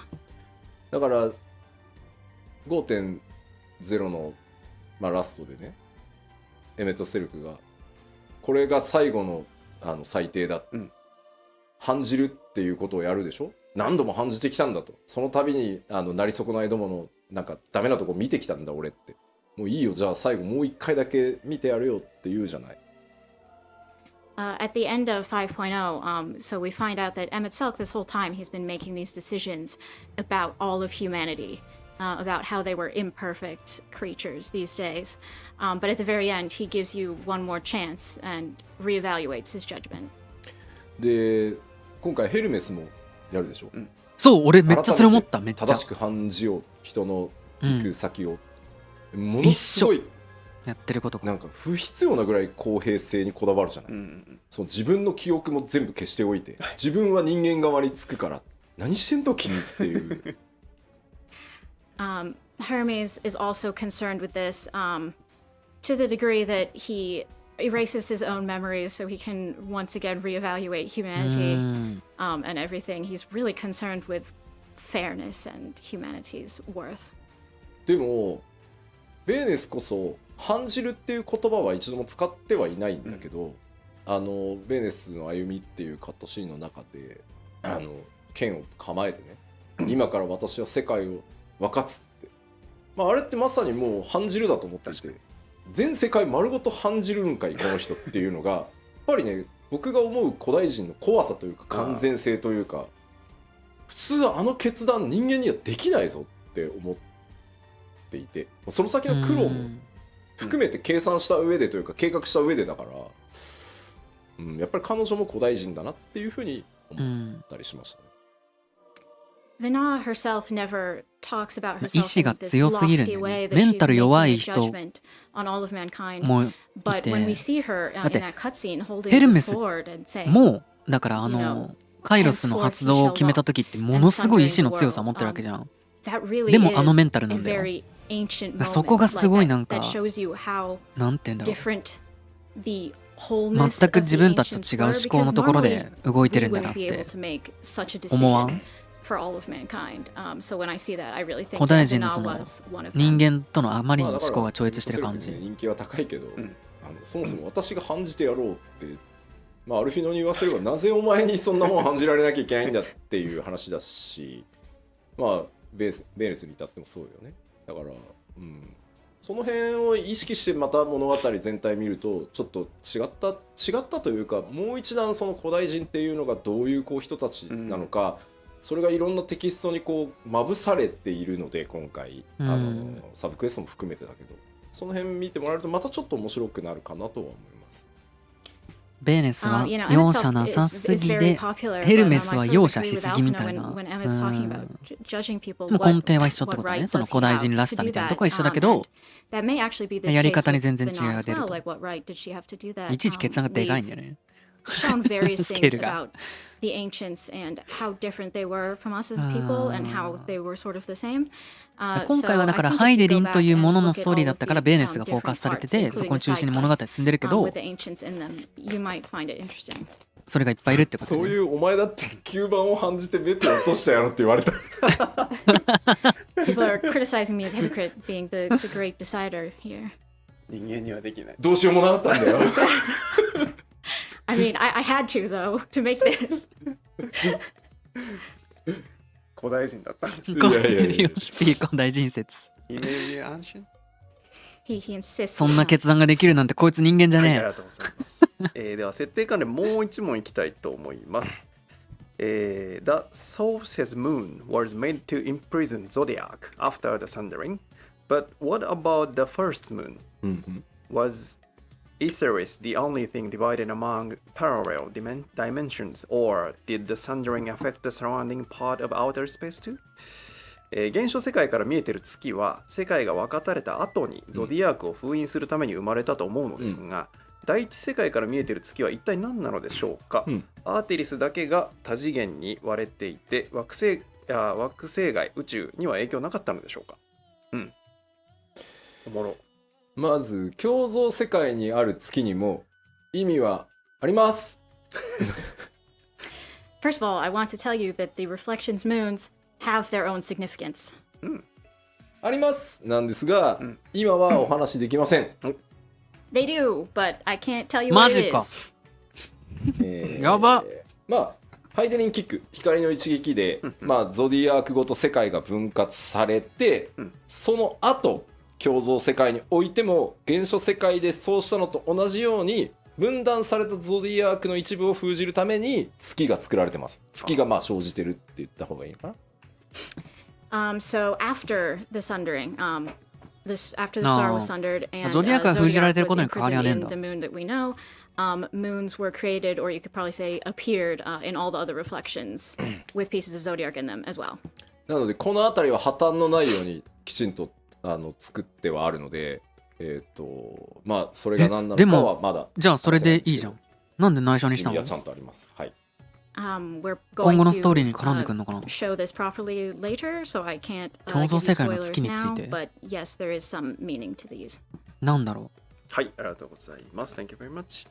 それではですね、ここからはですね、シナリオとか設定以外の、動画関連の質問に行きたいと思います。So from this point, the questions are not related to scenario or the lore stuff.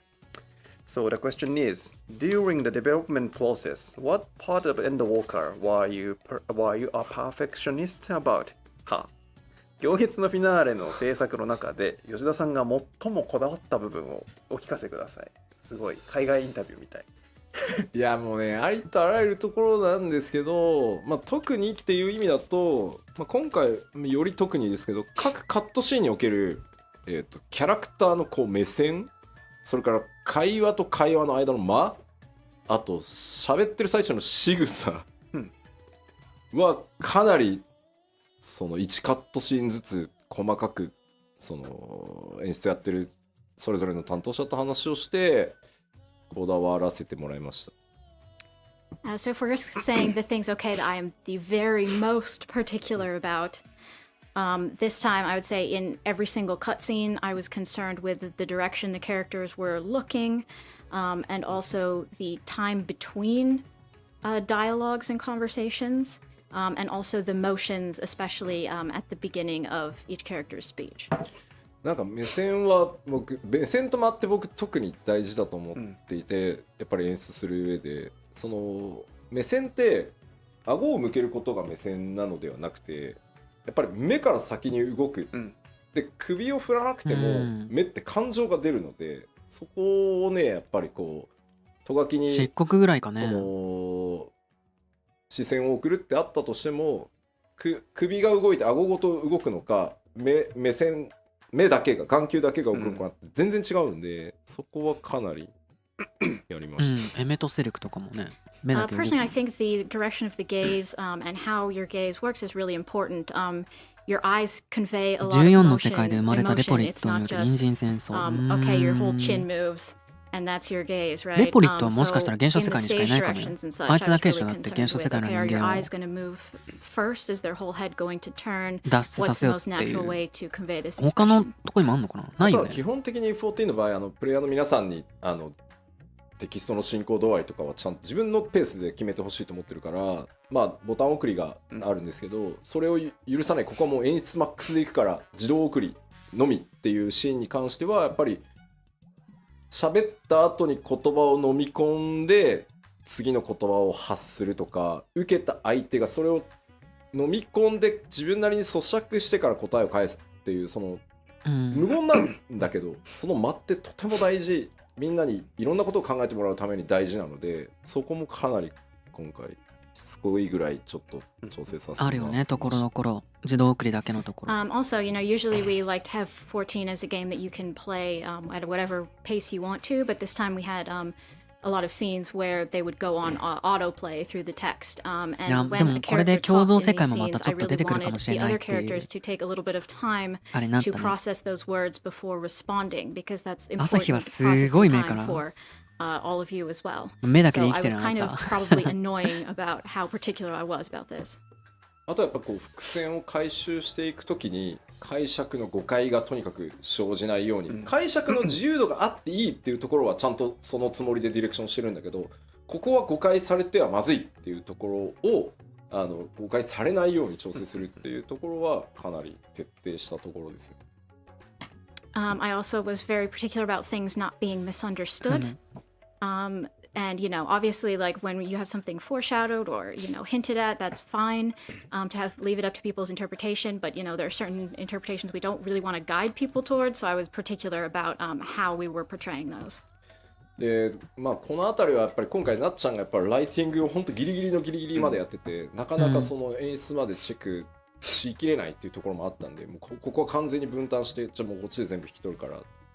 俺が一番石川夏子の中二に近いと思ってるからいやすごいね、ヨシピこんなにストーリーに絡んでるんだね。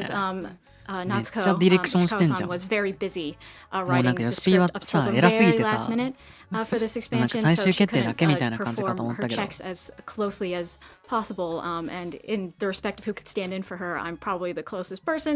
これは石川夏子ツイート深い。やっぱ天野先生のデザインの再現っていうのは、今回はもう僕今回行月のフィナーレが1回目のそのハイデリンゾディアーク編という1回目の14のフィナーレだから、ラスボスを是が非でも天野先生にしたいっていうところがあって、自分で絵の発注も言ってるし、だからこそ天野先生の絵を知る自分大ファンなんで、やっぱ僕がディレクションしたタイトルで天野先生の絵を今のその14の技術にはなるけど、で極限まで再現したいって思いがあったので、そこはもうほんとしつこいぐらいリテイクして調整してっていうのをやらせてもらったんで、そこはめちゃくちゃこだわりました。はい。Also, because Endwalker was really in a sense like the first finale, the first not ending but ending that we had in 14 with the end of the Heidelin and Zodiac arc. なんか真顔の絵文字ツイートしてるわ。I really wanted to have Yoshitaka Amano's art. I'm a big fan of his, and obviously he's associated with the arts in 14 and all of that. So I asked him to do the art, and then when we were reproducing those designs in game, I was super particular about getting it right. 天野先生の発注は必ず僕が行くんですけど、全部申請以降全部自分で言ってるんですけど、今回久しぶりに天野先生にはラスボスを書いていただきたくてきましたって言って、その設定でいろんなそのラスボス書いてきていただいたと思いますが、そうなんだ。今回先生に書いていただきたいのは絶望ですってすごい発注。Of course, ever since A Realm Reborn, I'm the one そうなんだ。そう絶望書いてくださいって天野先生頼みに行ったんだ。すげえな。And this time I was like, okay, I want you to draw the last boss. I want you to draw despair. そう絶望か。でも先生いつもそうなんだけど、僕とのキーワードを2人でこう会話していくの。その例えば、こういう事象が起きて。それが絶望した時頭に浮かぶもの、ただメテオンは決まってたから鳥をイメージには入れてくださいって話をした上で、だね、こうやってやり取りしていくとね、浮かんできた、大丈夫、いけるってね、15分20分ぐらいみっちり話せばすごいな。Every time, かっこよ。this time he was like, despair. But every time he's very good about talking to me. デザイナーってちょっとそういうなんか直感めいたとこあるから。We'll talk about in this case, despair, and if we've in this certain situation, okay, you feel despair, what comes to mind then? And in this case, we also added in the extra sort of difficulty of making the bird imagery as well. But after like 15 minutes, he was just like.Yeah, I got it. I have something in mind. Don't worry about it. 今度ね、実はなんか見せたかったんだけどね、主演を歌うものの天野先生の原画をどっかのタイミングでね、見たい見たい。機会は作りたいなと思う。I really want to show you the original design we got from him for the end singer at some point, so I'll look for a chance to do that. すごいです。他にはもういっぱいあるんですけど、クエストインスタンスバトルの調整やってたりとか、あとサブクエストの開放タイミングが今回ね、申し訳なかった。そのなんか後ろ髪を引かれるようなそのサブクエストの出され方が多いなってちょっとコメントも見たんですけど。The other things, for instance, the instance battles you do in quests, I was quite focused on, as well as the sub-quest timing for how they unlock and all of that stuff. I mean, we've got some comments about that. 今回ってやっぱり地域攻略型シナリオなので、しかも時系列時間軸が前に進む物語だから、なんかやっぱ週末に襲われている状態か襲われる前か襲われた後かって全然話の展開が変わるので、当然住民が、週末来てる最中にさ、いやちょっとチョコボ連れてきてほしいとか無理でしょ。Yeah, so this time, obviously, because we had the final days going on, サブクエまだ全部できてないけど、 to そんなことやってる場合じゃねえと思ったけど、確かになんか週末来てる最中にサブクエやる人もいると考えるとってことね。クエストのでっかい赤いつらかった。なのでやったので、かといってよし一旦落ち着いたから全部出せってやると、エクスクラメーションマーク出すぎると嫌になるの。もう見なかったことにしようみたいな。わかる。Also, if you just have them all unlock at the same time and suddenly your screen is filled with exclamation marks. だからさ、俺もさサブクエなのでもう何回も投資プレイをして、このクエストのこのシーケンスまで来たら3クエスト出して、で3クエストだったら消化する気になるだろうとか。So that's why this time I played through so many 俺それめっ times ちゃ思って、 and I'd be like, okay, 特に when you get to 配 this 信でやって sequence て of さ this quest, 流 then れ these とかも three other quests あったから、 unlock, and 3 is probably a decent number that people 特 can に get ウ through. ルティマ and の that's オミクロンベースあたりのねサブクエの出し方このマジで神だ5個出して、まあ、このクエストまで来たら残りを出してみたいな感じで、うん、潰していってる人にとってはもう別に潰していきゃいいじゃんって感じだと思うんだけど、あのね数の威圧感とかをね、あと話の内容とをそのフラグをお願いして1個ずつ調整してもらうのって本当にもう投資プレイするしかないので、すごい大変だった。そのオミクロンベースのさサブクエをやってた時に、これ報告した後にまた続きのサブクエ出たらどうしようって思いがすごいあったの。で報告した時に何も出なかったから、あ、これもう前に進んでいいってことなんだと思って、そう、あれはマジよかった。減らしてもよかったかなって思わなくもないな。Also, sometimes I thought, couldn't we have less of these? まあそれ以外にもハイデリン透滅戦もめちゃくちゃこだわったし、フェイスの方ね、あと今回久しぶりにテキストたくさん書かせてもらったんで、ID のフェイスのダイアログセリフとかはかなりの数書かせてもらったんで楽しかったです。はい。もう偉い人なのにセリフ書くんだ。As well as the trust system dialogue. In this case, I actually got to write some dialogue for the first time in a while. So writing all of that, all those trust lines. じゃあみんなちゃんとお昼ご飯とか食べた？もう。はい、ありがとうございます。俺も今食べながらやらせてもらってるけど。ハイデリン透滅戦はほぼフルスクラッチで、はい、やりましたんで。I was keeping a close eye on Highland from the very start. So. それでは次の質問です。食べた？ Going to next question. 何食べた？Healers are currently putting out too much healing compared to damage taken, and have few damage dealing options and limited flexibility in battle. People are even clearing pandemonium with tank only parties. Are there plans to make healers more vital to parties? なるほど。ヒーラーについて、非ダメージに対して回復量が多すぎるほか、攻撃の手段も乏しく、バトルでの工夫の余地が少ないと感じています。実際パンデモニウムではタンクだけのパーティーでもクリア報告があるほどです。ヒーラーの必要度を高める予定はありますか？まずこれ毎拡張ごとにそうなんですけど、はい、やっぱりこう毎拡張スタートして最初のレイドって正直難易度的にはかなり優しめに作ってます。それは受ける非全体ダメージ量もそうだし、必要とされる火力パーティー DPS っていうのも普段のレイドに比べれば下げてつけてます。これはね毎拡張一緒。Right, so I want to emphasize that we've done the same as we did in every previous expansion here, and that's at the start of the expansion we sort of hold back on the difficulty for the raid in terms of damage taken and damage dealt and that sort of stuff. We make it a little bit easier so as many people as possible can clear. どうしてもプレイヤーの皆さんって地続きではあるからパッチ 5.4 で実装された時のそのエデンの最終レイドと比較しがちなんですけど、今回改めてレベルキャップが上がって新しいジョブも増えてってところなので、一回難易度のイメージはリセットして、特に第1弾なので多くの人にクリアしてもらいたいっていうので敷地は下げてます。なので今後実装されていく第2弾第3弾というのはまただんだん難易度がプレイヤーの皆さんのジョブの使いこなしに合わせて上昇していくので、まあそういうサイクルを繰り返していると思ってください。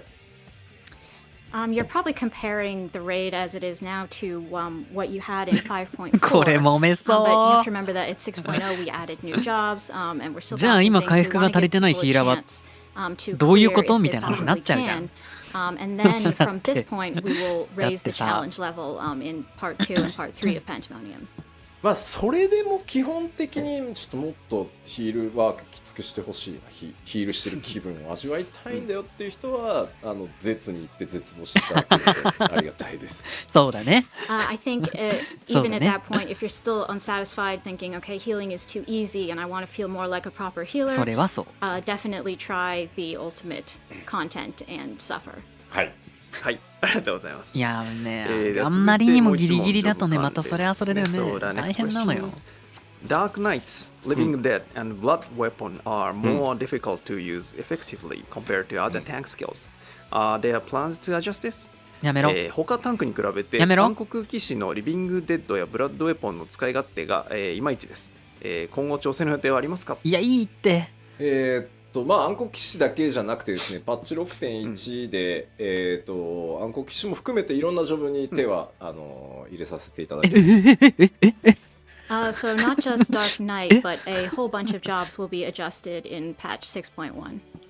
でまあ皆さんからのねフィードバックはかなりちゃんと見てますんで、それらを含めてできる限り要望にお応えできるようにね、6.1 していきたいと思ってます。別に俺満足してますけど。何を変えてほしいんだリビデブラポンも。まあ今まさに質問のあったその暗黒騎士のリビデとかに関してはもう今調整案が出てきて進んでるので、まあ何かしら手は入ります。はい。We are definitely adjusting Living Dead. 何してほしいリビデは。You can wait and see how it goes. でまあ特に結構今ちょっと辛いんだけどって言われることも、まあ貴公子とか、あと白魔導士っていうのももちろんフィードバックを拝見しながら調整対象になってますんで、もうちょっとお待ちください。We've also definitely seen your feedback about Machinist and White Mage, that you're having trouble right at the moment, and we are working on that, so please wait just a little longer. あとは竜騎士でね、ジャンプの硬直をもうちょっと短くっていうのも硬直を短くする対応は入れて今テスト中なので、まあそういうプレイフィールに関わるところ、それから数値バランスに関わるところ、今回ね 6.1 また大きなプログラムコストかけて調整していけるので、で今日ここに挙げてない名前のジョブもいろいろやりますんで吉田が言わなかったって言ってこう黒い煙が最近出るってよく表現されるんですけど、いろんなジョブ手入れますんで、はいお待ちください。We're also looking at dragoons who are concerned about the jump animation lock being too long. We're going to try to shorten that up. So we're going to adjust things that affect the feel of your gameplay in addition to just the numbers. And of course, I'd like to say that even if I didn't specifically mention your job today, we're still looking at feedback and making adjustments for those too. So please do not descend on us in a cloud of black smoke because I'm scared. はい、ありがとうございます。Thank you very much. では次の質問です。ちょっと前半でカバーされた気もしますが、Given that we now have Sage and Reaper, will you be increasing the number of glamour plates? リーパーと賢者が増えましたが、ミラージュプレートも増えませんか？ミラプリ関連はですね、各処理のアップデート、まあ、数を増やすとか、プレートだったら数を増やすとか、ミラプリを反映できるエリアを増やすとか、チェストのサイズを増やすとか、まあ、いろんな候補があって、それぞれのコスト出しが終わって、まあ、やっぱ順番にしか対応できないので、まず今回最初パッチ 6.1 では、プレートの複数枚追加を行います。Right. So there are various requests that we need to address related to the glamour system, like your the number of plates, the areas that you can use them in, the size of your glamour dresser. We can really only address these slowly in a systematic way, but we are working on it, and in 6.1 we will increase the number of plates. で、何枚が増えるのがその嬉しいかっていうのはちょっと個人差があるので何とも言えないですけど、それなりの枚数増やせてるんじゃないかなとは思ってます。ウォーキングデッドになったらゾンビになる。The amount of plates people それなりの枚数って何枚よ。sort of differs by person. I can't tell you exactly how many we're adding, but I think it should be sufficient for the time being. ウォーキングだったらデッドになったら姿が変わるっていうか、ウォーキングデッド解除されたら姿が変わるようになったしね。それを第一弾としつつ、ボックスの中に幻影としてしまえる数に関しても大きく引き上げようとしていますし、お、それはマジ欲しいな。着替えられる反映できる場所を増やしたいとか、それらいろいろ今やってますので、順次スケジュールが決まったら、まあとにかく 6.1 からミラージュプレート関連いろいろミラプリ関連ねアップデートしていきますよということだけ場所か。フィールドとは言わないまでもレストエリアだったら変えてもいいんじゃないかなとはちょっと思ってますね。プレートの話。入れれる枚数200枚だから、まあ400とか強欲すぎかな。ダメかな。では次の質問です。Next question.Will we be able to obtain gear such as Imperial Officers' armor and uniforms, Galarian Gunblades, Imperial Lab Coats, and Shalian Forum members' uniform in the future? なるほど。それ欲しい、俺も。今後、ガレマール帝国の帝国士官の鎧や服、帝国式ガンブレードや帝国学者のコート、またシャーレアンの議員制服などを入手できるようになりませんか？まずシャーレアンの議員制服はね、予定があるはず。おSo, first of all, the Imperial Officer uniform is something we have already decided on.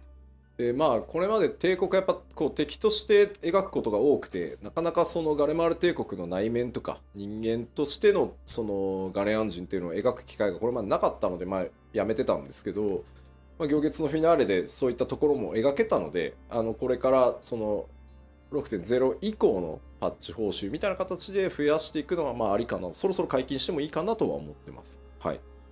Up until 6.0, we had mostly shown the Garleans as just these ruthless enemies. We hadn't really had an opportunity to show the normal people or other perspectives of that story. But now that we've done that, I think we could start releasing some gear that is Garlean themed. はい、ありがとうございます。Thank you very much. だんだん残り時間も少なくなってきましたが、もう数問いきたいと思います。Time is running out, but I'd like to continue a few more questions. The next one is, do you plan to implement the songs that played on the radio in Garemald as an orchestrion wall? ガレマルドのラジオから流れていた楽曲をオーケストリオン譜として実装する予定はありますか？あれ人気高いですもんね。いいですよね。私も好き。It's awfully popular. I like it. パッチ 6.1 でですね、ノイズが入ってるやつ、皆さんがメインストーリーで聞いたやつ、あれのオーケストリオン風の実装が決まってます。はい。And yes, we have decided to implement the version you hear on the radio with the distortion in it as an orchestrion in 6.1. なんかあれノイズが入ってないやつと入ってるバージョンがあって、まあ、どっちよっていう話だったんですけど、まあ、ソケンがサウンドディレクターとしてゲーム体験に密接に絡んでるのはノイズ入ってる方だから、まあ、そっちでまず実装しましょうっていう判断をしてたんで、そっちが実装されます。はい。We actually have a version both with distortion and without distortion. あれはあれで良さそうだよね。 Soken felt なんかハウジングとかで流したら he wanted to give people ちょっとなんか something 週 as 末っぽいという close か to the in-game experience of hearing it for the first time as possible for the orchestrion, so we're going with the distorted version first. はい、ありがとうございます。俺もそれでいきますよ、ノイズ入りで。続いてです。さすがソケンちゃんやで。何笑ってんねん。able to take up residence in Shalian or the 欲しい。 facilities それは that the 欲しいです。 operators worked so hard to 住 make み some ま one す。 day. Even just apartments would be fine. レポリットが頑張って作ってくれた月の居住地やシャーレアンにはいつか住めるようになりますか？アパルトメントでもいいです。住みます。サムデーでいいんですよね。まあね。まあもうまずは石ガルドに住んでくれよ。追いつかないよ。Please, 石ガルドいらねえよ。 just try living in Ishgard シャーレアンに first. 住ませろマ We ジで。 cannot keep up. もうね、まあまあその今回ね 6.1 でハウジングの抽選システムもできるし、まあ全世界にさらにこうサーバーをね大幅増強していくっていうのもこの前発表させてもらったので、ハウジングに関してもやっぱりどんどんやっていきたいとは思ってるんだけどマジで追いつかない月いらねえだろ。月いるかな。宇宙に住みたいみんな。So for 6.1, we've come up with the lottery system for housing. We've also announced we're increasing the overall amount of housing. So it's not like we won't do it or we don't want to do it, but maybe slow down a little bit. まあ詰めたら良いですね。If we could, that would be nice, wouldn't it? そうすんのお前や。ありがとうございます。Thank you very much. 次の質問いきましょう。Next question. Will you add minions?For エメトセルク、ヘイディス、and ゼノス。エメトセルクやハーデス、ゼノスのミニオンは実装されますか？まあここはそのまあ何度か言ってる通りやっぱり役目を終えてないキャラクターっていうところに関しては、まあ僕が全権指揮取ってるところでもあってキャラクターのミニオンが出す出さない僕が全部判断してるんですけど、まあ行月まで来たので、まあありかなとは思ってます。はい。じゃあエメのミニオンそのうち入れるかもね。I'm the one who decides who we put out as minions. And I always hold back on putting out minions of characters whose roles are not yet done in the story. But I think now that we've done Endwalker, we can consider doing those. もうゼノスあたりは本望かもね。確かにくっついてくるわけでしょ。許されついてくることを許されてるわけでしょ。Is it okay to put Xenos out as a minion? He's just gonna follow you everywhere. He should be happy. はい、ありがとうございます。それでは次で本日の最後の質問にしたいと思います。So the next question will be the last question of today. And the question is, do you have any updates regarding female Rosgal? なるほど。ロスガル女性について何かアップデート情報ありますか？それは気になる。そういえば僕らようやく行月出したばっかなんだよ今。Finally, we're done with Endwalker. Okay. ね、グラフィックスのアップデートもやるしね。ただもちろん忘れてません。And yes, we are working on a graphic update. But no, we have not forgotten about female Hrothgar. アートチームの方にロスガル女性のアートワークを何パターンも書いてもらい、その中から今、2傾向に絞ってさらにデザインを進めつつ、それをどうやってその新しいキャラクタークリエーションにこうなんだろう仕様設計していくかっていうところまで今来てるので、まあ、もちろん実装するとなるとねまだ時間はかかりますが着実に進んでます。So right now we've had the art team draw a variety of styles for possible female Hrothgar designs. We've picked 2 of them, and we're currently thinking about how those would look and what adjustments we would have to involve in putting those into character creation. So obviously it's going to be some time before we can actually implement them as a race, but we are working and we are making progress. まあ本当にやるのっていうコメントもありますけど、やるって言ったらやりますよ。People are saying, are you really going to do it though? And if I say I'm going to do something, I will do it. だってやるって言ったんだもん。I said I'd do it. あとね、なんか使う人少ないんじゃないっていうコメントもあると思うんですけど、僕はねもうここまで来たらね多いとか少ないじゃないと思うんですよ。全種族がそれぞれ平均的に人気になるなんてことはなくて。There are also people saying, but probably not that many people will play as female Hrothgar. But I'm thinking, we've come this far, and it's not really a matter of will they be super popular. It's not like everyone needs to use all races equally. その世界に多様な種族、見た目を持った人たち、それから内面の個性を持ったさまざまなプレイヤーがいるっていうことが世界の広がりをすごく感じられる。まさしく一人でもみんなでも遊べる。RPG が目指すところでもあると思ってるので、だから使ってる人が多いとか少ないとかもうあまり関係がないからここまで来ると思ってるので、きっちり実装していくつもりではあります。So, people decide what characters to play for a lot of different reasons. We'll focus on the inside or the outside, and some people may play a lot of this type of character or not a lot of type of the other character. That really gives the world flavor and variety. And especially because we're aiming to be a game that you can play solo or with friends. To be honest, we're not that overly focused on oh, everybody will play this thing equally as long as everyone's having a good time. もうそれを言った途端さ、新しい種族のアイデアを次々言うんじゃないよ君らって思うのよ。And of course, because I said that, now everyone is coming out with their ideas for new races we should add. Please no. 思い出してくれ。5.0 を発表する時の、ファンフェスを思い出していただきたい。ロスガルの男性とビエラの女性をファイナルファンタジー14の種族実装の最後にしたいって思い出していただきたい。Please remember when I presented Vera and Hrothgar at the 5.0 announcement, and I said, "This is the last one. This is the last one we're doing. Remember that, guys?" いいコメントがありました。みんな非化線の記憶力なんて曖昧だって知ってるよねって。So I mean, I found a good comment. 楽しみってな。The memory of the warrior of light. ならば覚えていろ。ロスガルの女性をもって種族実装を最後にしたいと私は思っている。Okay, well, if your memory was vague up to this point, remember it now. The female Hrothgar is the last one I want to do. はい。ありがとうございました。Thank you very much. So, カイロス起動。今日の Q&A はここまでとしたいと思います。So this is the conclusion of today's Q&A session. Thank you very much for 覚えていろと言った本人が忘れていたとはな。はい。ということで、PLL の残りの時間ですが、締めに行く前にもう一つトピックがあるということですよね。So before closing today's letter live, we have one more topic to share. 何でしたっけ？ハウジングの件です。そうだっけ、はい、なんかここから PC がなくなったから何すんだっけって思っちゃった。画面が出ます。はい、画面出してください。じゃあ He's like, what is this?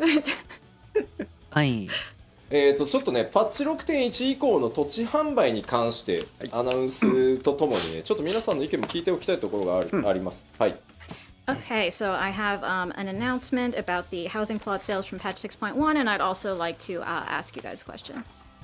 まず抽選販売についての補足です。First, let's go over some details for plot sales. どうぞ。まず1回の応募につき1プレイヤーキャラクター1回どこか1箇所のみ応募可能って言ってましたけど、FC のハウスを買うとき FC 全体で1回じゃなくて所属してるメンバー1回ずつ応募できるので、これはもう大きい FC の方が有利っていうのは確かにそうです。まあ当たり前だね。Okay, so for the lottery system that we announced, we did announce that each player may only enter the lottery for one plot of land during each lottery period. But when it comes to the free company, it's not like the free company entirely only gets one entry. Every single member from the free company can enter. In that sense, then yes, the free companies that are larger will get more entries if they want. まあこれはやっぱり MMO っていうことを考えた時に非常に大きなコミュニティを一生懸命運営していて、メンバーもアクティブにたくさんいるっていう状況でFC ハウスがないっていうところがやっぱ抽選上有利に働くっていうところはそれこそが FC のそのサイズの力かなとは思ってるのでこういうルールにしてます。I mean, after all, 14 is a multiplayer game, and we want to support the community. So if you have a big, active, free company, we want you to be able to have a house. その FC がなんか乱立してsort of the reason that large free companies are getting a little bit of その家ばっかりになっちゃうっていうのもまた切ないからね。ただですね、これなんか40人いるからめっちゃいろんな土地に応募しようぜってやったとしてもですよ、1個を買うっていう時に全員でそこに抽選申し込むっていうのはもちろん有利かな、数の有利はあるかなと思いますけど、バラバラにやると仮にバラバラに当選するとそれギル没収ですからね。1個しか当然購入できないので。But again, I mean, you're only going to end up with one house for your free company. So yes, if you all enter for the same spot, you'll probably have an advantage. However, if you all distribute yourself among different plots, I mean, you may just end up losing money that way because in the end, you're only going to get one house. あとハウス購入権利を FC メンバーに渡すって結構でかい権限を渡すことになるので、なんかポットで人集めてくればいいじゃんみたいなのは多分怖くてできないと思いますよ。あとその権限を渡せる仕様も今回 6.1 と同時にもう変わってるのでそんなに簡単じゃないと思います。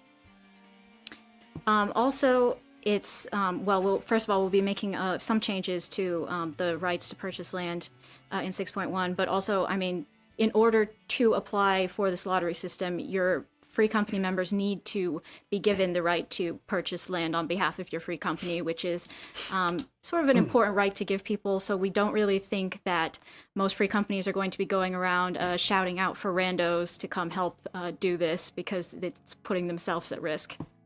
まあとはいえ抽選ではあるのでみんなでこう一気に応募したけど当たらなかったもまあありえるので。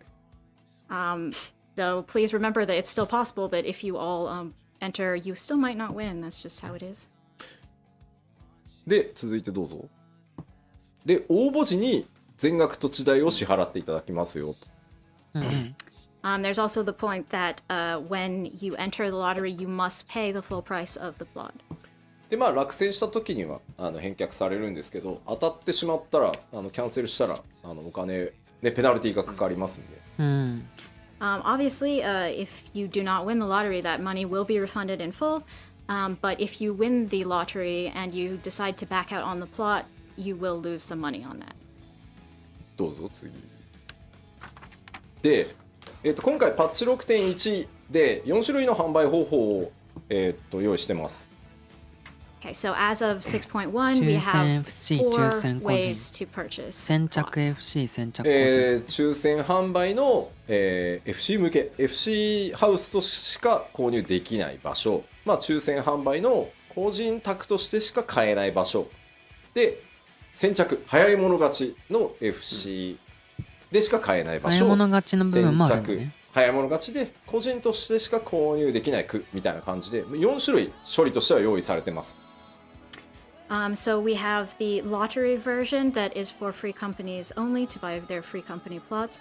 We also have a first come, first serve system that you're probably used to for free company plots only. And then we have the individual lottery and the first come, first serve for individuals.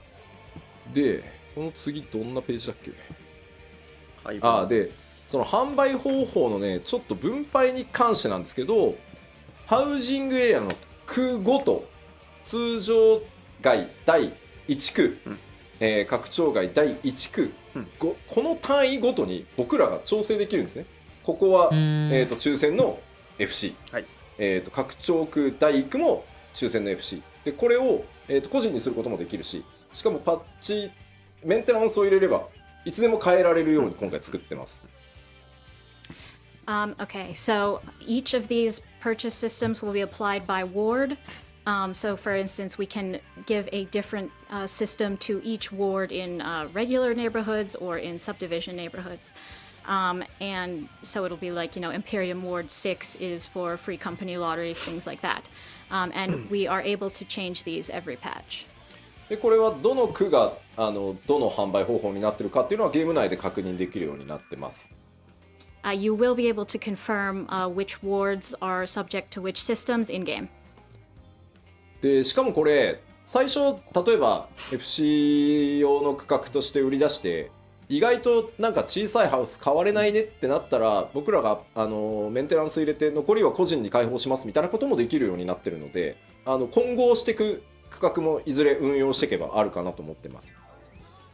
For example, if we have something set to free company system and みん then な all that's エン left ペリアム are が来た small ら houses 引っ that 越しし people ま don't す？ really want, we can always change that later. 買う予定があるかとか。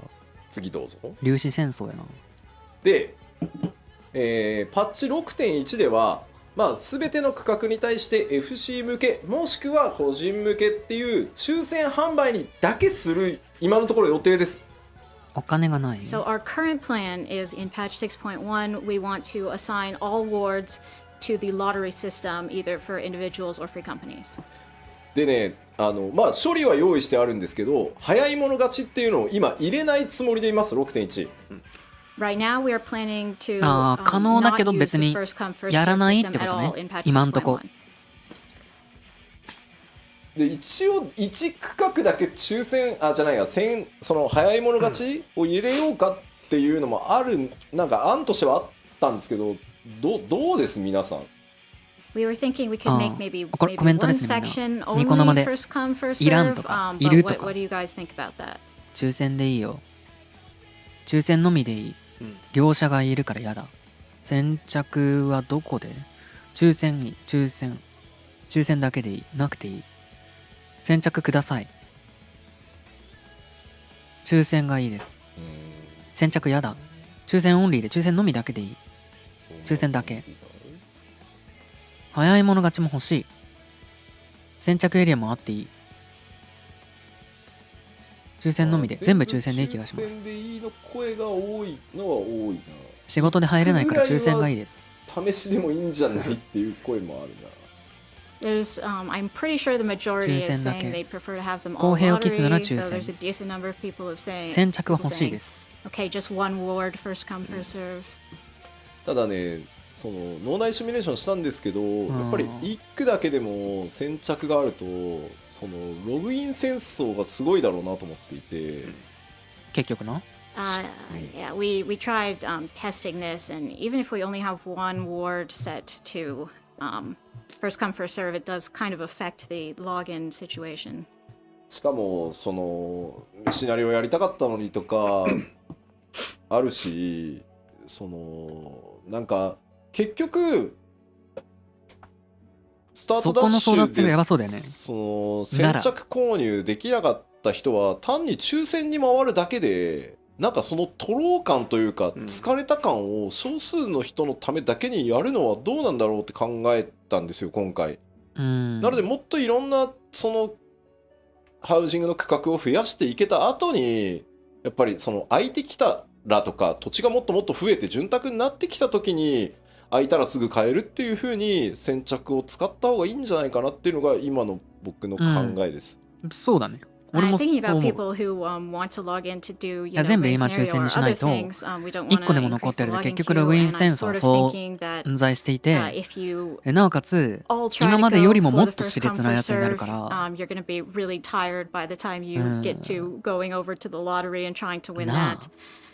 So it might be better to just wait on first come, first serve until we have a lot more housing available for everybody.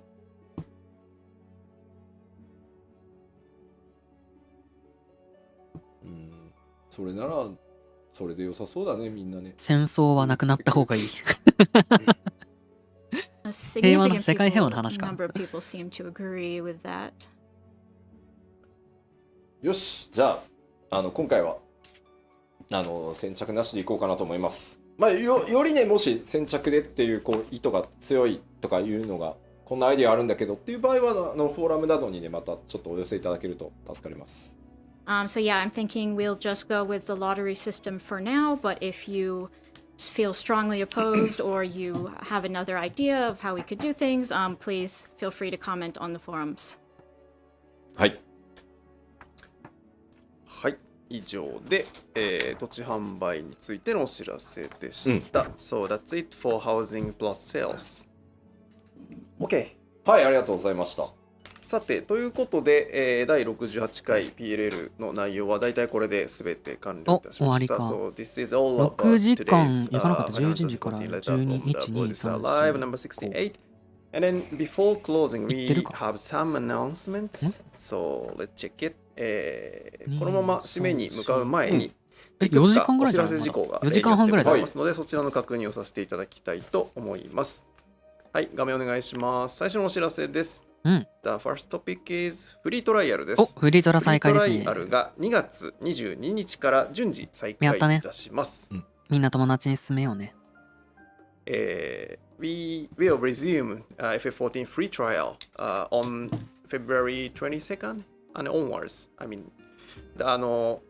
再開は公式ストア何箇所かで配布しているところがあるんですけど、準備ができ次第順次という形になります。まあそろそろ大丈夫そうだという判断をしましたので、2022年2月22日から順次再開していく予定でございます。まあそのうちね、フリートライアルの範囲もまたいつかね、ガッと上げたいななんて思ってたりはします。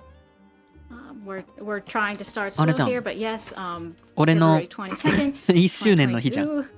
We will resume regular free trials. 2月21だったっけ？はい、ありがとうございます。1だった気もしてきた。では次です。The next one, the next letter from Next Live. 冒頭でコメントしました通り、第69回ファイナルファンタジー14プロデューサーレターライブを3月4日、日本時間午後8時からお送りいたします。So, as そんなあなたに mentioned earlier, the next letter from the producer live will be streamed on March フリートライアルという 4th ものが Friday 存在すると。 and then starting 8 p.m. Japan time。ということで、内容はパッチ 6.1 コンテンツ特集パート1ということになります。これもミラーできなくても同時配信やるんで、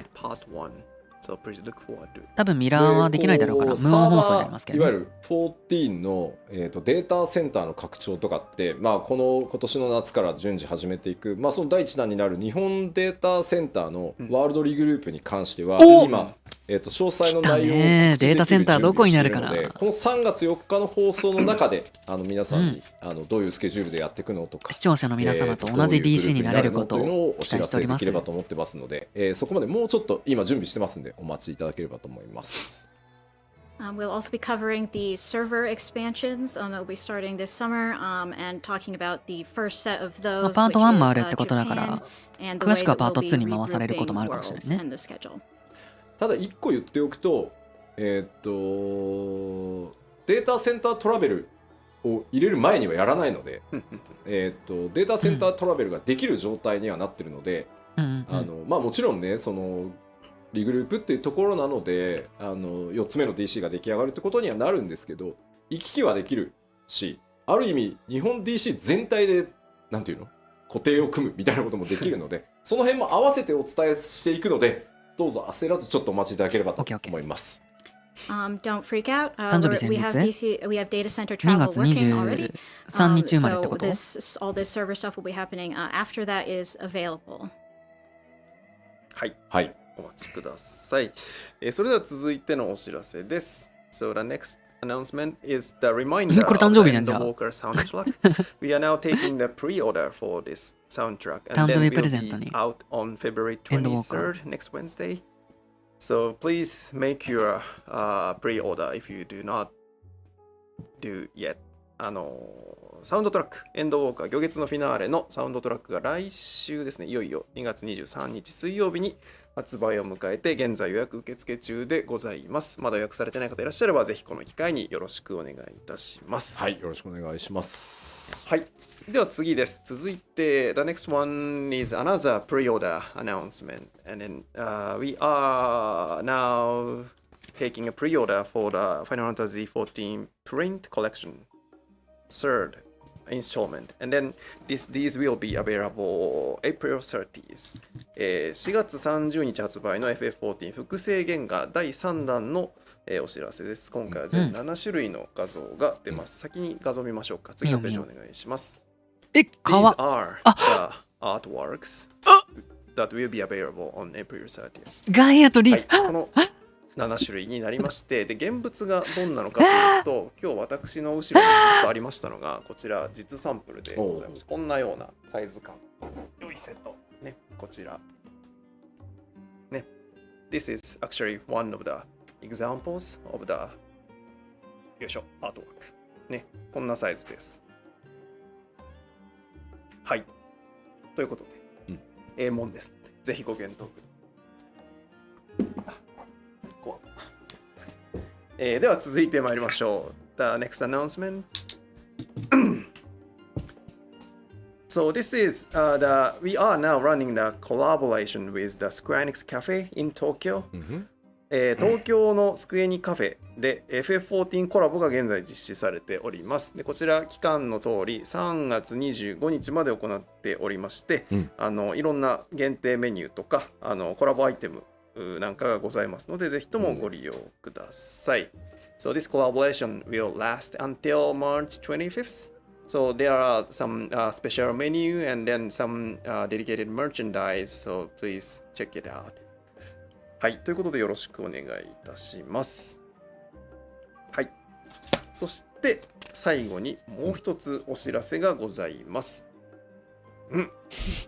We are hiring ということで、FF14 を一緒に作ろうという方、ゲームデザイナーとグラフィックエンジニアだって。グラフィックエンジニアの募集を行っておりますので、どれどれと思った方はですね、ぜひともリンク先をご覧いただければと思います。まあグラフィックスエンジニアはね、腕のいい人がなかなか捕まるわけじゃないんで、まあダメ元っていうのはあるんですけど、今ガリガリコード書いてるんですけど、もっと増やせればもっとなんていうのやれることも増えるんで、確かにもう我こそはというね非課線兼エンジニアの方、グラフィックスのゲームデザイナーという方はですね、ぜひある程度能力に応じて交代額もご用意しますので強化していきたいので、ぜひぜひ。あとまあゲームデザイナーもですね、まあ随分この前お話ししてからご応募もたくさんいただいて、採用された方もいらっしゃるんですけど、まだまだ規模拡大していきたいので、ぜひご検討ください。We are having a surprisingly hard time finding graphics engineers, so and if we had more, we could really increase the number of things we could do. So, we thought we'd ask the Warriors of Light, if you have graphics engineering skills, please join us, and game designers as well. Please feel free to apply. まあ今ちょっととはいえ全くの素人じゃダメでしょって書いてるんですけど、ゲームデザイナーに関しては前回放送のアーカイブが多分残ってるんで見てもらえればいいんですけど、そっから今リードやってるやつとかもいるぐらいなので、14はもう課題の応募はなんだろう、試験のように ID 考えてきてくださいとかなんで、そんなの別に Excel とか Word 使えばできると思うんで関係ないです、あんまりはい。People are saying, well, don't we need experience to be game designers, even if you say it's okay not to? And no, really, I mean, as long as you can use Word and Excel, you'll be okay. So even if you've not done this specific job before, consider joining us. 吉田も募集した方がいいんじゃない？条件が悪いんじゃないとか、こう契約社員でしょどうせみたいな書かれてますけど、私ずっと契約社員ですよ。契約社員の方が給料上がりやすいんですよ。僕正社員オファー蹴ってた人間ですからね。いらないっつって。いらないって。A lot of people are saying, oh, it's probably because you're only offering contract positions or something. And I'm saying, I was a contractor. I've been a contractor for this whole time. Because it's easier to know how much I'm going to be paid. 正社員っていうなんていうの、その働き方の部下が増えちゃって、契約社員が正社員の評価をするのはおかしいだろうって会社に言われてついに、いやおかしいのはなんかその給与制度だろうって言ってじゃあ正社員でもいいけどいくらくれんのって言って僕正社員になってるんでat some point, I was told I started supervising all these people who were permanent employees, and the company was like, yeah, it's kind of weird that we have a contract employee supervising all these permanent employees, so can you stop? And I was like, I think the labor system is the problem here, but okay, how much money will you give me? And that's how I became a permanent employee. 正直スクエアエニックスという会社の福利厚生は素晴らしくいいです。契約社員っていうその雇用形態が違ったとしても、本当にすごく良い福利厚生状態なので、選択する人も増えてますよ、どっちっていうのを。ただこれもちろん人によって価値観の違いなので、どっちがいい悪いは言いません。ただどんどん上がっていくことができる会社だよっていうのは、まあ、正直変な話、僕を見てもらえればこんな跳ねっ返りが取締役やれる会社なんで夢ある会社かなとは思います。We have a good working system, and you can get promoted here. Obviously, people's values are different. So if you're thinking, oh, I want to be a permanent employee versus a contract employee, that's also fine. But yeah, we do have a good working environment here. So just so you know. そうか、意外となんかみんなあれなんだね。サービス残業が怖いって、サービス残業禁止ですかね、うちの会社。残業してもらいたいときは残業、このために残業、まあ自分で申請してもらうときもあれば、お願いする、追い込みでね、お願いする場合、全部お金ちゃんとお支払いするっていうのが前提なので。Of course, people are asking about how much unpaid overtime they have to do, but actually we don't do that here. If we work overtime, we write the reason, and then we get paid overtime money. はい、というわけで楽しくね、ゲーム開発参加してみたいぞ。黒い煙が出ない職場がいい。出ないよね。出る職場はもうやめればいいんだよ。そうやってみんなが辞めていけば世の中から黒い煙が出る会社は生き残れなくなるから。ね、続けちゃうからダメなんじゃないのみんな。And then before 俺が甘いのかな考えば。俺も黒い煙出るところなんか続けるって選択肢ないけど、最後締めの前にコメントを一言ずついただきたいと思います。まずケイトさん、一言ご挨拶お願いします。So, ケイトさん、please。久しぶりに、このような通訳をできて楽しかったですね。いろいろ設定について、通訳できてよかったです。これからもよろしくお願いします。Hi everybody, it's been a while since I've been able to do this kind of interpretation, and I was really happy that I got to do so much talking about lore while doing so, and I look forward to seeing you again. ケイトさん、ありがとうございました。Thank you very much. はい、それでは吉田さん、締めをお願いします。吉田さん、please。はい、今日ね、本当Q&A も含めてですけど、いろんなお話しました。かなり未来のお話もしたと思うんですけど、冒頭に戻りますが、まだまだ14発展していきますし、チャレンジを続けたいと思ってます。So we've talked about a lot of things today, including the Q&A, including the future of 14. But yeah, if I can just wind it back to the beginning, I want to say again, I really want to keep 14 going and take on new challenges from now on. So we will keep at it. そのもしかしたらね、過程の中では、今回その日本 DC のね 4DC 目追加、ワールドリーグループみたいな、できるだけ避けたいとは思ってますけど、より安定的にこう運営サイズを上げ、みんなに混雑なくこう遊んでいただくために、本当にできる限りないようにはしたいと思いますが、我慢をねちょっとお願いしてしまうようなこともあるかもしれないです。Beginning with the Japanese data center expansion, of course, as we add servers, we're going to have to regroup worlds, and a lot of you will probably not enjoy that, unfortunately. But overall, we do want to increase the amount of space we have so that players can have a good time, not get stuck in queues, all of that. ただ最終的には光の戦士プレイヤーの皆さんがこのゲーム遊んでてよかったなとか、このゲーム本当に楽しいなって思えるね、こう未来のために僕ら常に考え、常に努力をして開発を続けていこうと思います。楽しいよ、楽しい。And just to sum up our goals, we really want all the people who play this game to say, wow, I'm really glad I played this. I had a great time. So we'll keep aiming for that going forward. なので改めて皆さんにお願いです。ここまでQ14 からね11年一緒に歩み続けてくれてありがとうございます。And to all of you players, thank you so much for coming on this 11 years so far journey with us. 行月のフィナーレの英語タイトルはね、エンドウォーカーですけど、これからまた新しいファイナルファンタジー14の冒険の旅に一緒に歩み続けてもらえるととても嬉しいので、ぜひこれからも長い間よろしくお願いします。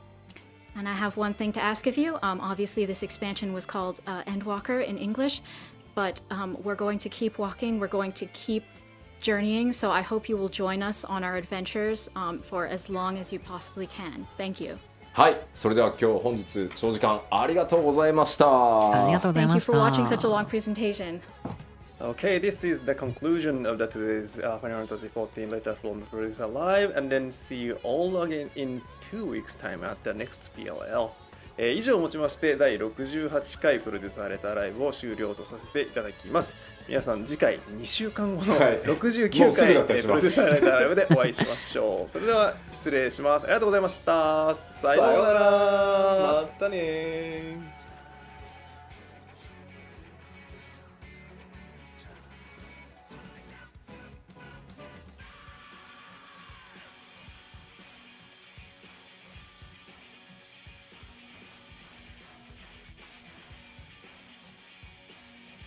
お疲れ様でした。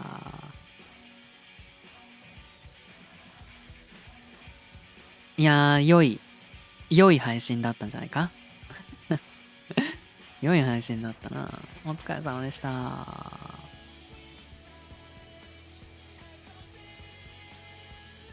内容が濃かった。うん。今回の振り返りしようか。何が良かったみんな。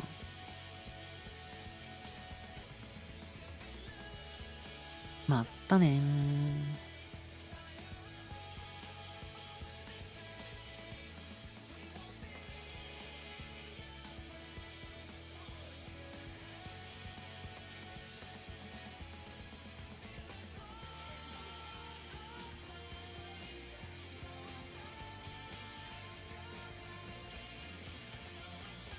DC トラベルどこになるか気になるみたいな。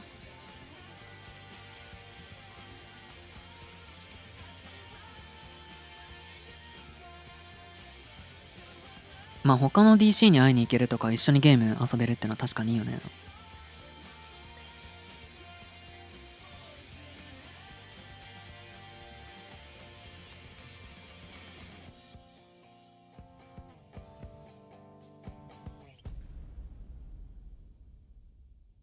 ここで終わるのかもしかして。スッて。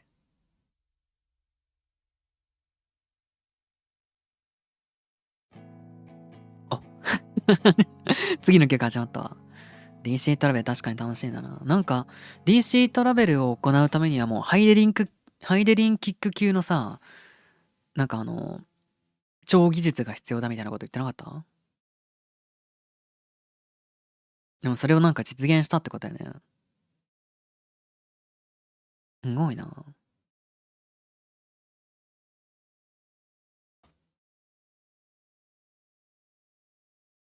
いやー、俺あれ好きだったな。Q&A のなんか感じとか。Q&A の感じ。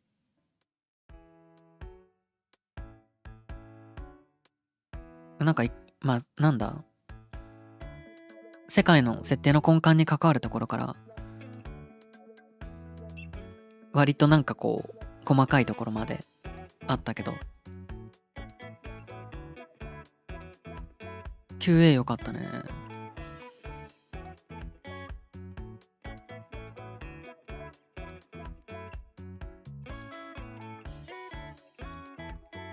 特になんだろう、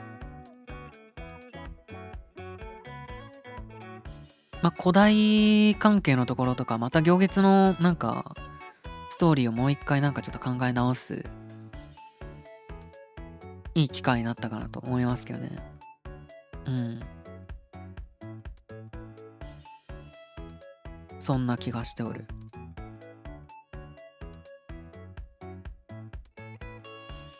バランス調整でテンパランスさよかったいやー、リビングネットどうするリビングネットそんな、俺別に不満ないよ、リビングネット。下手にいじらんといてほしいんだけど。何リビングネットどうしてほしい？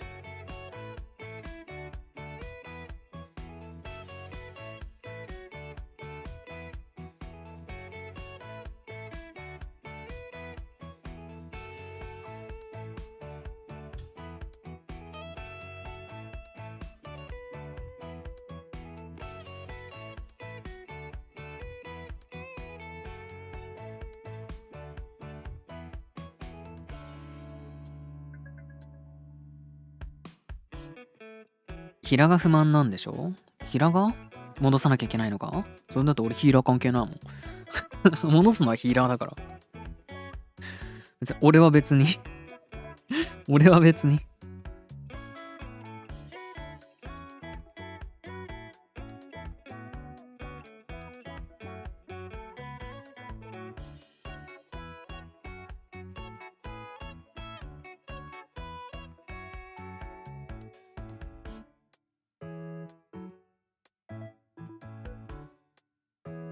そこはヒールしてよって思いますけどね。そこはヒールしてよ。これはヒーラーに袋叩きにされる？そうかな。めっちゃコメントするやん、ずっと。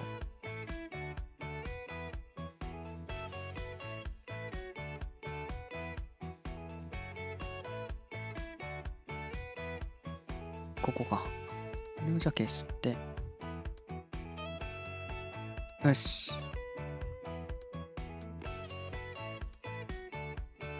ヒーラーに消されるかな。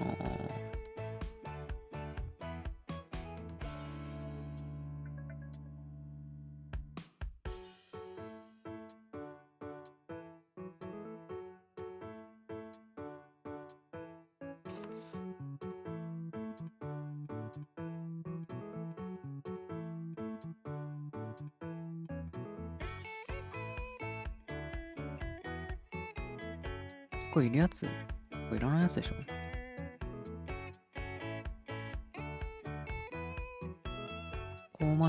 この R1 テキストってなんだろう。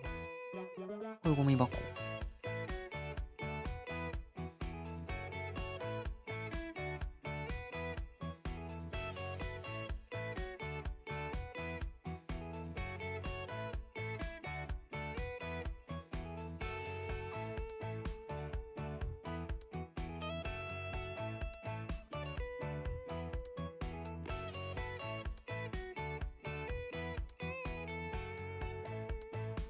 グラフィックスアップデート、そんな話あったな。もすごかったよね。そんな話あったね。ぼっちでも遊べること。いやでもなんかぼっちでも遊べるとは言うものの、普通になんかオンラインゲーム好きでも全然その調整はありがたいなと思ったけどね。ストーリーはもうなんか一人でもペースでも進められて、オンラインでも遊べるしみたいな。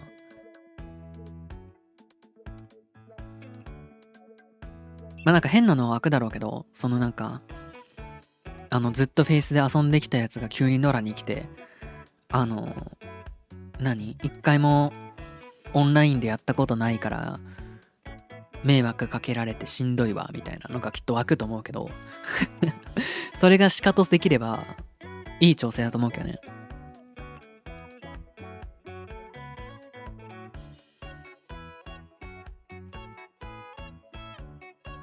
この知らせで黒い煙が収まりました今まで黒い煙出てたの？なんで？借金待ちがしんどくて？バハムートとか早くなんか変えてほしいな。ね。でもなんか今言ったなんかその全部の ID がフェイスになったからどうのこうの税は絶対出る絶対出る。全部の ID がフェイスになったおかげでなんか今までノラをやってこなかったやつが急にオンラインに出てきて、すいません今まで全部の ID フェイスで言ってて今回がマッチング初めてだったんですみたいなやつが超地雷で草みたいなやつが絶対現れるこれは予言しておくそうそうそう、耐性のないやつが。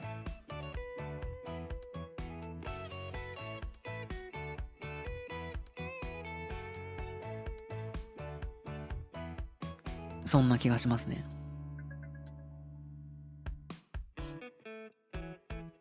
出てこない大多数は本当？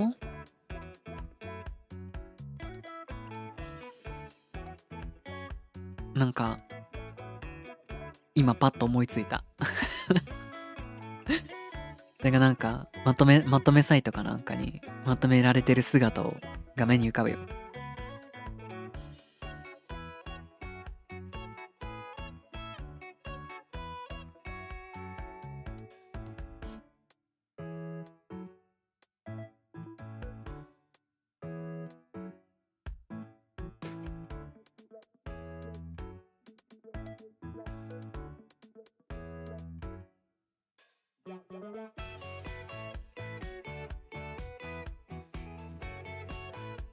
もし遭遇したら諦めて、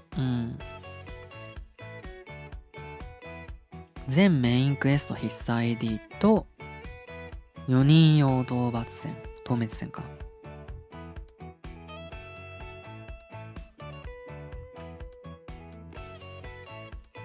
第1弾パッチ 6.1 では新生ヨルゼア編を対応。なんかもうすぐってことだよね。まあパッチ 6.1 がいつ出るかちょっとわかんなかったけど。2.0 範囲ね。で次点2では 2.1 から 2.5 とかそういう感じ？い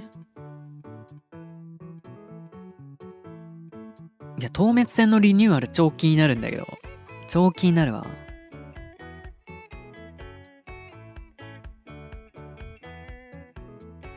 グラフィックスアップデート、画面全体の美しさ。ティーンさんトレンド1位おめでとうございます。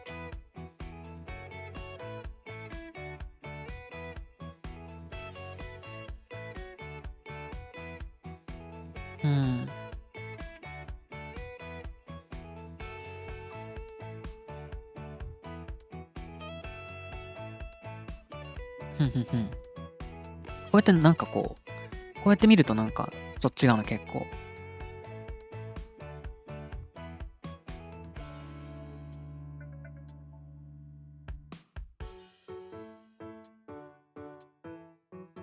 ハイレゾ化プラスシェーダー対応。いや、やっぱ目とか全然違うよね。目は全然違うわ。こうやってみて、髪の毛ね。髪の毛すごいな、結構。いや、なんかこうやって並べてみて全然違うな、髪の毛。バイオハザードのキャラっぽくなっちゃうか。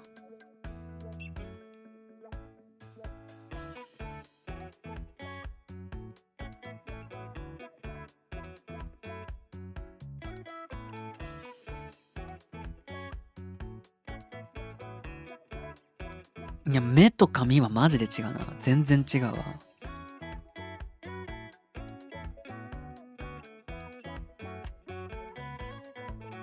シミとかは目立たなくしてるのかな。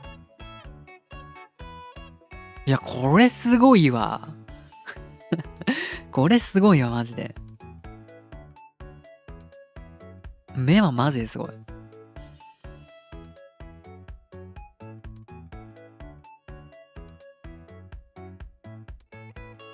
なんか唇のなんか光沢の感じとかもちょっと、これも光と影のあれなのかな。その金属のさツヤ感みたいなのと似てて、その肌のツヤ感、この唇のとこ、この辺、ここになんか光が入ってるだけで結構違うよね。ララフェルも圧が上がった。これね、圧は圧上がったかな。目が綺麗になったよね、やっぱね。同じように。まああんまだからここの髪の毛とかすごい分かりやすいかなと思ってて、このなんて言うんだろう。ここほらここじゃない。ここギザギザしてるじゃん。ここ。でもこっちはここはギザギザしてなくて、ここはすごいなんかもうほぼ線がないみたいな。今まで線があったところは線がなくなってて、今までギザギザしてたところは線になってるみたいな。なんかワンランク上がってる感じしません？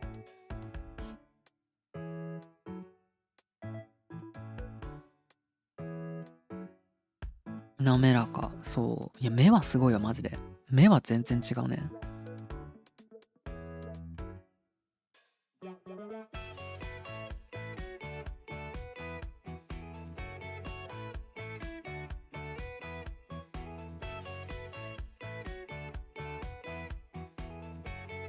まあ、あと、触れられなかったけど、これか。リボンの布感？ここもポリゴンがこう、なんて言うんだろう。直線って感じだけど、こっちは割とこう、ゆっくり丸になってるよね。で、このリボンの折り返しのところには、ちゃんとこう、光が、一番手前のところには光が当たってて、この感じね。光が当たってて、で、ここはすごい滑らかだけど、こっちはこう、カクカクカクカクみたいな。光も特になしみたいな感じだから、まあ、この布の質感も多少良くなってるのかなって感じは、ここから読み取れるよな。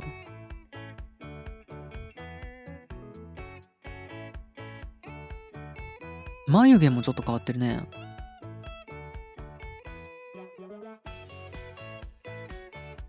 よりなんかゲジゲジ感がなくなって高解像度化するとこうなるってことはね。ブドウも気になりますブドウっすか？ブドウ気になります？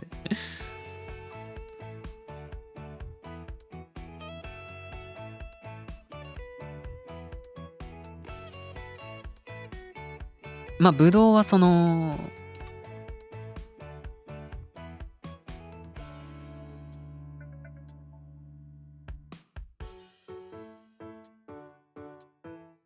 ブドウはまあその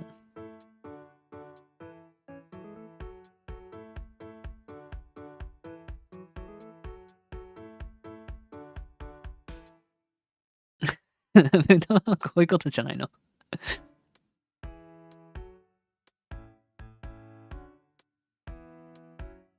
水滴まで見える。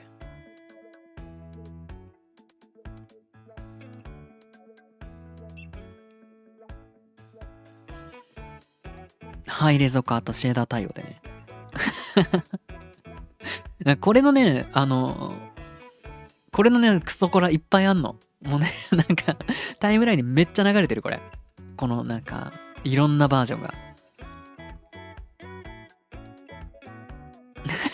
もうみんなも探してみて。これマジいっぱいあるから。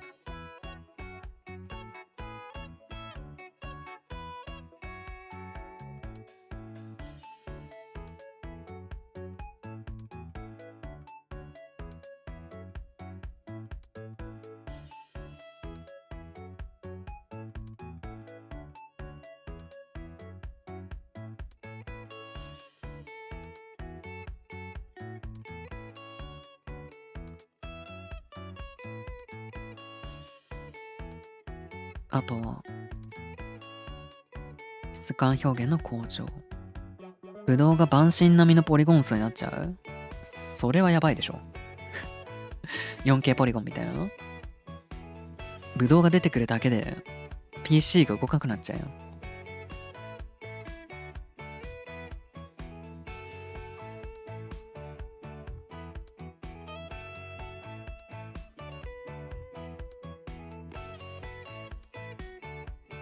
シャドウの強化。いやー、これはめっちゃ気になるな。これが70になるんだっけ？ 70 なんかもう2年後3年後でしょ。まあ楽しみだけどね。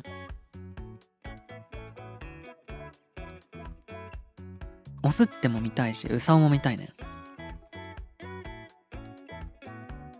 いやー、ミコって美しいな。特になんかこの辺のなんかこう質感が加わったことによってなんかこう顔ののっぺり感が解消されてる気がする。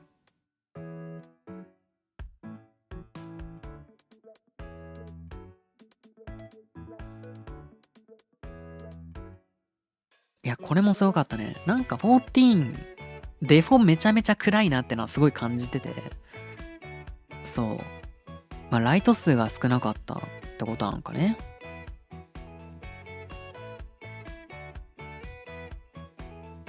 これはすごいありがたいよね。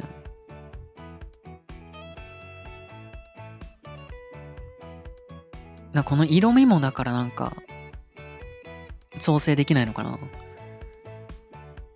なんかテラとかさ、自然ではありえないような色味になってるけど割と綺麗じゃないですか。まあもう終わっちゃったけど。だからなんかそれが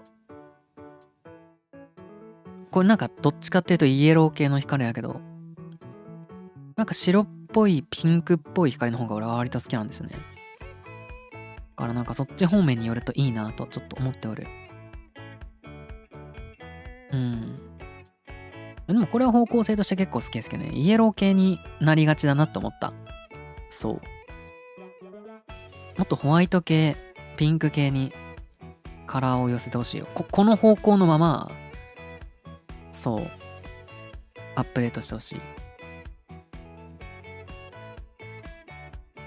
これはもうだって、明かりとかそういう問題じゃないもんな。全然違うもんね、これね。全然違う。物の数が違うし、これすごいな。これ本当にすごい。これ一個一個に石の目があってさ、高さも違うし、ここもとかもね、砂のこのなんもない感じから結構違うよね。ブドウ追加されてんじゃん、よく見たら。よく見たらブドウ追加されてんじゃん、高画質なブドウ。ブドウを置いても破綻しないと。マイクラのモッドの有無くらい違う。マイクラのモッドって結構違うの？影モッドみたいなやつだっけ？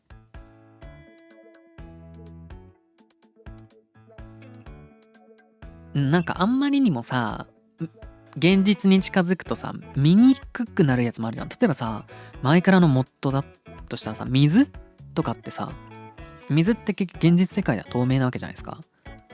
けどマイクラの水ってめっちゃブルーやん。あれはあれで視認性はいいと思うんですよね。そう影モッドとか入れて透明にすると、絵は綺麗だけど見やすいかって言われるとすげえ上空にいる時とかはね難しいよね。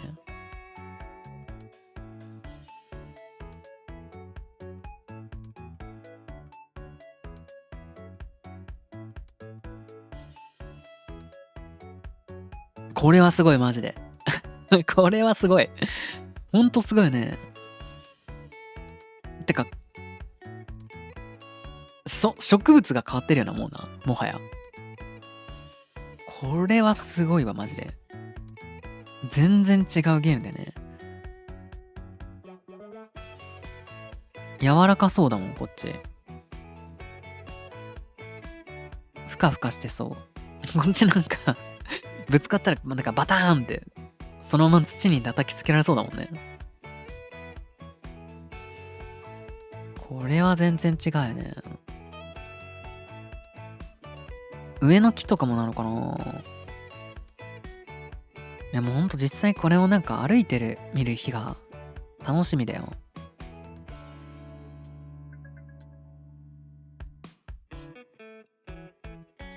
楽しみ。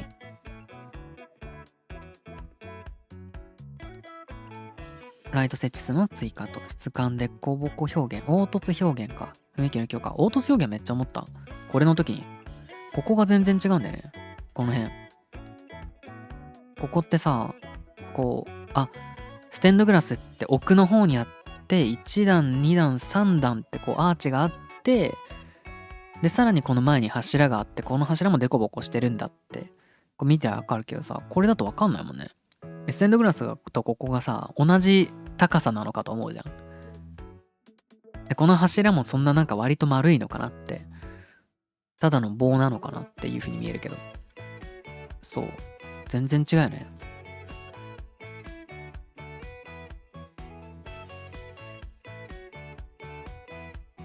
質感の構造金属での、これもなんかすごいさっきのラフェルで思ったわ。と自動配置植物の強化ね。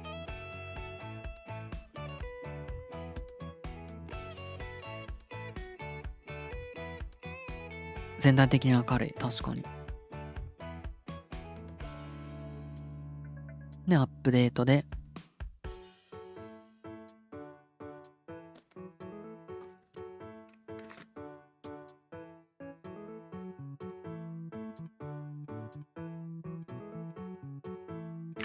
おわっち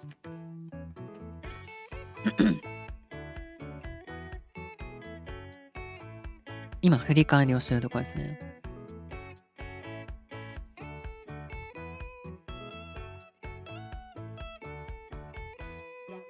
タタルの大繁盛店。これなんか新コンテンツってことだよね。何するんだろう。暁で世界救ったのにさ、まだ俺らお金に困んなきゃいけないの寄付しろ寄付。もう俺が一生遊んで暮らせるだけの金をよこせ。その各国の民から税金を集めて。なんでまだタタルのお店を手伝わなきゃいけないんだ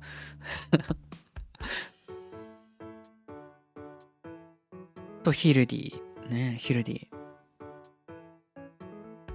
ガレマール復興が残ってますよ。いやガレマールのやつらも自分で復興してもろてって感じだけどねなんで俺が手伝わなきゃいけないんだよガレマールは自分で復興しろ。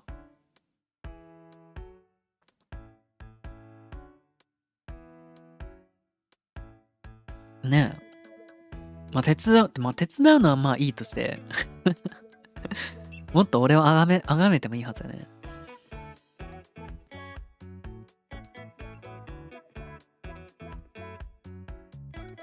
とミソロジー・オブ・エルズやね。これはだからエメに煽られた部分を拾っていくってことだね。お前たちが崇めている十二神のなんだっけ正体なんかがそのいい例だとかって言ってたけど、エオルゼ十二神とは一体何なのか。俺たちはエタ版するときに一体何に愛を誓っていたのかってことだよね。そう、あれエタ版あれ待って。今日、FC メンバーのエタ版がなんかいつかにあるとかって言ってたな。ちょっと待って見るわ。あれ今日じゃねえよな。今なんか予定を思い出した気がした。いつだ？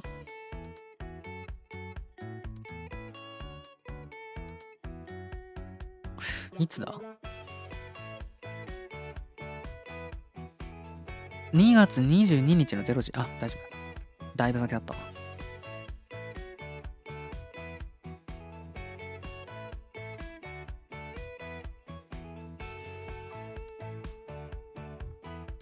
と、新しい PVP クリスタルコンフリクトってやつだね。これなんか5対5かなんかに分かれて、なんかそのクリスタルを押したり押されたりするゲームらしい。PVP あんまりやんないから分かんないけど。まあ実装されたら一回やってみるけどね。で、なんか、なんだろう、何勝したらマウントもらえます、10勝したらマウントもらえますみたいなのがあるんだったらちょっと頑張ろうかなと思ってるけど。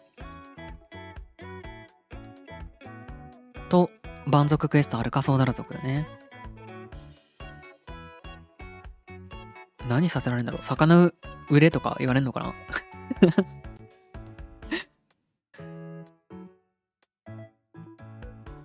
蛮族クエストって名前変えようみたいなこと言ってたね。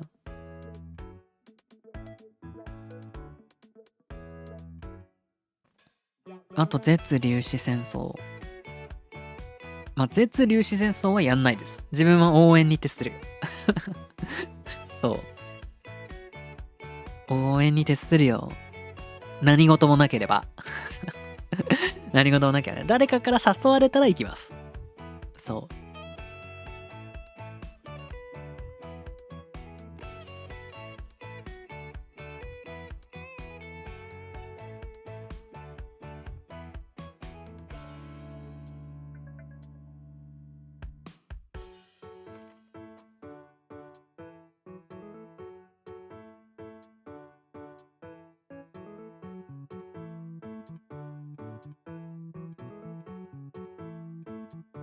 原住民クエスト。原住民クエストか。原住民って差別的用語入ってない？大丈夫？ポリコレに配慮してる？本当にそれ。いや、わかんないけど。全然問題ない言葉なのかもしれないけど。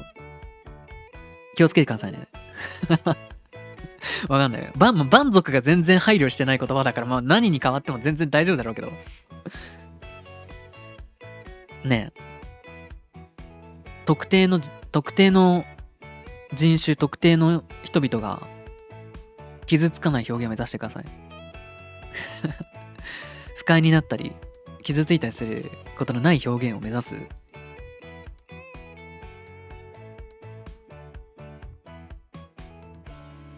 貴族クエストってどういうこと？高めすぎだろ。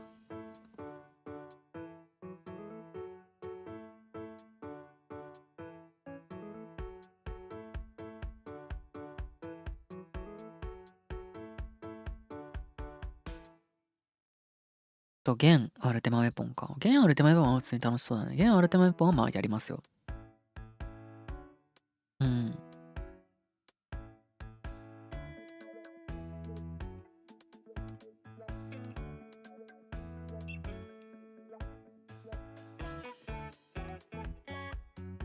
まあでも少なくとも3月にはないとね。3月にはないんだから4月のどこかのタイミングで 6.1 だから、何からやろうかね。まあ、ゲンテマヒルディあたりからだろうな、多分。1週間に1回できるんだっけ、ゲンは。久しくやってないから。そう。あと2ヶ月くらい。先の話。まあでも逆に言うと、その2ヶ月間のうちにやらなきゃいけないことを、終わらせておかないと。そんなことないか。2ヶ月後に 6.1 が実装されたとしても、結局でかいのは Z だけだから、そのミソロジー・オブ・エルゼは1回やっちゃえば別にそんなにね、クリア大変じゃないだろうから、ミソロジー・オブ・エルゼの企画配信やります？やるか。24人で募集してやるかやるか例式でやってたやつと同じ初見で行くミソロジー・オブ・エオルゼア24人募集で行くかそれは面白そうだな。集まるかどうか知らんけど、初週の週末ぐらいとか。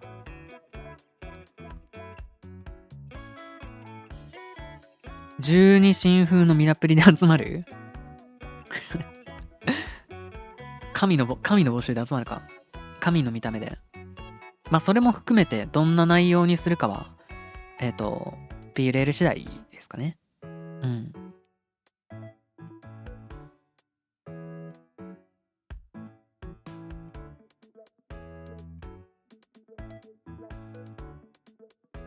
なのでまあでもまあ何のイベントも思いつかなくても一応最初は募集でいきますよ。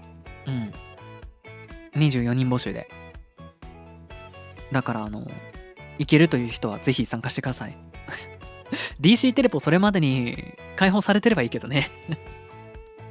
ミソロジー・オブ・エルゼアまでにされてなかったらガイアにキャラ作ってもらって一緒に行きましょう。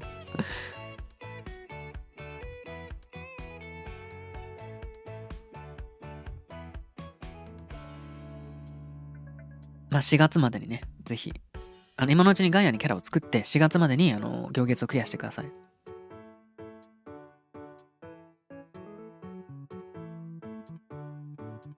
あとはメインクエストの ID フェイス対応を UI キャラクターカードね。これもちょっと気になるよね。キャラクターカード凝ったやつ作りたいな。とロスガルの新髪型と、新髪型ってか、ロスガルに関しては髪型という名の顔なんだよね。そうだからちょっと大変なんだろうけど、そしたらガイアじゃなくなるとかありそう。そうね。リグループされてな。でも 6.18 とか言ってなかった？違ったっけ？それ DC テレポの話か。じゃあダメだ。DC テレポ 6.18 って言ってたような気がしてきた、だんだん。つうことは、1ヶ月後ぐらいってこと？ 5 月ぐらいってことじゃん。DC テレポ。で、DC のリグループが8月ぐらいか。うん。じゃあやっぱりガンヤにキャラ作って4月までに行月クリアしてください。じゃあやっぱり。逆に言うと 6.2 からはどこの DC にいようと一緒に遊べるのか。そしたら募集もまたね、集まりやすくなるね。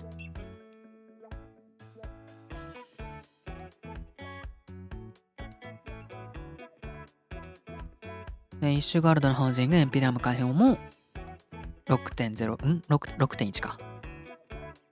と、お得意様メリアンスということで。お得意様メリアンスで最も気になるのは、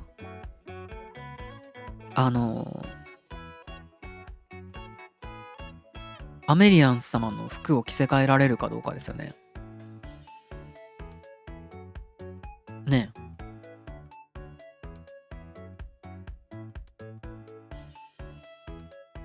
そうですよね。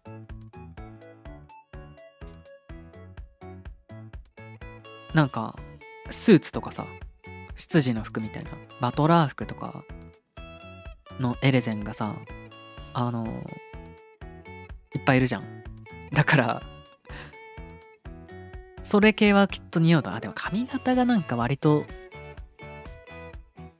あれだから、もっとなんかドレスみたいなやつの方が似合うのかな。髪結構長いんでね。そうでね。ああ見えて。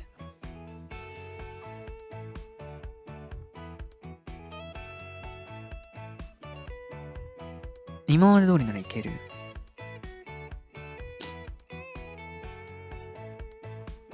娘息子の服を着せるだろう。わー。トゥプチマティもらえる。もらえるわけないやろ。トゥプチマティはあげません。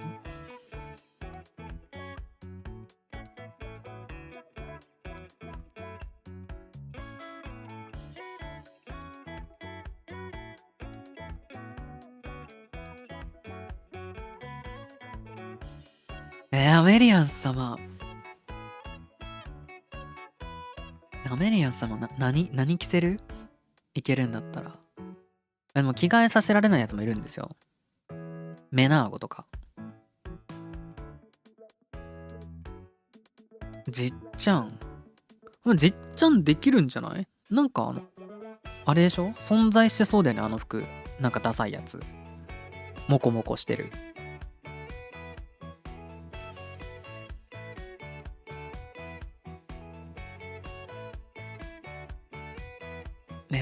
気になるな。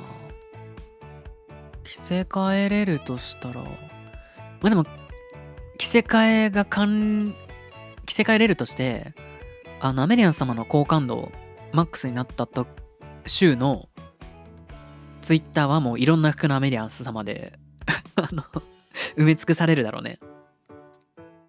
ダサいでしょあれ。あれダサいよね。じっちゃんの服だよ。あれなんかさ、レベル上げ中の白魔導士かなんかが着てるやつじゃない？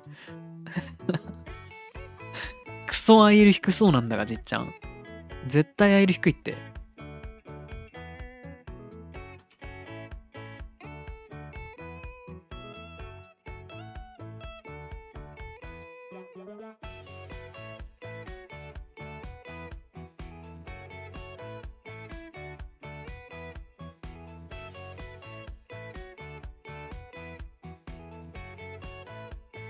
絶対アイル低いってる、伊沢。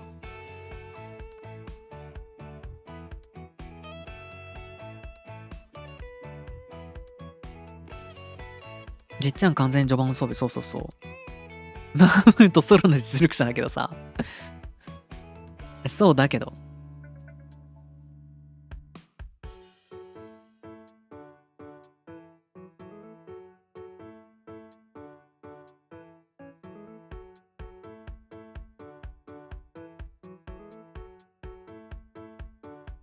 ってこんなんだよ。これだって多分このなんか服は多分服もさ、この足のなんか甲冑みたいなやつも多分どっちも IL40 ぐらいだよ多分。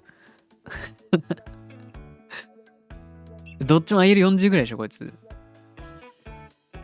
絶対 IL 低いってじっちゃんは。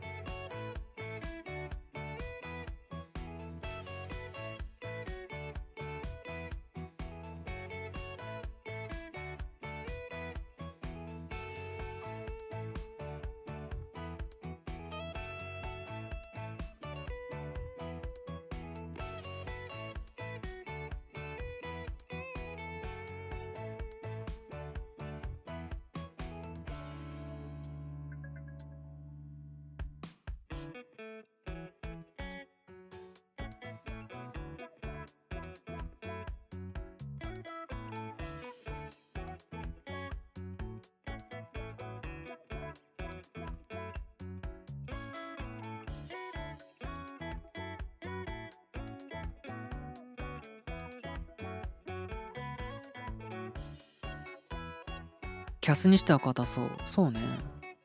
なんかあれがなんか旧姓指名とかの服のなんかこうコンセプトなのかなと思ってて、イダもさ、文句だけどさ、タンクの脚つけてるじゃん。イダ。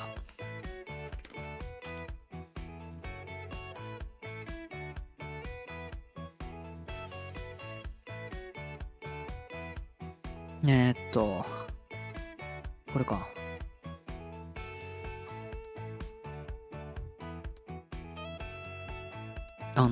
文句装備にタンク脚じゃん。パパリモも腕そう。あ、ほんとだ。パパリモも腕タンク腕だね。そう、だからなんかそういう、なんじゃないきっと。みんなタンク装備でいけば楽勝なんだ。なんかタンク装備着れるんだよ、賢人はなぜか。確かグラハも、脚はタンクだったんじゃないかな。見てみる？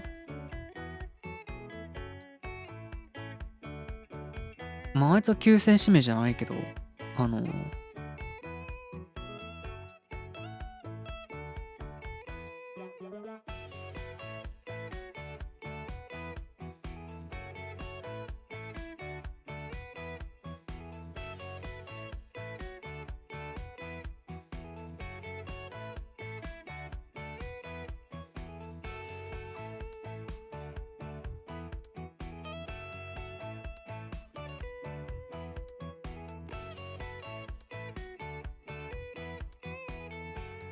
ほら。これタンク脚だよね。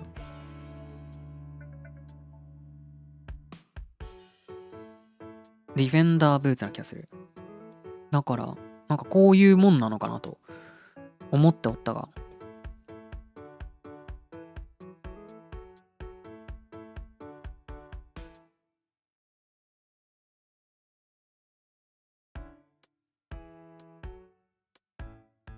なんか流行りなのかもね。流行りなのか、なんだ、NPC オリジナルだってことを出すために、プレイヤーではできない組み合わせのミラプリになるようにわざとつけたのか。そのキャス装備とタンク装備を一緒につけるみたいな風に作ったのか。まあ理由はよくわからないけど、なぜかそうなってるね。ウリエンジェやヤシトラは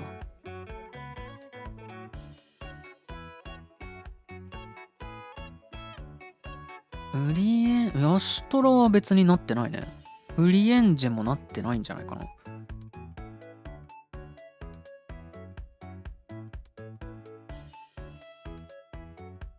ウリエンジェはなってないけど、なんかよくわかんない武器担いでるぐらいかな。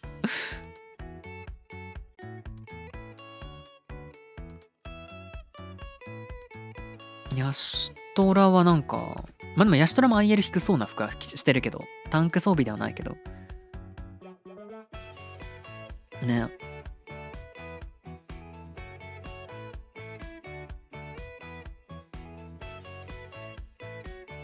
なんか、NPC オリジナルじゃないキャラクリのやつは、同時アップデートされるって言ってたからね、グラフィックアップデートの時に。みんな美形になるのが楽しみだね。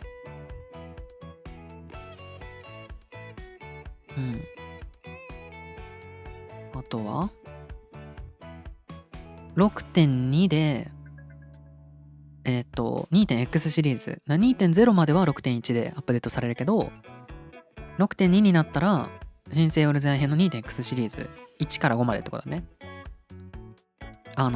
アルテマメポン終わった後のダンジョンのフェイス対応ってことだね。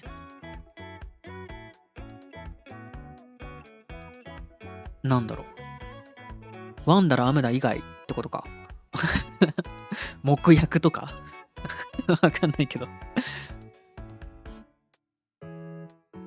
フェイス対応すると。あとは、蒼天のメインクエストの ID フェイス対応。2から 3ID って書いてあるね。それから武器強化コンテンツ行月編が開始となるわけですね。何が使われると思う？グレンで言うエウレカ？漆黒で言うボズヤみたいな。なんだろう。フェイスモーグリだったら面白いね、確かに。それは楽しそうだな。なんだろう。また特殊フィールド系なのかな。とにかくカバンの中に物をいっぱい入れるのやめてほしい。本当に。なんだっけ。なんとかの記憶みたいなやつがカシャッつってカバンに入るやつ。あれマジでやめてほしい。あとなんとか古銭みたいなやつとかさ。ボズヤ古銭とかボズヤ金貨みたいな。ボズヤ銀貨みたいなやつはさ、カバン圧迫すんだよ。あれはやめてほしい、本当に。ほんとあれだけ変えてほしいね。とにかく。そこだけが願いだよ。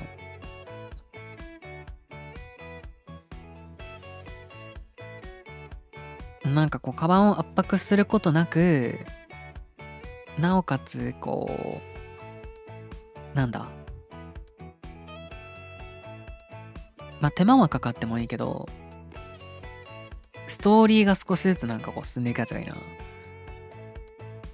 見ててへえみたいな、なんかちょっと世界観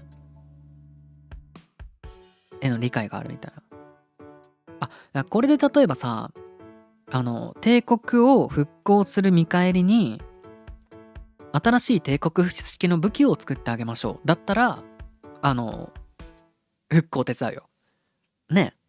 そう思わん？それいいよね。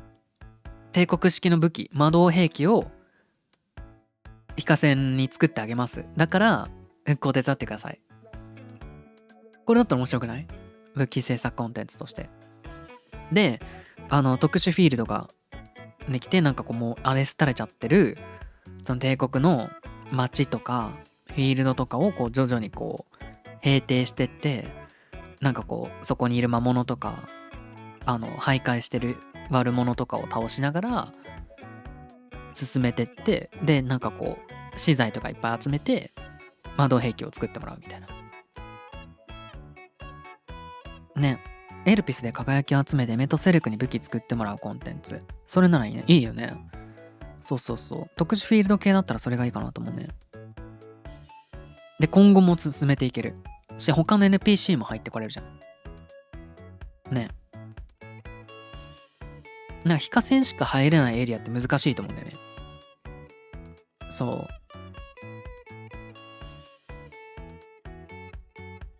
と考えると、ゲロルトは関連値いける。着込めばいいじゃないですか、別に。着込めばいけるよ。服着せないよ。だってあいつパゴスおったやん。パゴスだっけ？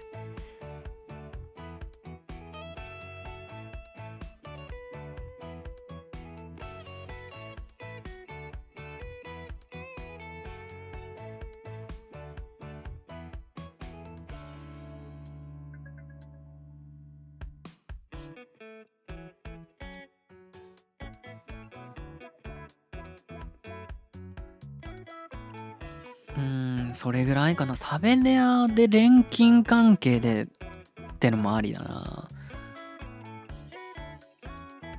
サベネアにはまだ見たこともない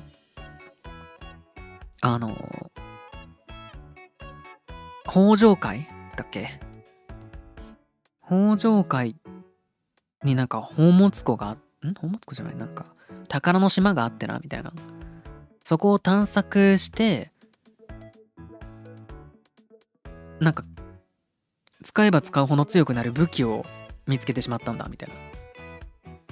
さらに秘宝を集めればもっと強くなるかもしれない。さあ探索してゆけいみたいな。で私たちも錬金の技術が上がるし、あなたは武器が手に入る、いいでしょみたいな。でゲロルトとしてもなんだっけ、ゲロルトのさアートマかなんかの時に手伝ってくれさ、ジャルザーンっておっさんがさいたじゃん。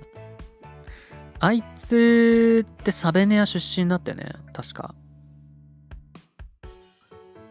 違ったっけ？西ガルドには入れなかった。なんかさっきのエオルゼア人物図鑑に載ってないかな。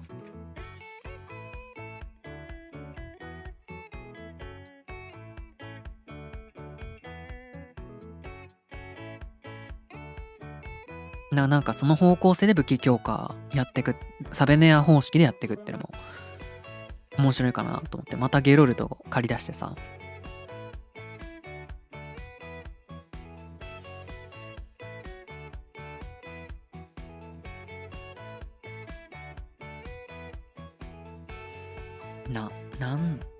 ジャルザーンみたいな名前じゃなかったっけ？あ、こいつ。ジャルザーン。こいつに、デミールのなんちゃらってサベナトにあるしね。あ、これ？ほんとだ。ジャルザン・デミールって言うんだ。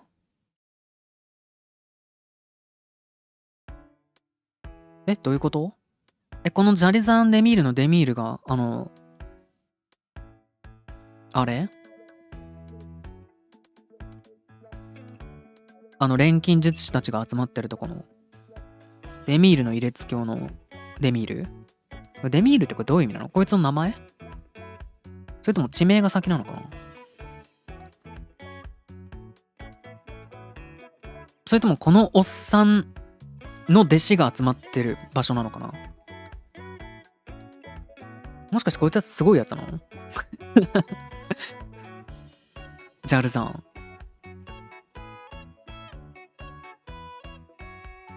なんかちょっと変なあれがあるから、ちょっとコンテンツブロックしとくか。バーンされる。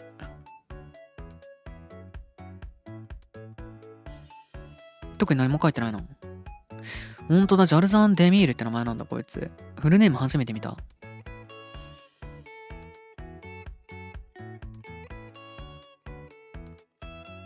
デミールのサブクエとかやっていけばわかんない。あ、サブクエ全部やったわ、デミール。特になんかジャルザンがどうのみたいなサブクエなかったけどな。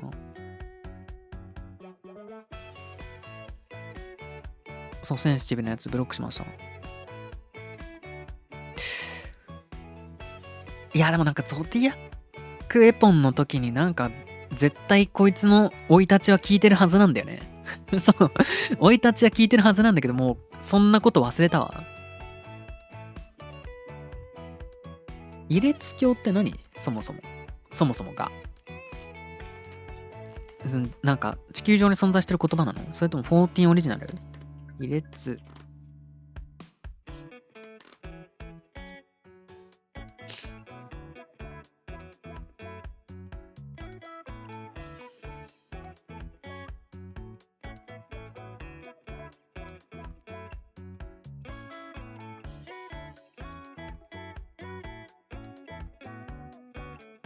異列とは先人の残した功績、後世に残る立派な業績、功績のこと。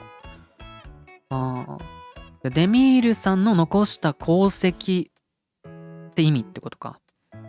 偉大な功績を残した人の里って意味。じゃあこいつかもね、本当にね。こいつすごい錬金術師だったのかもしれん。じゃあまたジャルザンがフラッと帰ってくるか、ジャルザンの弟子に頼ってみたいな方向性でまたゾディアックエポン形式で錬金薬を使っての武器強化っていう方向性で原点回帰も面白いかもね。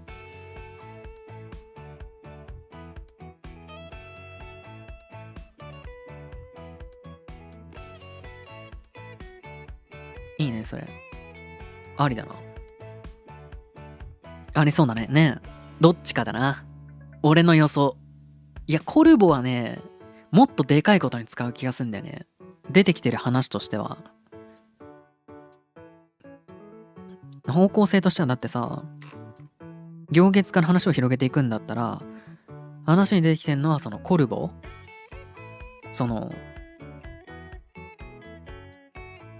なんだっけとかだけど、そこはもっとなんかまだこれから作る感じだから、コルボ解放みたいな話はもうなんか割ともっとでかいコンテンツにすると思って、で武器強化と考えると、武器で考えられるのは帝国式武器かサベネア式錬金の武器か。月はちょっとまだ、まあ月の技術で武器って考えて月の別のエリアに行けるようにしてとかも考えられるけど、どっちもあり得るなと思うね。まあそれかもしくは両方とかね。帝国式武器作りつつデミールの錬金でさらに強化してみたいなのもあるかもしれないけど、例えばさ、帝国を解放しつつだからエリアは帝国のエリアガレマルドだけど、そのジャルザンが手伝いに来てくれて、ちょくちょくそのデミールの入れ付けとかで生み出された新しい錬金薬を取りに行って交換して融合するとか、そう両方コラボする可能性もあるし、なんか特殊フィールド形式の戦闘にするんだったら、ちょっとサベネアには荷が重いかなと思って、だったらガレマルドの方がまだフィールドの作り込みというか、敵がいっぱいいそうじゃん。そうだからなんかあるかなと思ったとが武器強化コンテンツでしょね。あとは新バトルコンテンツ難易度可変ダンジョン。これがなんか1人から4人でなんかこう突入人数によって難易度が変わるダンジョンらしい。あと無人島開拓ねが、6.2 ですね。無人島開拓 6.2 だから4月のタイミングでまだ来ないと。でそっから4ヶ月かかるんだから8月ぐらい DC 統合された後ぐらいか。 DC 統合分割直後ぐらい。さすがにもうこの辺まで来ればDC 超えてみんなで遊べるかもね。まあその時にそのアルテマがどこの DC に割り当てられるか分かんないけど、そうだね。DC テレポが 6.18 で来て 6.2 で DC リグループみたいな感じなのかな、イメージ的には。 6.2 でなのか 6.2 前になのか分かんないけど、タイミング的にはそんな感じな気がしますね。 6.1 が4月に来るんだとしたら、アップデートは4ヶ月ごとって言ってたから。ってことは 6.3 が12月に来て、 6.4 が4月、来年の4月に来て6.5 が来年の8月に来るので、こっからは長いよね多分ね。5ヶ月6ヶ月とかかかるでしょ。7が来るには。ってことは再来年ぐらいがもう話が先に行ってくな。はい。で 6.4 とその 6.5、 噂の 6.4 と 6.5 ですけど、グレン編のメインクエスト ID フェイス対応で、グレン編完了予定と4号で、で難易度可変ダンジョンの2段と3段が来る無人島開拓の開拓エリアが追加されると。無人島開拓の遊び方が公表されないことには開拓エリアがどうのとか言われても分かんないから、これも構想を聞いてからだね。でパンデモが完結したりとか、ミソロジー・オブ・エルゼアが完結したりとかという感じですね。パンデモもまだその変国を超えただけだからね。この辺も期待したいですね。ミソロジー・オルゼアについてはまだ何も分からないしね。でこんなにあるから4ヶ月ごとにやるよってやつですね。でフリートラが順次ね再開しますのでそんなあなたにフリートライアルが交わされると。であと次回の PLL は、3月4日の20時からということになりますので、ここも今日みたいなまた同時視聴の枠を取ります。取るけど次回は多分こういう大きい発表じゃないときはミラー配信が許可されないと思うので、無音の配信をやろうかなと思っておる。その俺の声が流れてるだけのねそう、ミラー配信は許可されてないけど配信をしちゃダメとは言われてないからね同時視聴する配信はやろうかと思いますので、なんか二窓して見てくれればいいかなと思います。みんなスマホとか2台持ってるかな？大丈夫かな？そう。どっちかしか見れないという方はね、本配信を見ていただければと思いますが、3月4日の20時が次回の PLL 配信ということになりますので、もう、でも言うて間もなくだよね。2週間後だから。2週間後金曜か。バックでクッキー流す。あ、そうだね。じゃあバックでクッキー流します。ミラー配信でできない時には、バックでずっとクッキーカチカチカチカチやってるんで、そのクッキーを叩き割る音とともに二窓していただければいいかなと思いますよ。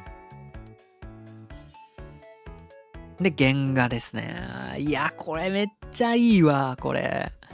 めっちゃいいわ、これ。もう超欲しいんだけど。お仕事の準備して行ってきます。明日は2層消化。お、いいですね。お仕事頑張って行ってらっしゃい。気をつけてね。今から出かけるの大変だね。明日2層消化。1層消化できたんだ、そっか。じゃあ、明日じゃあ入れそうだったら、クリア済みでもよければ、2層お邪魔しようかな。毎週木曜日定期配信を行っておりますゼロプルニスの霊式部屋、2層消化のね配信があるとのことですので、霊式を消化している人の配信が好きだという方はね、ぜひチャンネル登録して遊びに行ってあげてください。毎週木曜とは言ったものの、なんか日曜日にも配信するらしいんでよかったらぜひYouTube で検索してください。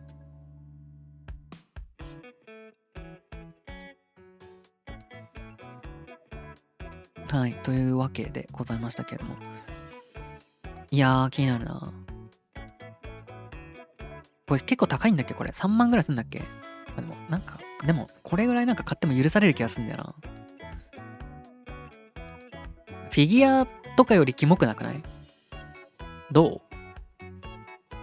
美術的ななんかあれがあるじゃん。フィギュアはさ、ちょっとなんかさ、オタクっぽみあるけどさ、これはちょっと美術品じゃん。だから部屋に置いといてもキモくないね。そうでしょ？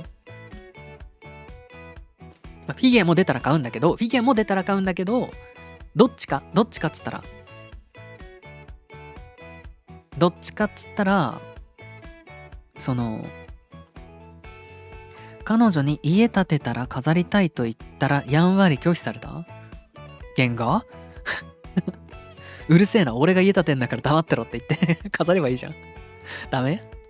やんわり拒否られたの？考えとくみたいな感じ？やんわり拒否なんだ。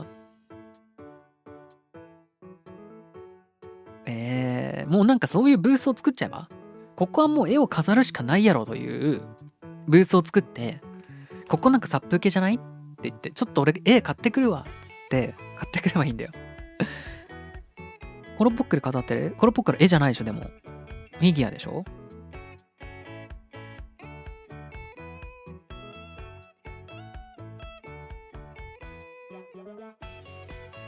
俺もだからその理論で言ったらナマゾウとかいるけど、ナマゾウもどっか行ったけど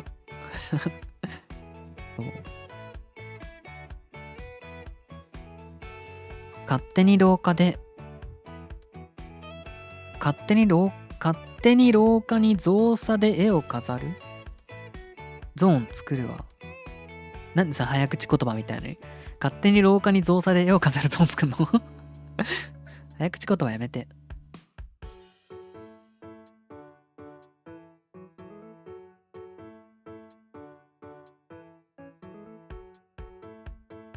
や、これ欲しいわ。これめちゃめちゃ欲しいわ。複製原画。天野先生の複製原画なら美術館に飾ってあってもおかしくない。だ高いでしょ、それ絶対。天野先生とかって絵とか出してんの？その画集とかじゃなくて、そのこういう飾る用の絵絶対高いでしょ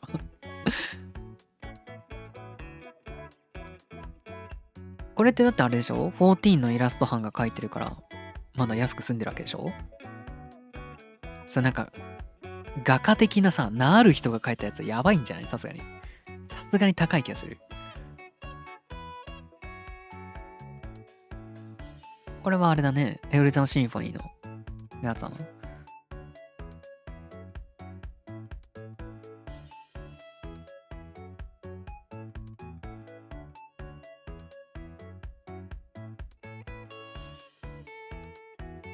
天野先生がイラスト描いたカード100万え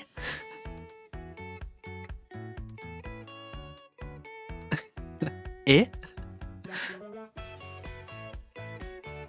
なんでなんで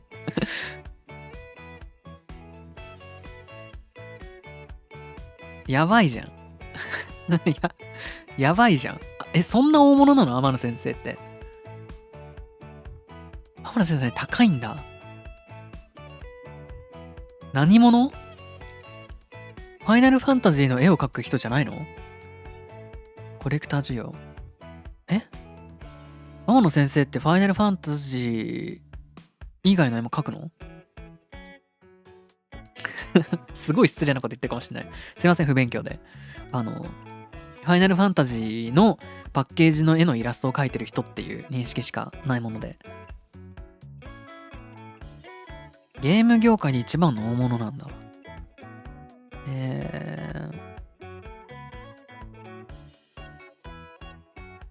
そうか。あれ、絵が上手い方の吉田は？あの人はゲーム業界のイラストレーターとして大物じゃないの？あの人も14の絵描いてるよね。吉田明彦さん。ブレイブリーデフォルトじゃなくてなんだっけ？なんかそうグランブルーファンタジー？五感がなんかそんな感じのやつのゲームのデザインもやってるよね。ゲーム業界のイラストレーターで大物っつったら、そう、俺14からしか分かんないから14を基準に語ってるからそう思うのかもしれないけど、それぐらいしか名前知らない。デザイナーで言うたらな。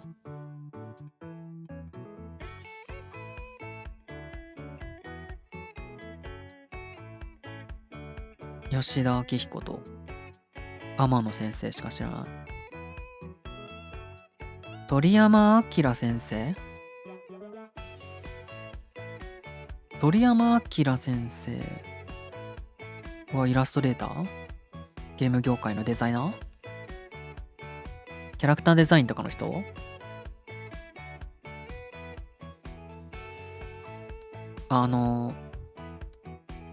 ドラクエのキャラデザの人だよね。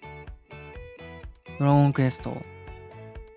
俺も11やってたから知ってるけど、別になんて言うんだろう。あの人絵が上手い人なの？なんか結構独特な感じだよね。絵柄が。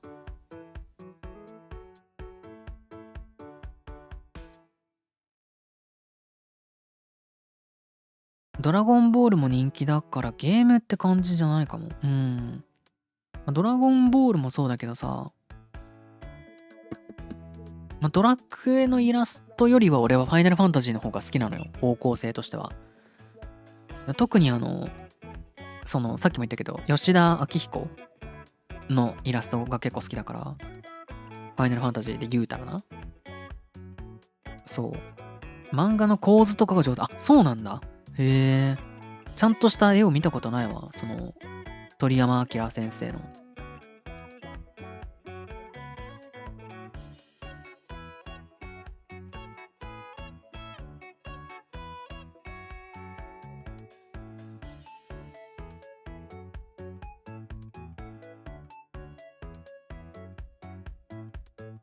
いや、やっぱ吉田明彦の絵好きだな、俺。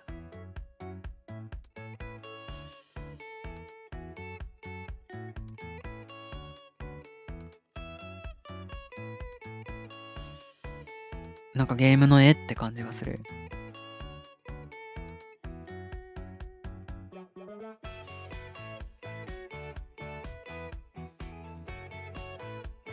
この辺とかさ、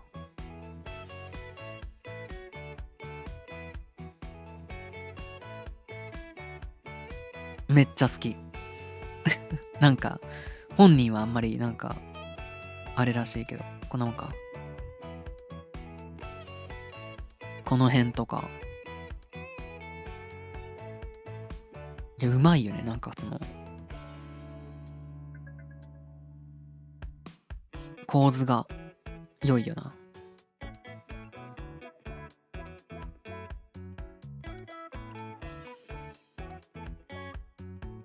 なんかFF14 のパッケージのイラストがなかなか出てこないんだけど、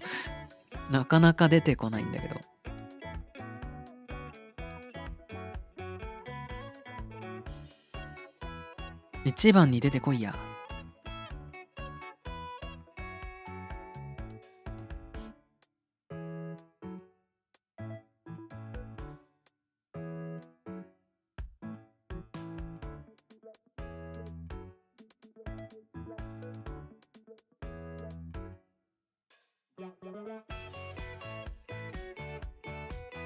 ないね。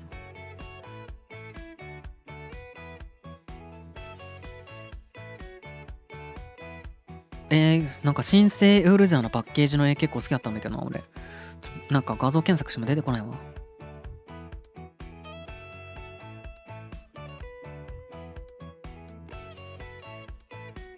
そう、まあパッケージのやつですよ。青いやつ。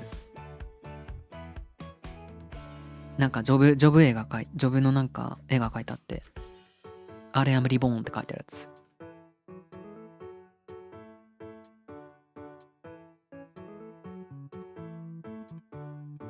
キングダムハーツの絵が好き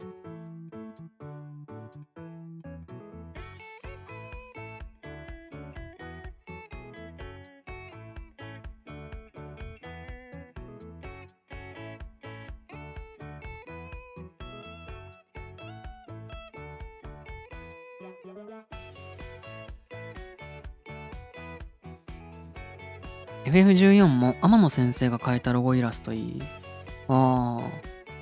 なんかファイナルファンタジーなんだなって感じするよね。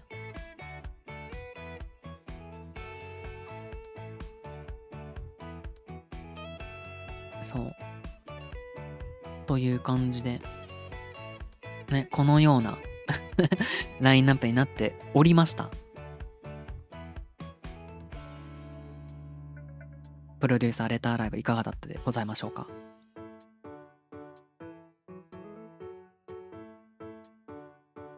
いや、やったな。やったな。いやまあ、今回ね、6時間超えなくてよかったけど、結構、今後に期待というか、まあ、ざっくり、この先のなんかこう、方向性を語るみたいな感じだったね。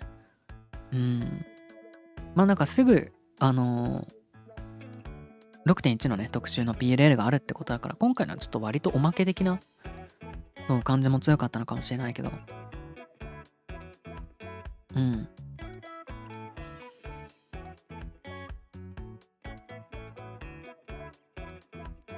次の10年ってヨシピー初老になってる。48か58でしょ。58ぐらいだったらいけるんじゃない？わかんないけど。ゲームデザイナー募集とかしてる場合じゃないよね。吉田募集しないと、早く。次の吉田募集しないと。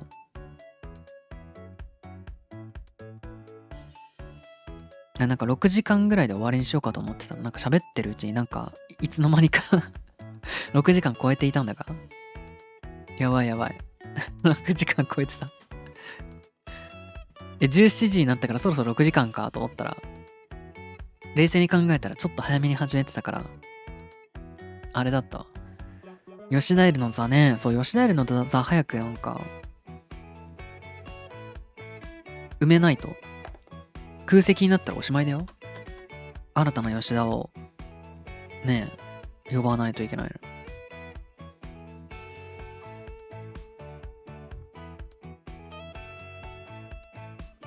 はい。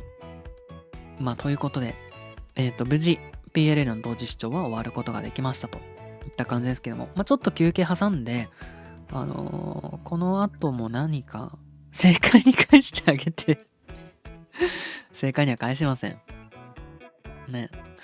まあなんか夜ちょっとまたゲームをやろうかなと思っておりますので、またね後ほどなんか何をやるかちょっと考えます。はい。何しようかな。14の、バレンティオンイベントやったりしてもいいんだけど、別にそれそんなに時間かからねえしなみたいなことちょっといろいろ考えておりますが、なんかちょっと思いついたら何かやります。あれやるか。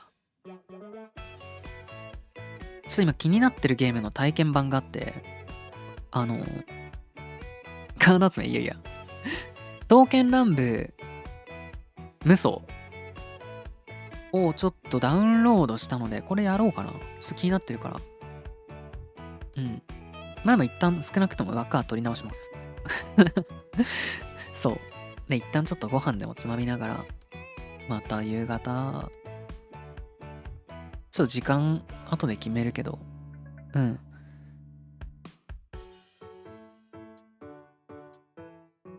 そうねそんな感じにしようかなと思います。まあそれも含めて後ほどツイッターで告知いたしますので、今日は一旦 PLL のね同時視聴は終わりにしようかなと思っております。朝からねぶっ通しだったので、そろそろね休憩しようかなと思っておりますよ。いや、なんか土日にさこんな朝早くちゃんと起きることないから、なんかすごいまだ時間が余ってる感じがしてすごいいい感じですね。はい、ということで、今日はこの辺までにしたいと思います。もう夕方？そう？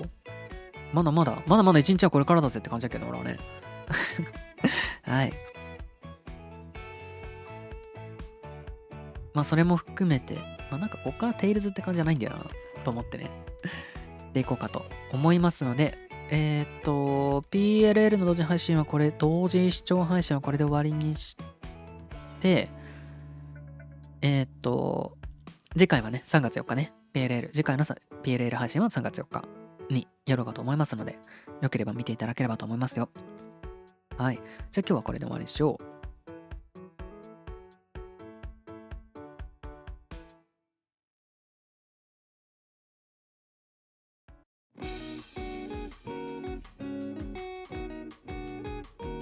みんなもう今度はもう昼飯どころじゃなくて晩飯を準備しなきゃいけないような時間に差し掛かってんじゃない？大丈夫はい、おつです。ありがとうございます。ソニーさんもね、最初から最後まで見ていただいてありがとうございました。長丁場だったんですけども、お互いにお疲れ様でしたということでございます。こんな感じで、ファイナルファンタジー14をメインにいろんなゲームのね、配信やら、同時視聴やらゲーム実況やらやっておりますので、そうもうねいろんなゲームが気になりすぎてやばいんだよね。もうやばい。もうでもねこんな感じいろんなものに興味があっていろんなものに手を出しながらそれをねやってる姿をみんなに見せるというね露出狂みたいな配信をやっておりますので、楽しいなと思っていただけたら、チャンネル登録していただいたり高評価ボタン押していただいたり、また次の配信も見に来ていただければと思います。今日はね PLL と同時視聴お互いお疲れ様でございました。お疲れ様でした。寿司屋さんありがとうございます。それでは今日はここまでにしたいと思います。夜ご飯食べなね。それではお疲れ様でした。じゃあね、バイバイ。お疲れ様です。